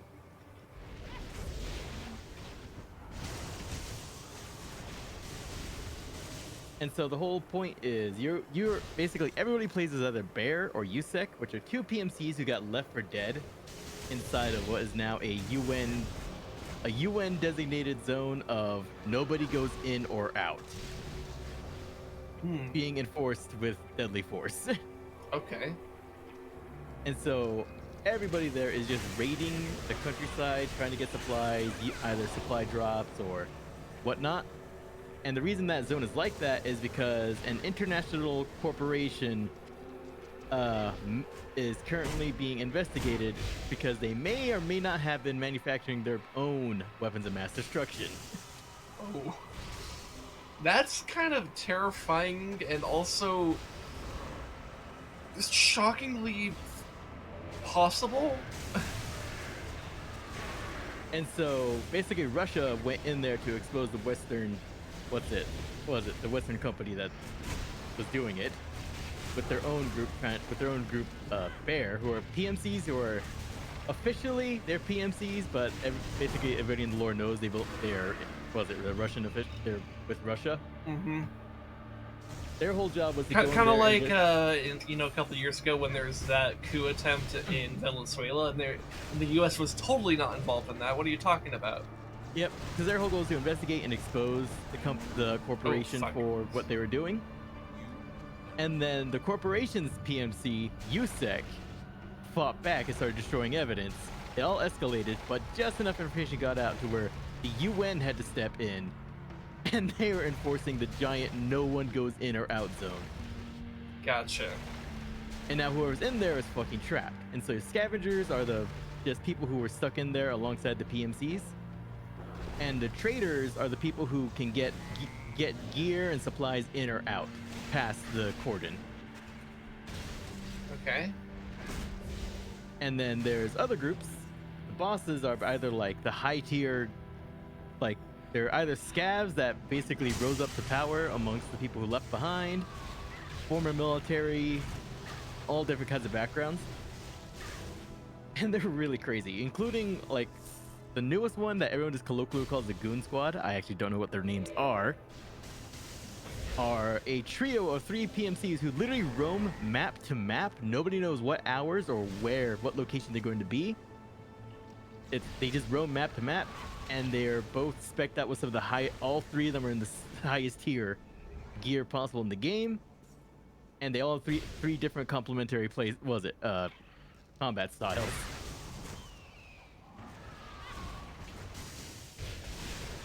But hey, if you actually kill them, you get the top, like some of the top tier loot in the game.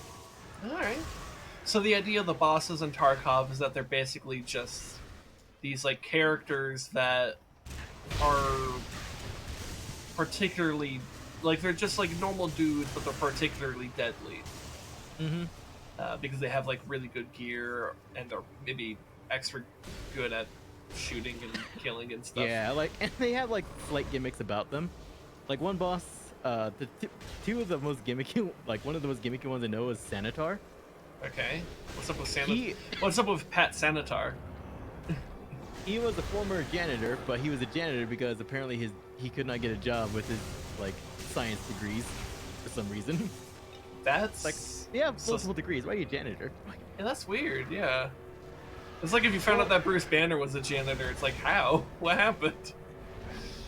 Well, things went to hell, and turns out his specific degrees with pharmacology and all these other things, he's the one who in the field is making so many of the experimental and proliferating a lot of these combat drugs.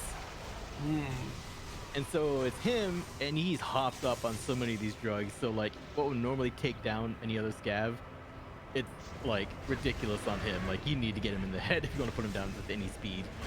Gotcha. And then that's on top of that, he has 3 bodyguards, all of whom are also hopped up on drugs and in mid-tier loot. Sorry. I think I thought of what might be comparable. So, are Tarkov bosses maybe most comparable to orc warlords from the Shadow Mordor and Shadow of War games?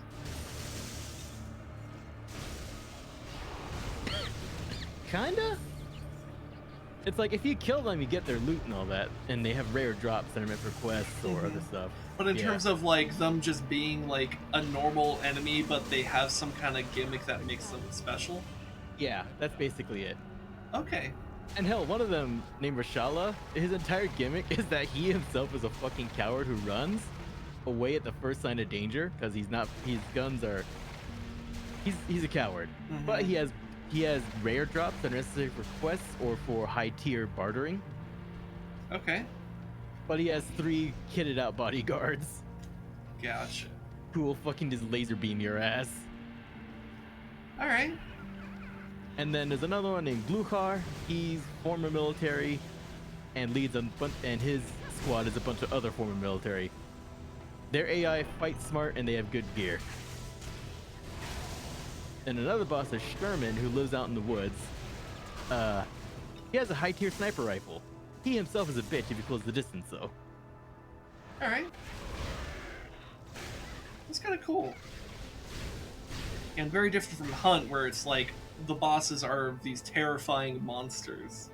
Mm-hmm. Um, And also the goal with the goal is just whatever quests you take from the traders, and also like whatever your personal shit is. Like Okay. trying to upgrade your hideout and stuff like that. yeah. So I guess on that. So what would determine?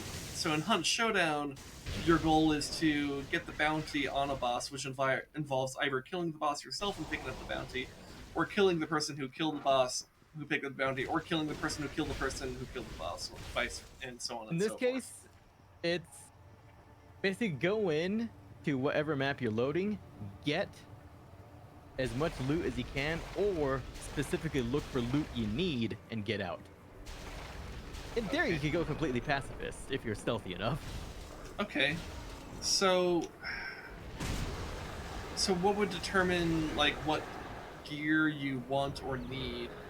Either quest items, so like sometimes traders will request that you find specifically what's known as found in raid, which is when you found it in the field. You can't just like buy it or just start with it. Okay. Found in raid items. In this case, my goal is look for what's known as Salewa medical kits, and they must be found in raid, which is only either A, you find it in mission, or you craft it in your hideout. Okay. Or, say if I'm looking to upgrade my hideout, I need specific types of loot to upgrade my hideout. So I need nuts, bolts, duct tape, fuel, spark plugs, mechanical things, dynamite to blast out a new wall so I can put a better door. Okay. This is a very green sword. That is very green. Yeah. Like made of jade. Yeah, it looks like it's made out of jade. Which I have no idea how jade would do in terms of, like, cutting, but... It looks cool. It looks cool. Yeah. So what loot you're targeting is specifically whatever you yourself think you need. Okay. Or it could be simple as you want better gear, so you try to kill other players who might have better gear than you. Or go to the more dangerous zones that might have better gear. Okay. But sometimes you need gear to survive those zones. Ooh, shit. Like, in general, like, some zones might have, like, toxic exposures, radiation.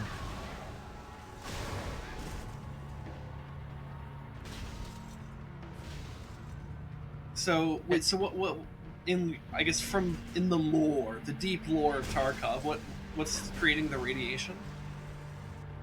Radiation just comes from the chaos of basically a war-torn region with a bunch of labs that are trying to build that shit. Okay. So it's like there was maybe some, like, nuclear research or reactors Yep. that got... Damaged in the fight. Okay, that would make sense. Okay. And hell, one of the events was the lab, which is like the top tier map at the moment with the best gear in the game, but you need keys to get to the keys in there. So you need Captain Keys. Yep. Alright, gotcha. Basically, one event happened where a fucking biological agent got out, and it was just to justify the weirdness of the event of everybody's a fucking Superman where you have infinite stamina and you could always sprint at all times no matter how much weight you're carrying. Okay. But your heart fucking gives out if you don't get a certain drug within 7 minutes. Ah. The whole Dead Rising 2 problem. Yep. Except much shorter time frame. But you're a fucking Superman the entire time that you're there. And so throughout the event, there was airdrops that were constantly dropping the drug, and scavs and scav bosses would have chances to have the drug on them. You come to think of it, think about how much more interesting Dead Rising 2 could have been if one of the side effects of being infected and is like you need the Zombrex to, like, you know, not die, but what if, like, you had some kind of, like, bonuses or something? I mean, Frank is basically already a fucking Superman. Maybe that's already what's going on. Yeah. I guess you could explain, like, oh, well, that's how the game mechanic stuff works. I'm like, yeah, I guess, but the stuff was there before he knew the Zombrex too, so... Yep. But yeah. I guess I don't know what the also, effect would be, deep though. Lore, this game is actually in line with the timeline of the game dev's other games. It's a ridiculous amount of lore to Tarkov. Oh, so there really is some deep lore if we really yeah, want to because get into it. this is basically a prequel to what's known to a game series known as Contract Wars. Okay. And I think from what I remember of Contract Wars, PMCs on PMC hell. Gotcha.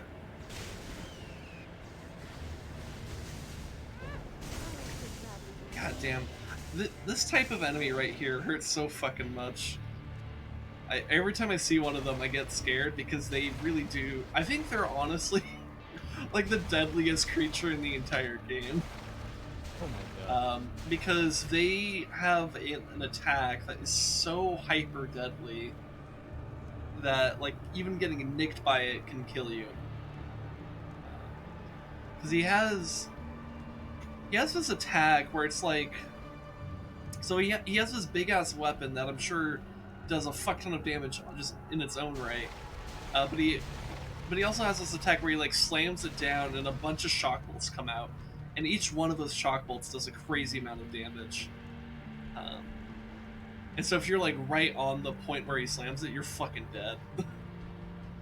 Like, even if you have, like, really good defense and stuff like that.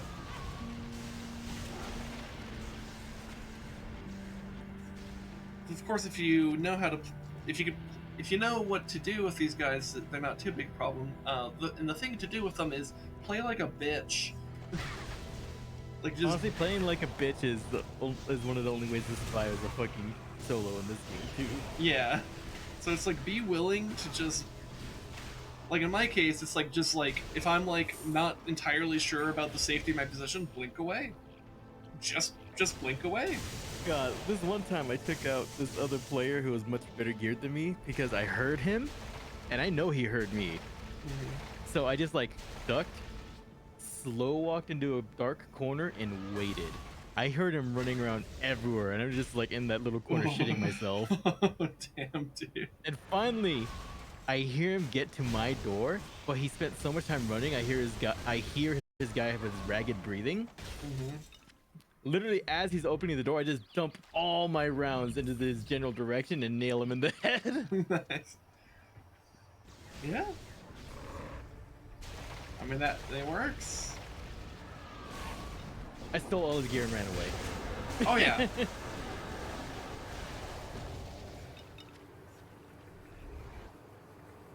I didn't even need to raid the rest of the map. I just stole his gear and ran. Interesting.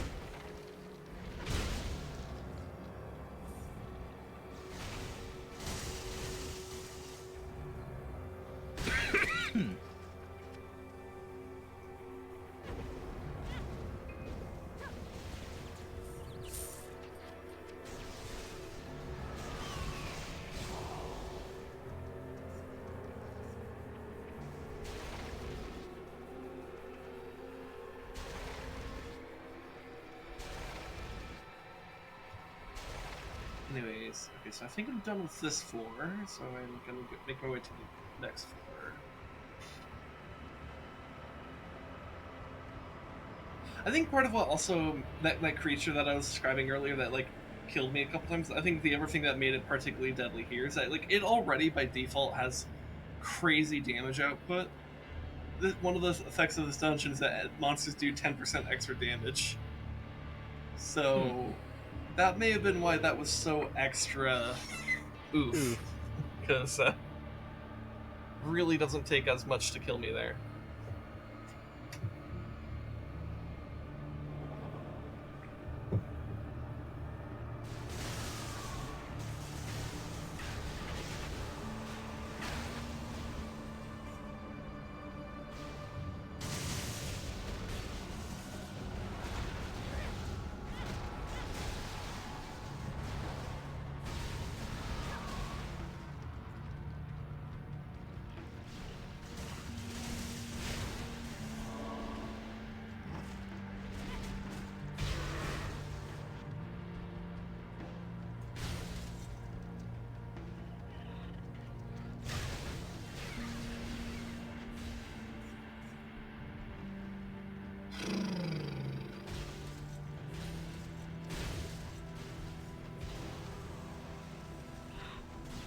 You know what sucks?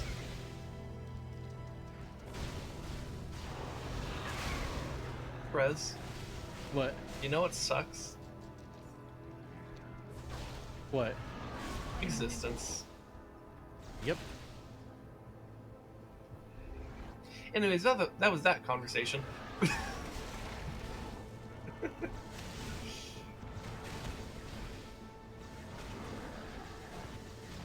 Imagine existing. Cringe. Yeah. Oh, fuck, I didn't see that guy in the bottom. You have perished.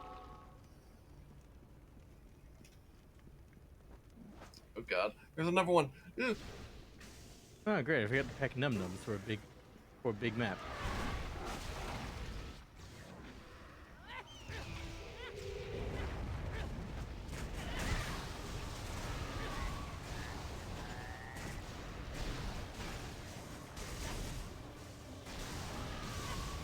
Oh god, there's two of them? Oh god. This has got things out of hand. Now there are two of them. Yeah, a little bit. Okay, that's one down. Where's the other one? Oh! I blinked right past this attack. Okay. Thankfully, these enemies aren't terribly tanky, otherwise, god damn, they would be awful to fight. So the game devs were conscious enough to make sure that they were fair and balanced. Like, unfair damage, but at least that you can kill them. or kill them relatively easily, I should say.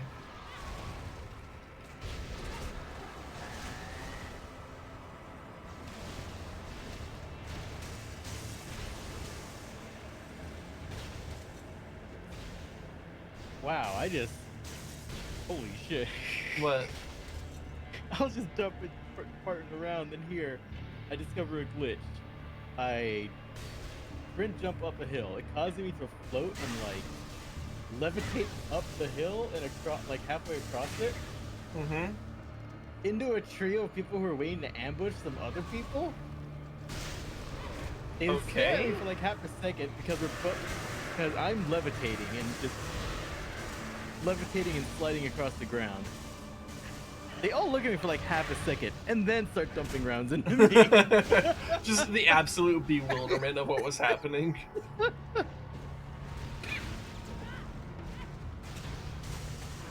What?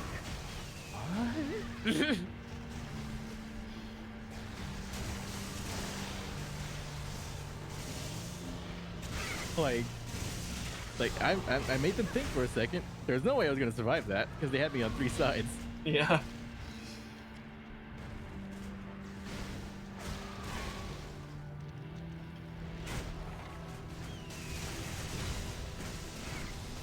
God, I love these tight corridors because shock bolts becomes fucking insane in these because they can just bounce between the areas, so it kind of just becomes this choke point of electric death. It is the electric Boogaloo. Electric Boogaloo.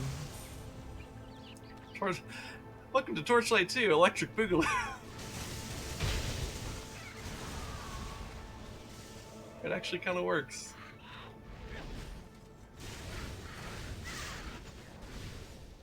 My pack is full. Yeah, my pack is full, man.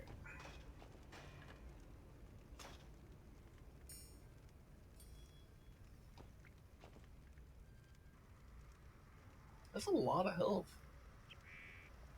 Actually, a crazy amount of health. 572 health. There's also some health regen on it, though. The health regen is kind of meh at this point in the game.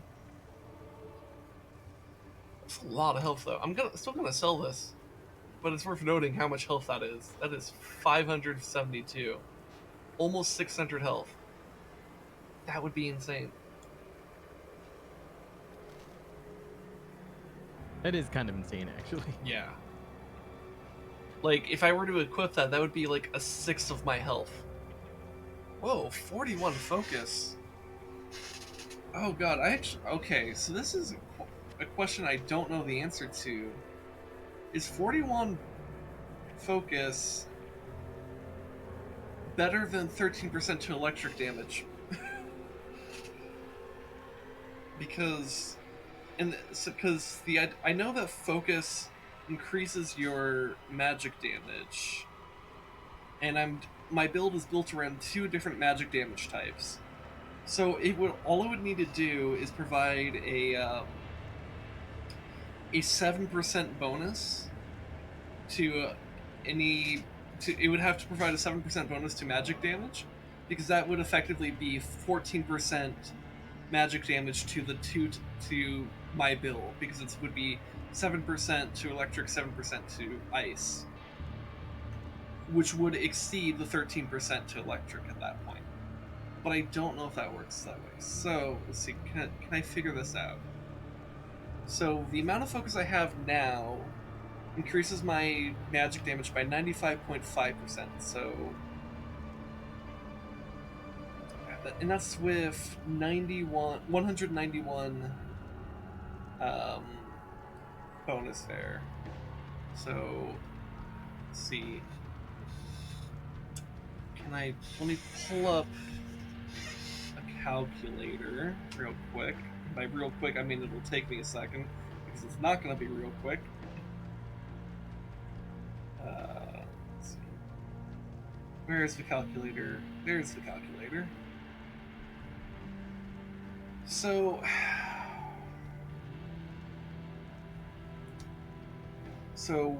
95.5 divided by 191.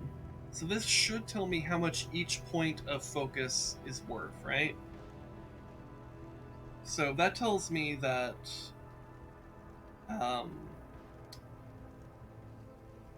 that each point of focus gives 0.5% bonus to magic damage. Now I could test this because I have a piece of gear that does have 6 focus on it now. Where is that focus? Which item has it? It's this ring right here. So if with this calculation, I could estimate the amount of focus that amount of magic damage bonus I should have by doing 185 times 0.5. 195 times 0.5. Or I could do 185 divided by 2. Those are mathematically identical. And that should give 92.5 if I... So I should have magic damage bonus of 92.5% if I take this ring off. Which, that's exactly correct. Okay. So, 41 times 0.5, or 41 times 2, offers a 20.5% bonus to magic damage. That is insanely better. That is actually insanely better. That's an effective 41% increase to my damage, because it would be applying to both electric and ice. That's some math for you to figure out which build is better, which item is better, and it is these. Wow, I actually really underestimated how much focus gives you. I think I just kind of assumed that magic damage bonus was like not that big from focus, but it's bigger than I thought. I don't know why I never really bothered to sit down and do the math on it before. I just kind of approached this game by feel before. But now I know. Now I know better. I have learned, and anyone watching has also learned. Or at least anyone watching and paying attention. Ew, why would you want to learn?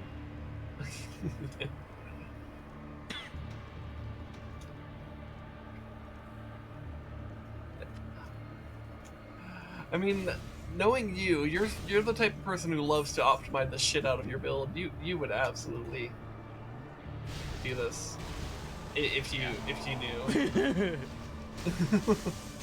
Now I think the main thing that might say you wouldn't do this is you might not sit down and actually do the math on anything. Because I think you and I are similarly lazy when it comes to that, where it's like, yeah, we could, but like we kind of just want to guess. So we don't want to sit there and do it. But I decided to do it this time. And now I know. Now I can't equip those shoulders just yet because they require level 57, but when I level, that's what I'll equip.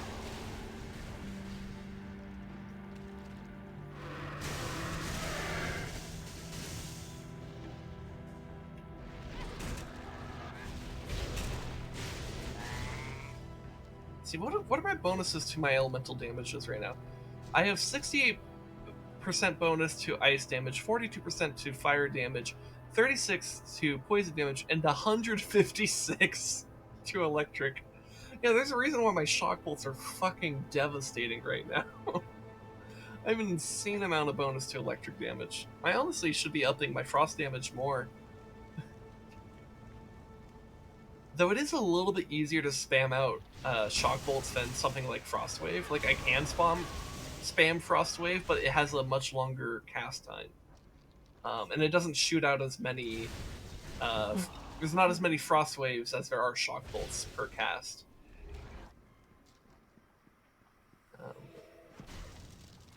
However, frost wave is huge, and much more likely to connect with its target. Which is why when I just want a huge amount of damage done to a particular area, I throw a frost wave out. Because it'll just cover the area, and it'll probably kill whatever I need to be killed. Also, I love how the skeleton archer got up, shot me, and that triggered my necklace, which has a 1% chance to heal me to full on hit, or upon taking damage. So that skeleton archer literally stood up and healed me to full. And that's all they accomplished with their undead life. Sag.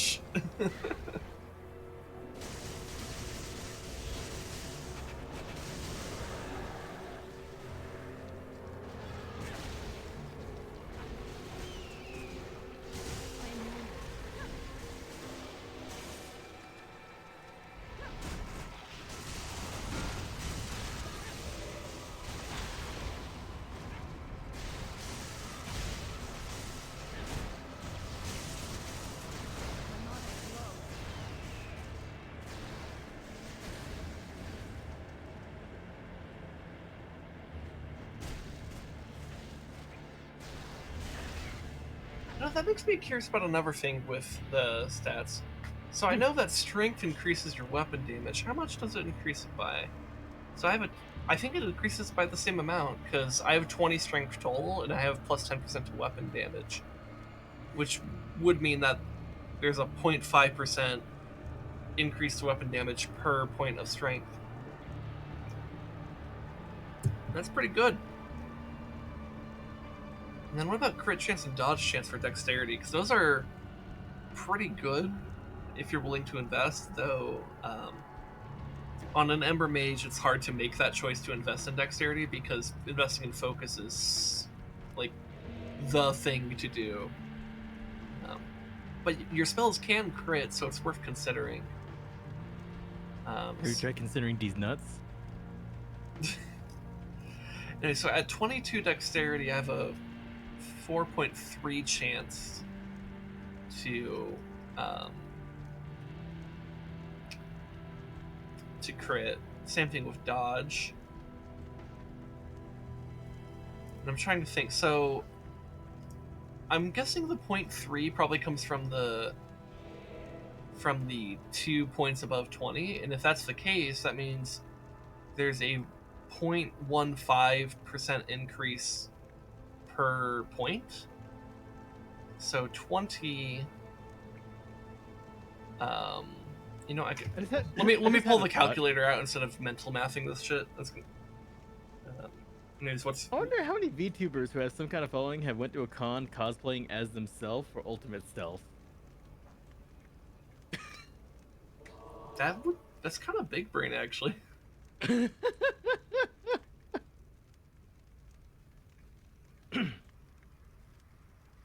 Oh, that's a weird ratio. What? Or not ratio, but weird number. So I did the I pulled out the calculator instead of just guessing here. So I did. So I have a 4.3% chance to crit or dodge because I have 22 dexterity. So I divided that 4.3 by 22 to figure out what percentage increase you get per point. And it's 0.1954 repeating. The 5-4 is what's repeating, by the way. So it's like 0.1954545454 until the end of time. Fuck. And that's so it's like just shy of 0.2% per point.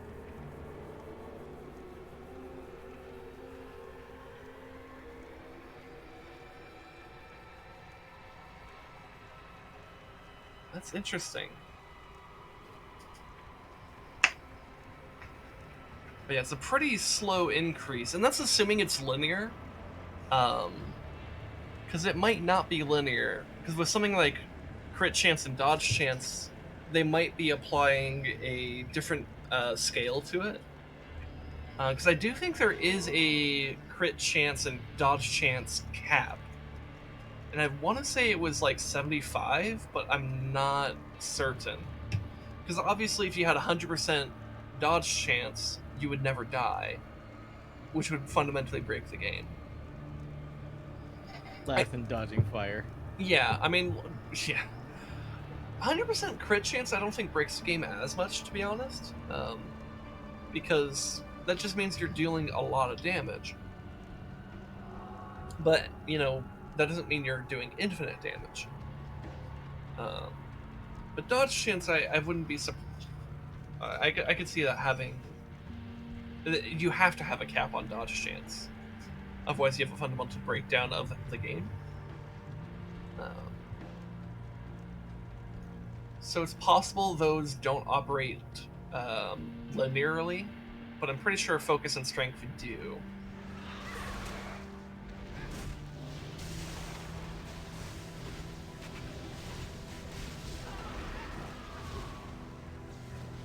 Oh, and I didn't check vitality. So let me check vitality to see how I think that works. So vitality gives you a percentage increase to your armor and your block chance, as well as health. And so... Now, I don't know if your health varies based off your class or not. but I have 105 vitality and 3,212 health, though some of that does come from gear. So, I'm just gonna calculate. I'm gonna not calculate the health because I don't want to figure out which. I don't want to deal with the health value. The armor percent increase is something that could be interesting to me. So 26.3% is my armor increase. Is that also the case for block chance? No, block chance is 18.8. So block chance is different. Probably because it's a bit stronger than just a simple armor bonus. The block chance doesn't apply to me as a wizard because I don't use shields. So 26.3 divided by 105. So that's 0.25%. Not exactly, like it's technically a bit above that, but it's negligibly above that because it's 0.2504761.905. It's basically just 0.25% per point. So you take this number. Oh yeah, no, that's it. Yeah, that's it. So basically, per point you get roughly 0.25% increase to your armor value, assuming this is a linear value, which I think that's actually a relatively safe assumption. Now with block chance, we have an 18.8% chance with 105 vitality, and that, assuming that's on a linear scale as well, which may or may not be the case, that would be operating. That's giving you slightly less than 0.18% per point. So yeah, which makes sense given the values that we have. Checks out. Anyways, that's a little bit of a quick little. That's some quick maths to teach you a little bit about the statistics in this game. The main takeaway for me being that like strength and focus are actually really fucking good if you're trying to just build up your damage.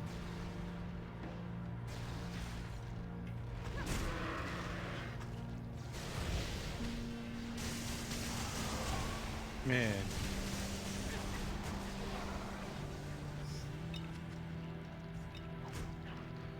I'm just looking at a fucking piece of loot that I'm sad I had to leave behind because it would be too dangerous for me to grab. I don't know the map well enough. I found a tank battery. A tank battery? Yeah. God damn, dude. Problem is, it weighs 43 kilos. Yeah, I mean, yeah. In some ways, I'm not surprised. Literally, even if I the only way I could run at full speed is if I took off all of my gear, drop my armor, and probably even drop my fucking weapons. Shit. I don't think even my backpack was big enough to carry it.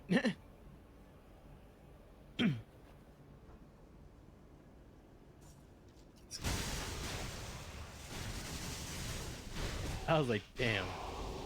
But that's like late game loot though. Yeah, so how would you utilize a tank shell? A tank battery? Tank battery. I think it might be using some high tier base building stuff. But the thing I immediately know is it's involved in like late game bartering. Okay. Okay. Like ridiculous late game bartering. Okay. Ooh, we're on the boss floor now. Okay.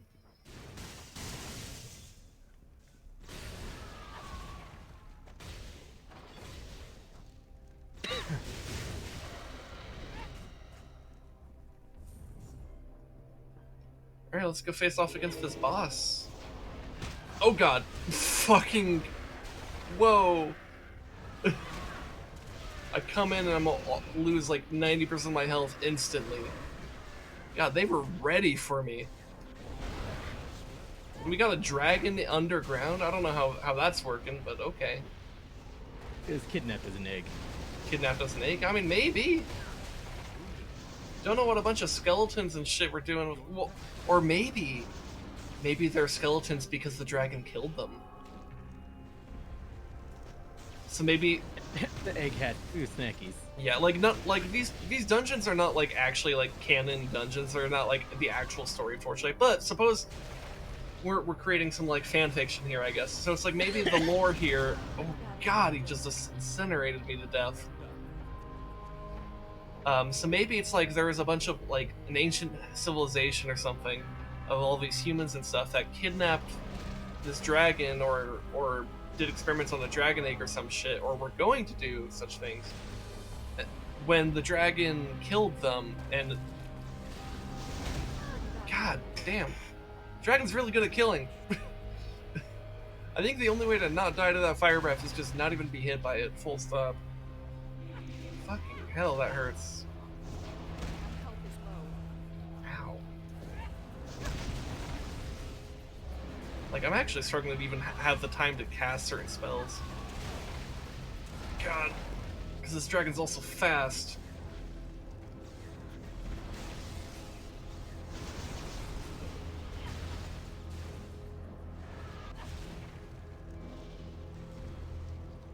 Doesn't help that the dragon sometimes just disappears from from existence to go to this like weird ethereal space where he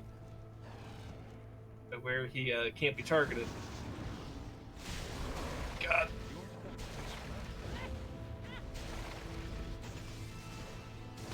Ah, damn it. The tail whip, dude. Between the tail whip and the fucking fire breath, this guy does an insane amount of damage.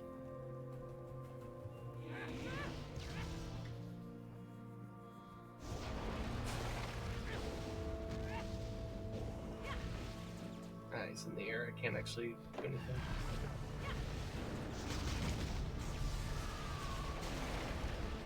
Fucking get out of the air, you pussy. There we go. God damn. Imagine aiming up. I know, right? Yeah, one of the problems of a game like this is that like if they went like 2 feet off the ground, I can't hit them anymore. Oh yeah. All right, well we got them, but my God, that dragon kicked my ass. That ass kicked your dragon. Yeah, I mean, look, dragons are supposed to be powerful and shit. And I love me some good powerful dragons, but my God, that was genuinely painful to fight.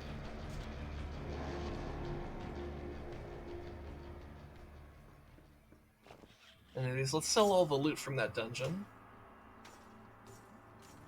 Except for this one, we're keeping this one.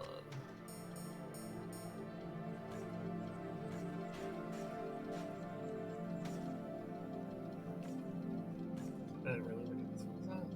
Okay.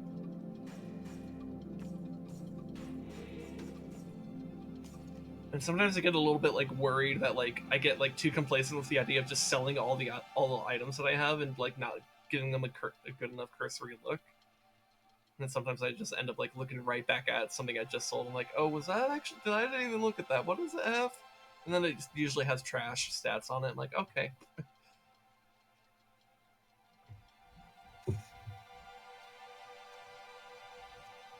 Anyways, so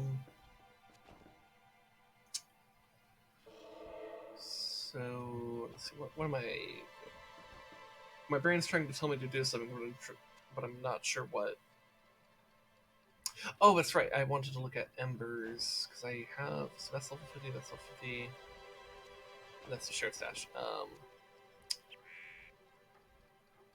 So I have a spare of that. Oh yeah, and I have spares of these. Okay.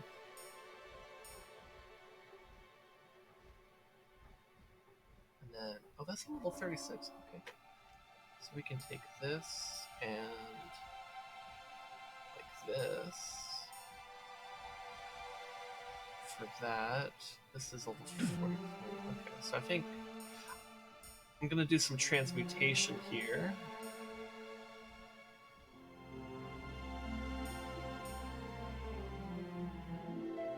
I think I only need these gems for that.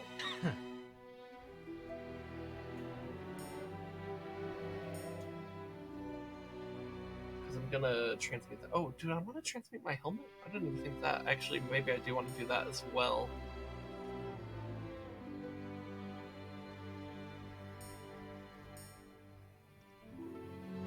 Because I'm at the stage in the game where I'm getting... Here, actually, I think I don't need the poison embers as much. I'm at the stage in the game where I'm getting like full-blown embers, which is pretty cool. In fact, if you go into a new game plus at this point, you'll run instead of just because like if in like a normal new game you kind of start out with like specs and then like chunks and shards and stuff like that.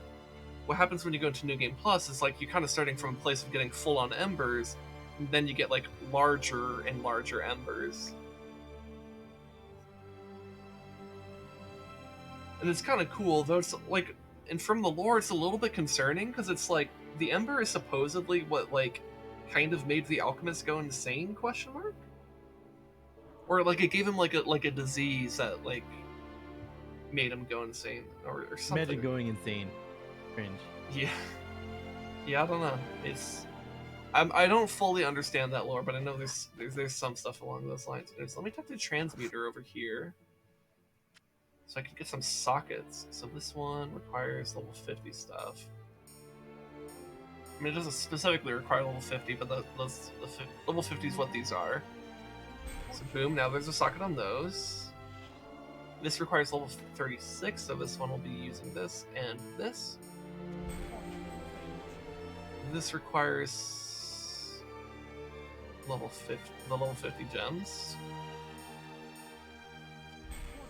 And then this also likewise requires that.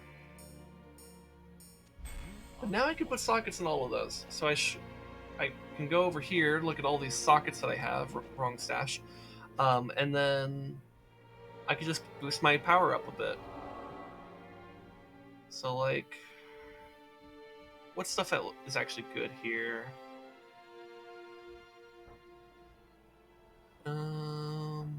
Move speed is pretty good. I think that might be one of the ones I use. I could consider gold. Like the lucky coin could be useful. Slow resistance. That's interesting.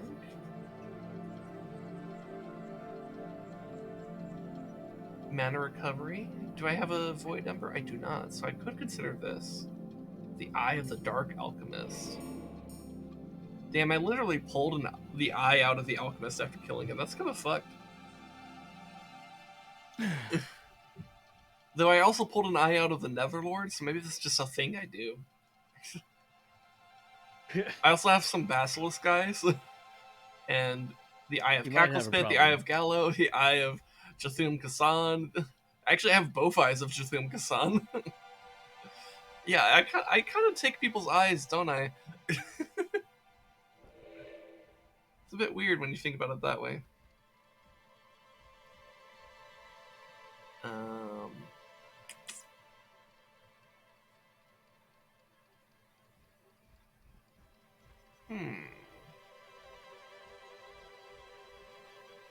Yeah, maybe I want some more health regen. Let me put this in my shoulders.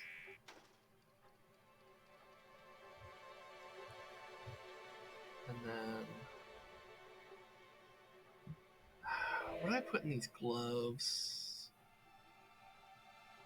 And the chest piece. So I need to figure out... So I know I want to use move speed for one of these.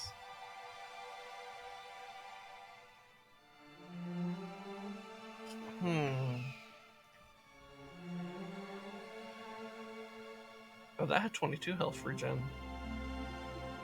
I could have used that instead. Oh well, it's fine. I'm intrigued by the slow resistance here. But I'm not sure if I care that much because I have a blink ability, which... slows don't really affect a blink. Unless it slows my cast speed, I suppose.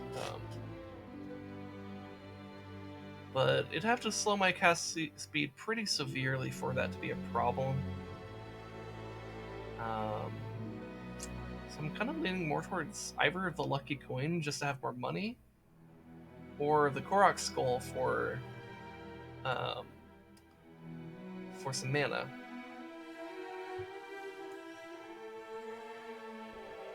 I think I'm gonna do this.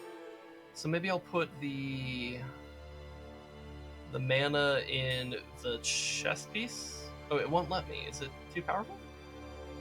Oh, it might be too powerful. What about the gloves? Does it allow it? Oh, it's too powerful for those too? Oh no, it's too powerful. It's like when you posted like a good quality image in Discord. It's just too powerful. Laughs in nitro. Yeah. Holy shit! I just realized I got two slots on the fucking helmet. Also, I forgot I did the helmet too. Holy shit! Okay. And yeah, this helmet's a lower quality thing. So what the Korok Skull is level 54. I guess I could consider maybe the Eye of the Netherlord is better, or the Eye of the Dark Alchemist. Because it's level 48. That's closer. Okay, the Eye of the Dark Alchemist works. Okay.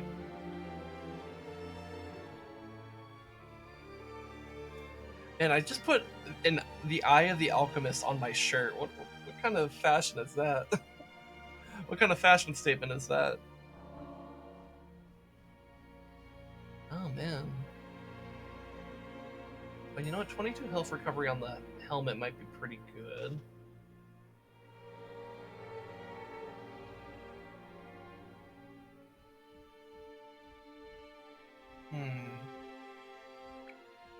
And maybe I put the Eye of Cacklespit in the helmet as well? Just for the experience gain? It's not bad. I'll go ahead and do it. And then, okay, and then what do I put? Oh, and the move speed. That's right, I forgot about the move speed. Okay, so I guess my hand will be... I'll have fast hands. Okay. Cool. Alright, see ya, you Nether. Take care. Thanks for coming in and vibing with us. I think I have time for one more dungeon. So we'll go ahead and do the Wyvern Keep map. So we just fought a dragon, so now we might be dealing with more dragon-like creatures. Because wyverns are dragons without hands, front paws. What would you call it? Do dragons have hands or paws? Yeah, that's. I guess they're not hands because they're not designed to grip anything. Or grasp anything. They're just there to help support the beast, right?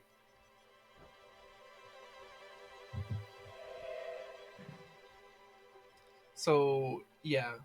Anyways, let's go to the Wyvern map, or the Wyvern Keep, where monsters have 25% lifesteal. It looks like, which I think we can deal with that. I think that should be pretty easy to deal with.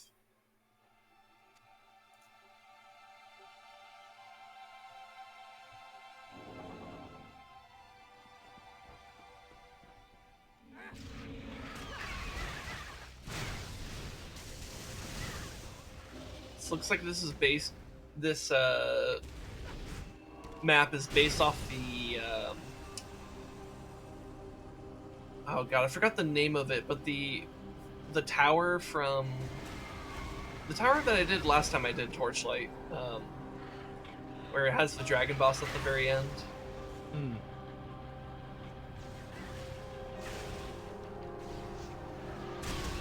Oof.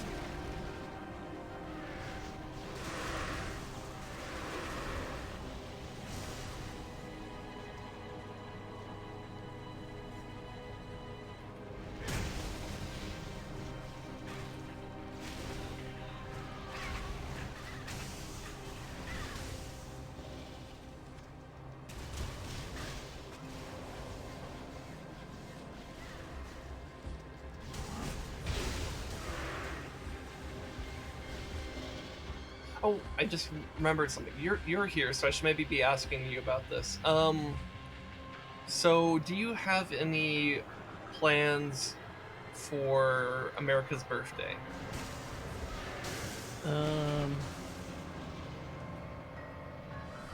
Or do you think I'm cooking?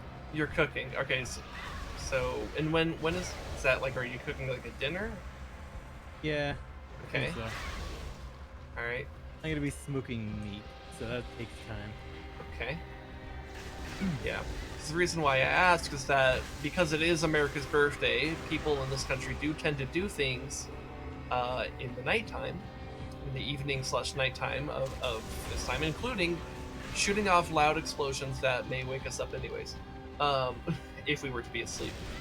So I'm wondering if we do Together Tuesday at the same time as usual, or if we shift it around. I don't mind shifting it around. Yeah, so, and since I'm no longer at the since I'm no longer doing the pest control job, It won't matter. yeah, I don't have anything to do on that Tuesday other than I guess pack, which can be done at any time. So might not. I can adjust to any time that we need for Tuesday. I think you said you had a couple other collabs with like Shuni and other people. Yeah, the Tuesday stuff. Yeah. Okay. And that's usually like midday-ish. Yeah. Okay. Or at least midday our time. It's like evening up over in Finland when that happens. Mm-hmm. That's like their late night stream, right? Yep. Yeah. So, I guess the way I'm thinking about that, do you have anything else going on, or is it just that one? That's all I could think of. Okay. So I guess the question is, especially since you're the type of person who likes to do Enduro streams and stuff, would you rather chain it in a direction where it goes Together Tuesday with me into the Shuni collab, or the Shuni collab into Together Tuesday with me? I have work that Tuesday night, so start with you. All right, so we can aim for some time in the morning, like what time? So I guess yes. What time does your collab with Shuni typically start? Usually around 11 or noon. 11 or noon. Yep. Okay. So if we aim for perhaps a maybe a 7 o'clock start time, because then we could get 4 or 5 hours based off that. I think that'll work best. And that probably In the morning, or what time you said? Maybe 7 in the morning then.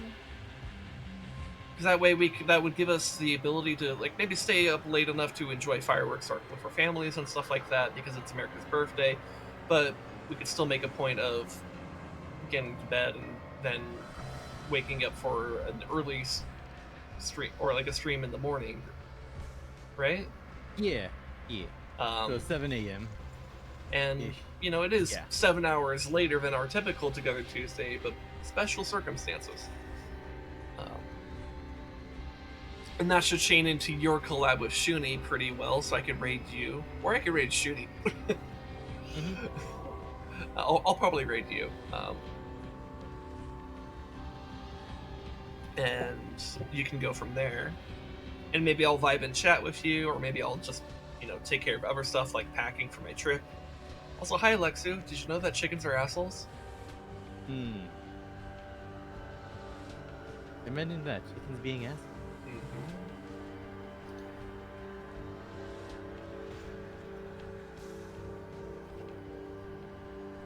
Hi, my name is Saul Goodman, and did you know that chickens are assholes?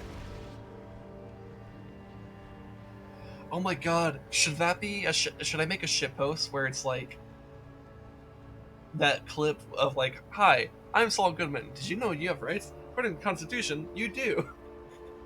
What if I did something like that, but it's like, hi, I'm Sindeath. Did you know that chickens are assholes? Well, according to Constitution, they are. Yeah, would I just say the Constitution, or would I make something else? Constitution sounds funnier. Okay, yeah, fair enough. Yeah, maybe that's the shitpost video I could work on.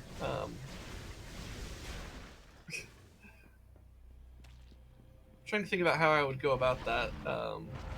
Obviously, I would need the Saul Goodman clip first, but that should be not too Easy enough tricky. to sort. Yeah, I mean, if a lot of people are already shit posting with it, it shouldn't be that tricky to find. Worst case scenario, I like load up Netflix on my computer and just go to Screen grab it. go to the Breaking Bad episode that it's from, which unfortunately I would have to find out which episode it's from, but I could probably look that up. And then yeah, just capture that. But I should be able to find just the raw clip, and so it shouldn't be too tricky.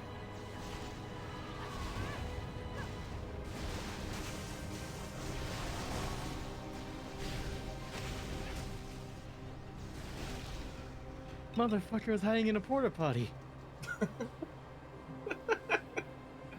Saul Goodman in a porta potty? More likely than you think. I killed him. I killed Saul Goodman. Can't believe you killed Saul Goodman like that. He had rights. He exercised them. I also did. I won. My rights are better than your rights. My rights are more expensive than yours. Honestly, that's just 1% talk right there. It's pretty accurate, though. If you're in the 1%, you have more rights than the rest of us. And that's a science fact. The implement with which I exercise my rights is more expensive than yours. Therefore, I won. So, how good of a ratio is it if I traded with, like, 8 dudes? Like, I died, but there's like 8 of them in one spot, and I killed them all. I think it's a pretty decent ratio. Yeah, I think that's a pretty decent ratio. Sucks that I died, but you know. But at least I'm not playing this on hardcore mode. Are they molding? They were already ghosts. So yeah, they might be molding.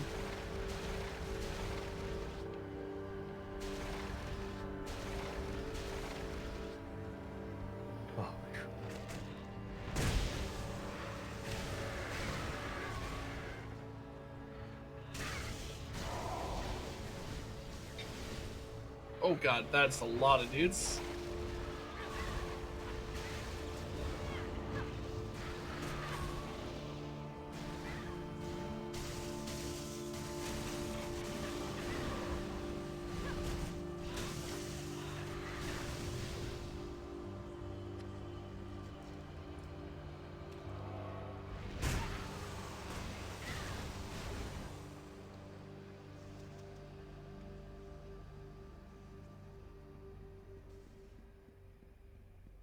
Okay, I'm like thinking about that shitpost video in my head, but I think I know how to approach it. So if I'm correct about all that and I actually do it, there might be another shitpost on my YouTube later today. We'll see. But according to my last shitposts are the way I should be going, because my god. You're the way of the future. That video, I mean, look, when my next highest video is a video that I heavily pushed for like, a year, and that video only has like 84 views, and then like within the span of a couple of days, the shitpost gets 270 views. Yeah, maybe the shitpost is just a better way to get people to notice my channel. I don't think I had any subscriber growth with that though, but I think the YouTube algorithm cares more about views than they care about subscriber count.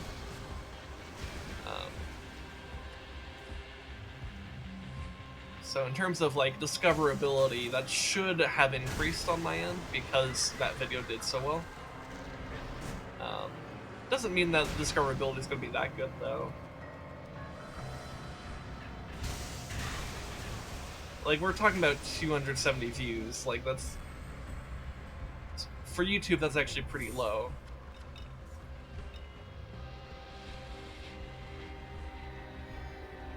But for me, it's really big, because I've never had anything close to that.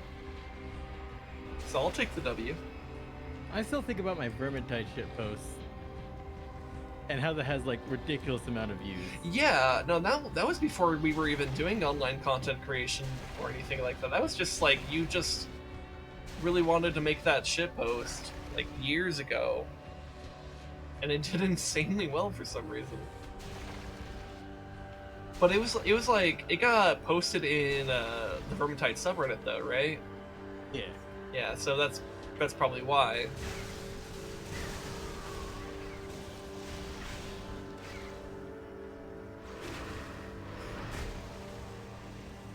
Oh, and you know what? Thinking about this shitpost though,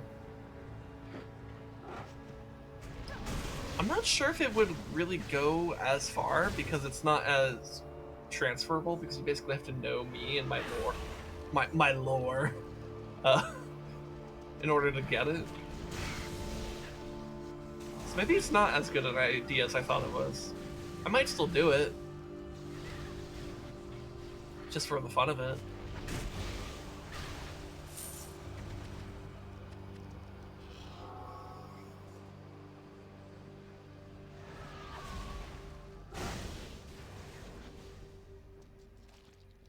Because, like, part of why the Wrath of the Machine Pistol did so well is that, like, you don't need to know shit about anything there to find it absolutely hilarious.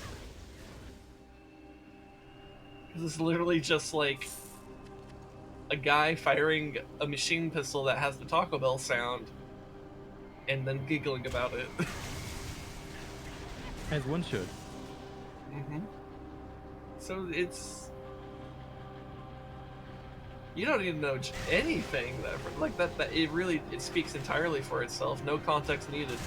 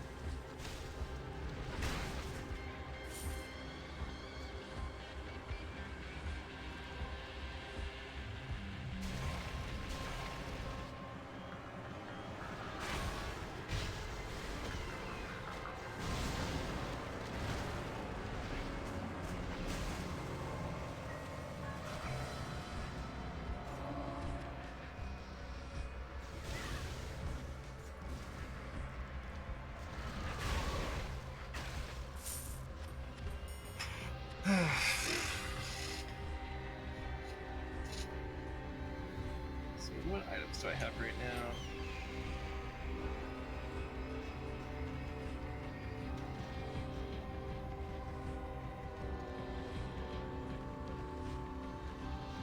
Oh, I can equip these shoulders.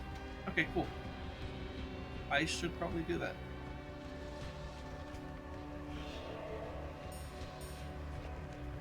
Which means I'll just sell this old shoulder piece. And hey, now my aesthetics make a little bit more sense. Like, it actually looks like... It looks... just... The shoulders look less out of place. Because it kind of has a similar enough color scheme to, like, my shirt that it actually kind of blends in, especially if I'm zoomed out.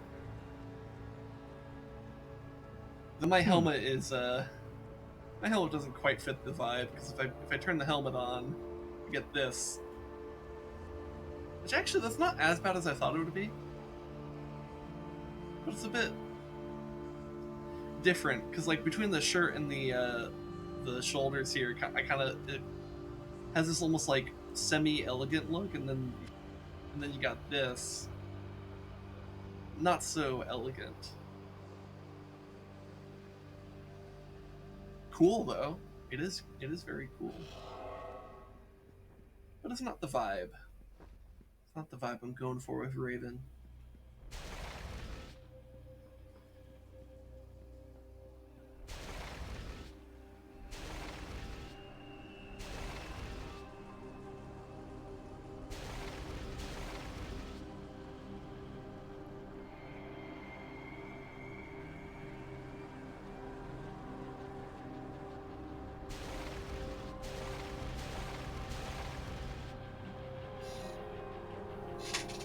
God, blink abilities are so good in any game that has them.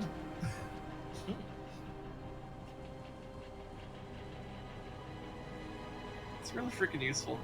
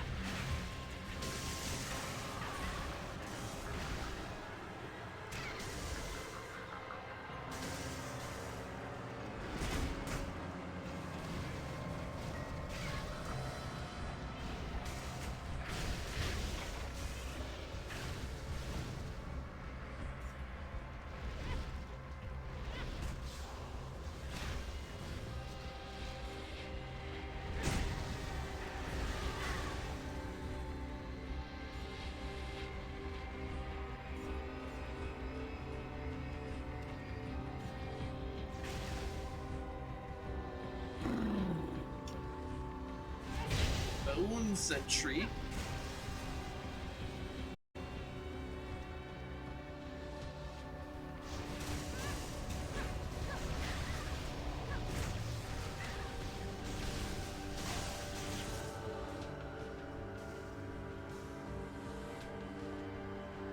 And I really like the aesthetics of like the dragon-based dungeons.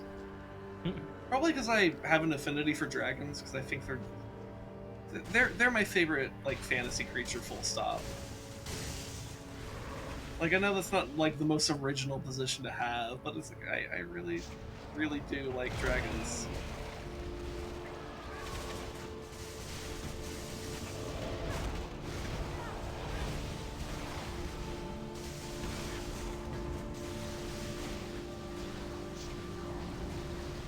And so all of this like architecture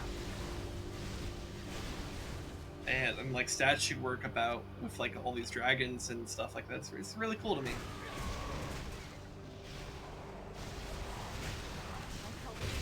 Ooh, okay.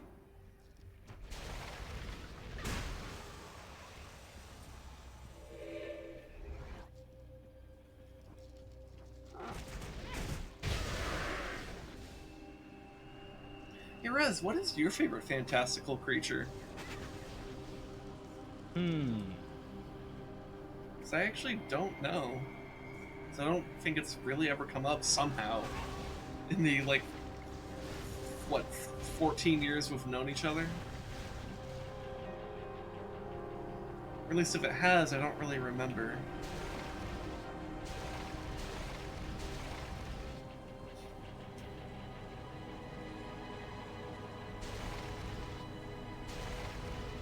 No, I don't think I've ever really thought about it. Yeah. That's really strange to think that it never came up in all the time that we've known each other. That is like, especially like when we did meet each other, because we would have still been kids. Like, that sounds like the type of thing that like kid me would have asked like any friend I ever met. But like, I don't know what I did, which is a little surprising on my part. Because it's kind of like the like fantasy nerds equivalent of like asking what your favorite color is. Like it doesn't ultimately matter. Well, I guess it's a little bit deeper than asking what your favorite color is. But like, it's still. I don't know. It feels like the type of thing I should have asked in the past, but never did.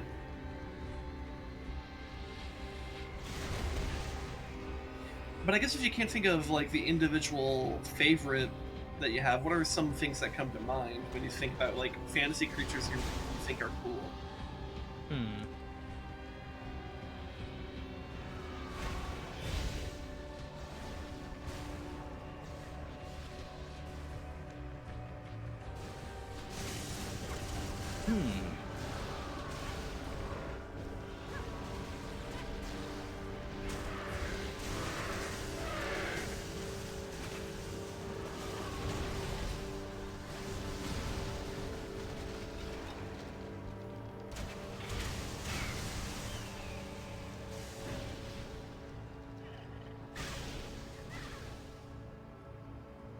I'm trying to think of like our experience playing D&D together. I'm like, I'm trying to think. It's like, was there anything you kind of reacted to that I can think of that might suggest what types of creatures you tend to like are? Maybe like I guess you do seem to like really fucky like undead and demons and stuff like that. Like just monsters that are really monstrous and eldritch and stuff like that. I can see that. I don't know if there's a specific, creature that fits that for you, but I have noticed just, as someone who's your friend, plays a lot of games with you, and has specifically been a dungeon master for you, I have noticed you like like weird and eldritch looking things.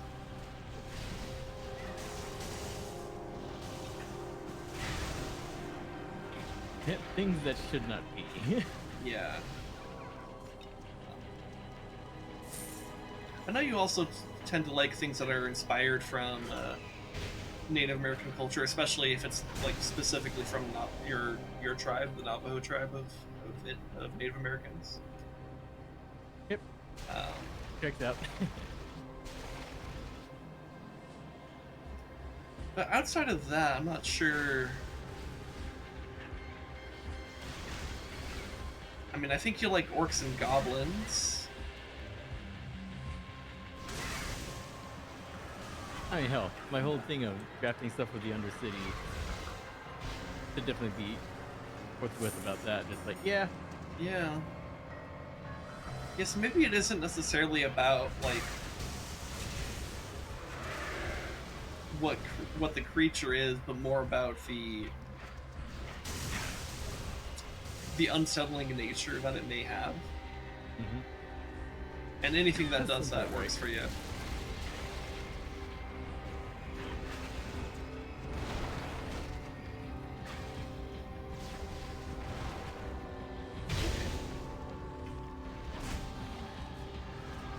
I wonder what that suggests about like you and I as like people, that like the like kind of very powerful, majestic, and creature that is the dragon is like my favorite, and you like eldritch and sometimes undefinable things. Usually very chaotic and twisted. I'm not sure what this really suggests about us as people. I'm sure there's some meaning to it, but I don't know.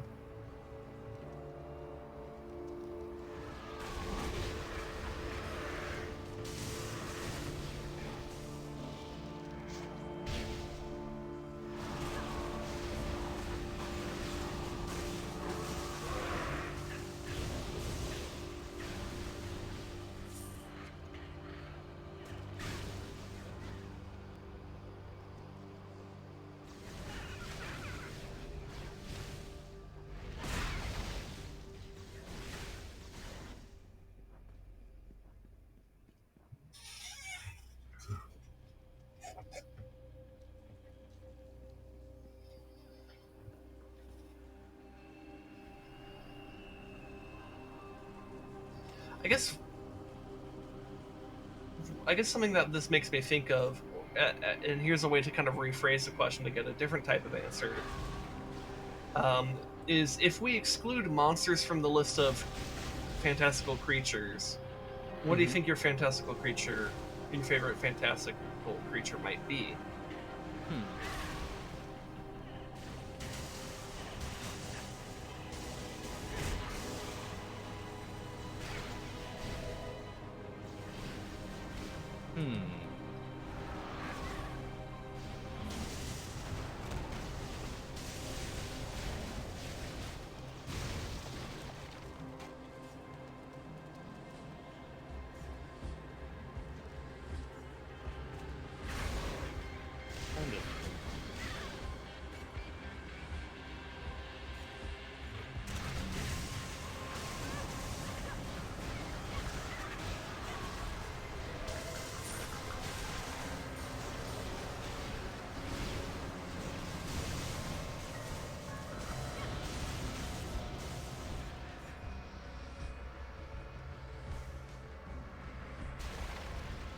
So you're not sure? Yeah. All right. That's all right.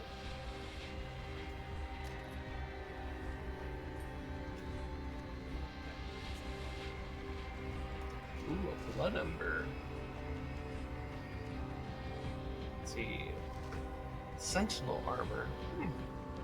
It's pretty good armor.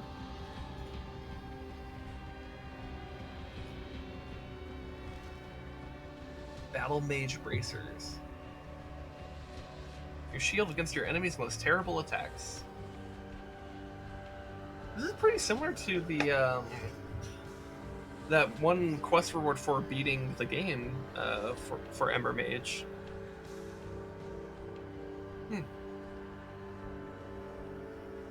Okay.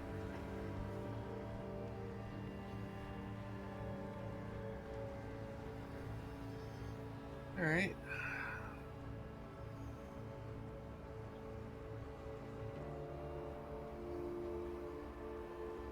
Well, I think it's time to go kill the boss, and then we can end off the stream, and that'll be the cap off to this playthrough.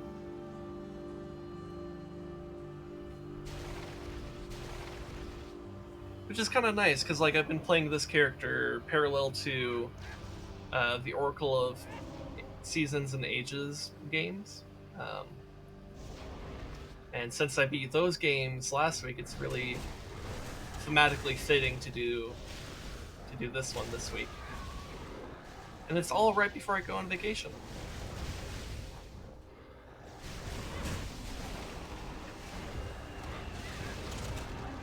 Ow, that hurt.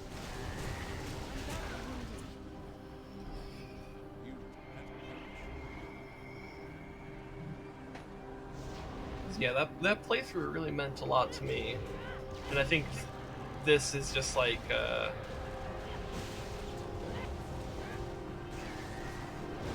way to kind of like commemorate that, because this is like a parallel playthrough.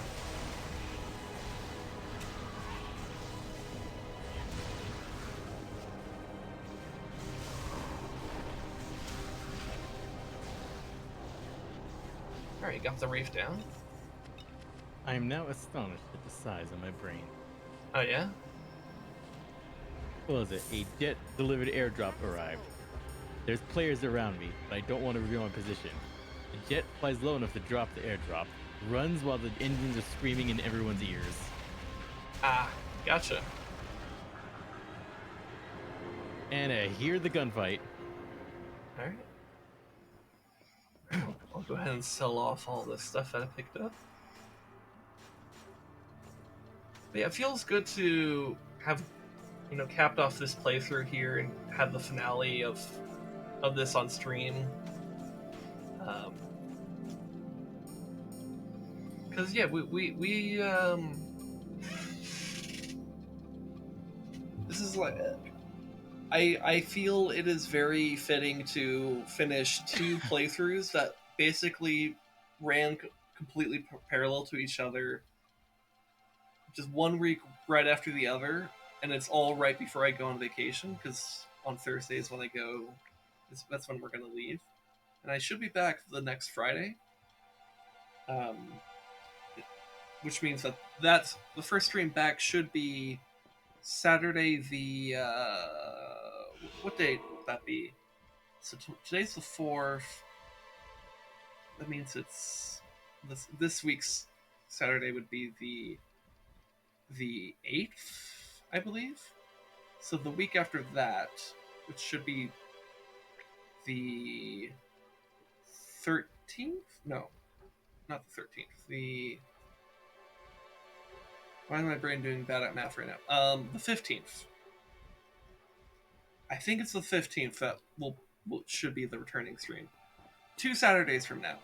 That's whatever that is. And YouTube, you're probably watching this after the fact anyways, most likely. So, yeah. But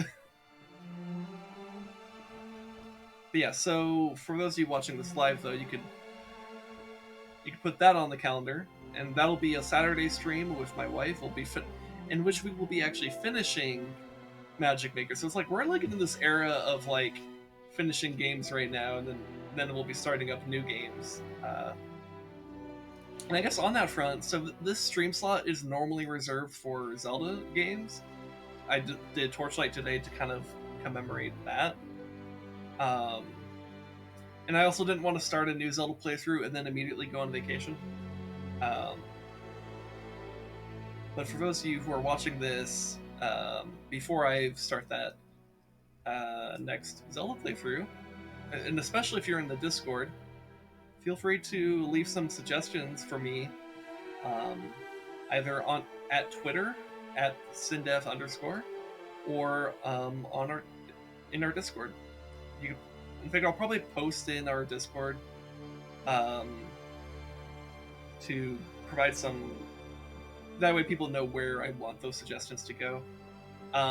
Main games I'm thinking between are Minish Cap, the Four Swords games, and maybe a Twilight Princess playthrough. But there may be some other. I know there's also the original The Legend of Zelda, but I'm not so sure about that myself, to be honest. But if it's something I'm willing to consider. So yeah, keep your eyes out for that. In the meantime, tomorrow we have Together Tuesday, in which we'll be doing some more Deep Rock Galactic. We'll be trying to get some special weapons for our characters, and then I'll raid Resdog and he'll do his collab with Shuni. Then I'll be on vacation, and when I come back, we'll be doing different stuff. It'll be a new Zelda game. It'll be a new Together Tuesday playthrough. It'll be, and then shortly afterwards, a new thing that I'm doing with my wife as well. So, as well as maybe some extra streams, depending on my schedule and stuff, which right now there is no schedule after I come back. So, it could be anything. But yeah. I really appreciate everyone who came by today to say hi and just chat with us for a bit. We had some lovely discussions today. Like all that stuff about the Kardashev Scale. That was some really. I love that. I love having those nerdy discussions. Well, I hope the best for each and every one of you watching this. I hope that. I guess in the spirit of me going on vacation soon, within a few days, I hope that in the next few days you may be able to find some kind of break from whatever is stressing you in your life. And yeah. I guess I don't really have anything else to say. And do we have anyone to raid? Because I'm not seeing anyone. Yeah, usually the cat would be online. Yeah, Grey Cat's not online right now. Some of the other people that I've raided the past few times Grey has been online. They're not online either. I have no one. I guess I could search to see if someone is maybe playing Torchlight. But it's possible that they aren't because this is an old enough and niche enough game. What year did it come out in? I can't remember for sure. I want to say 2012, 2013, something like that. Oh my god, it's already almost a decade? It's like a decade old, yeah. So it looks like there is someone else playing this game or streaming this game right now. And their title is simply Potato VTuber. I guess I'll continue the Homer Simpson meme of I am meeting VTubers and stuff. Let's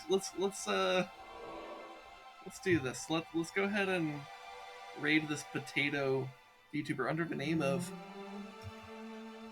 Crusto King, I believe is how that's. I believe that's what that's spelling. So yeah, let's go ahead and do this. And just so you know, their audience is intended for mature audiences. So you guys better fucking behave. You guys better be fucking okay with the word fuck.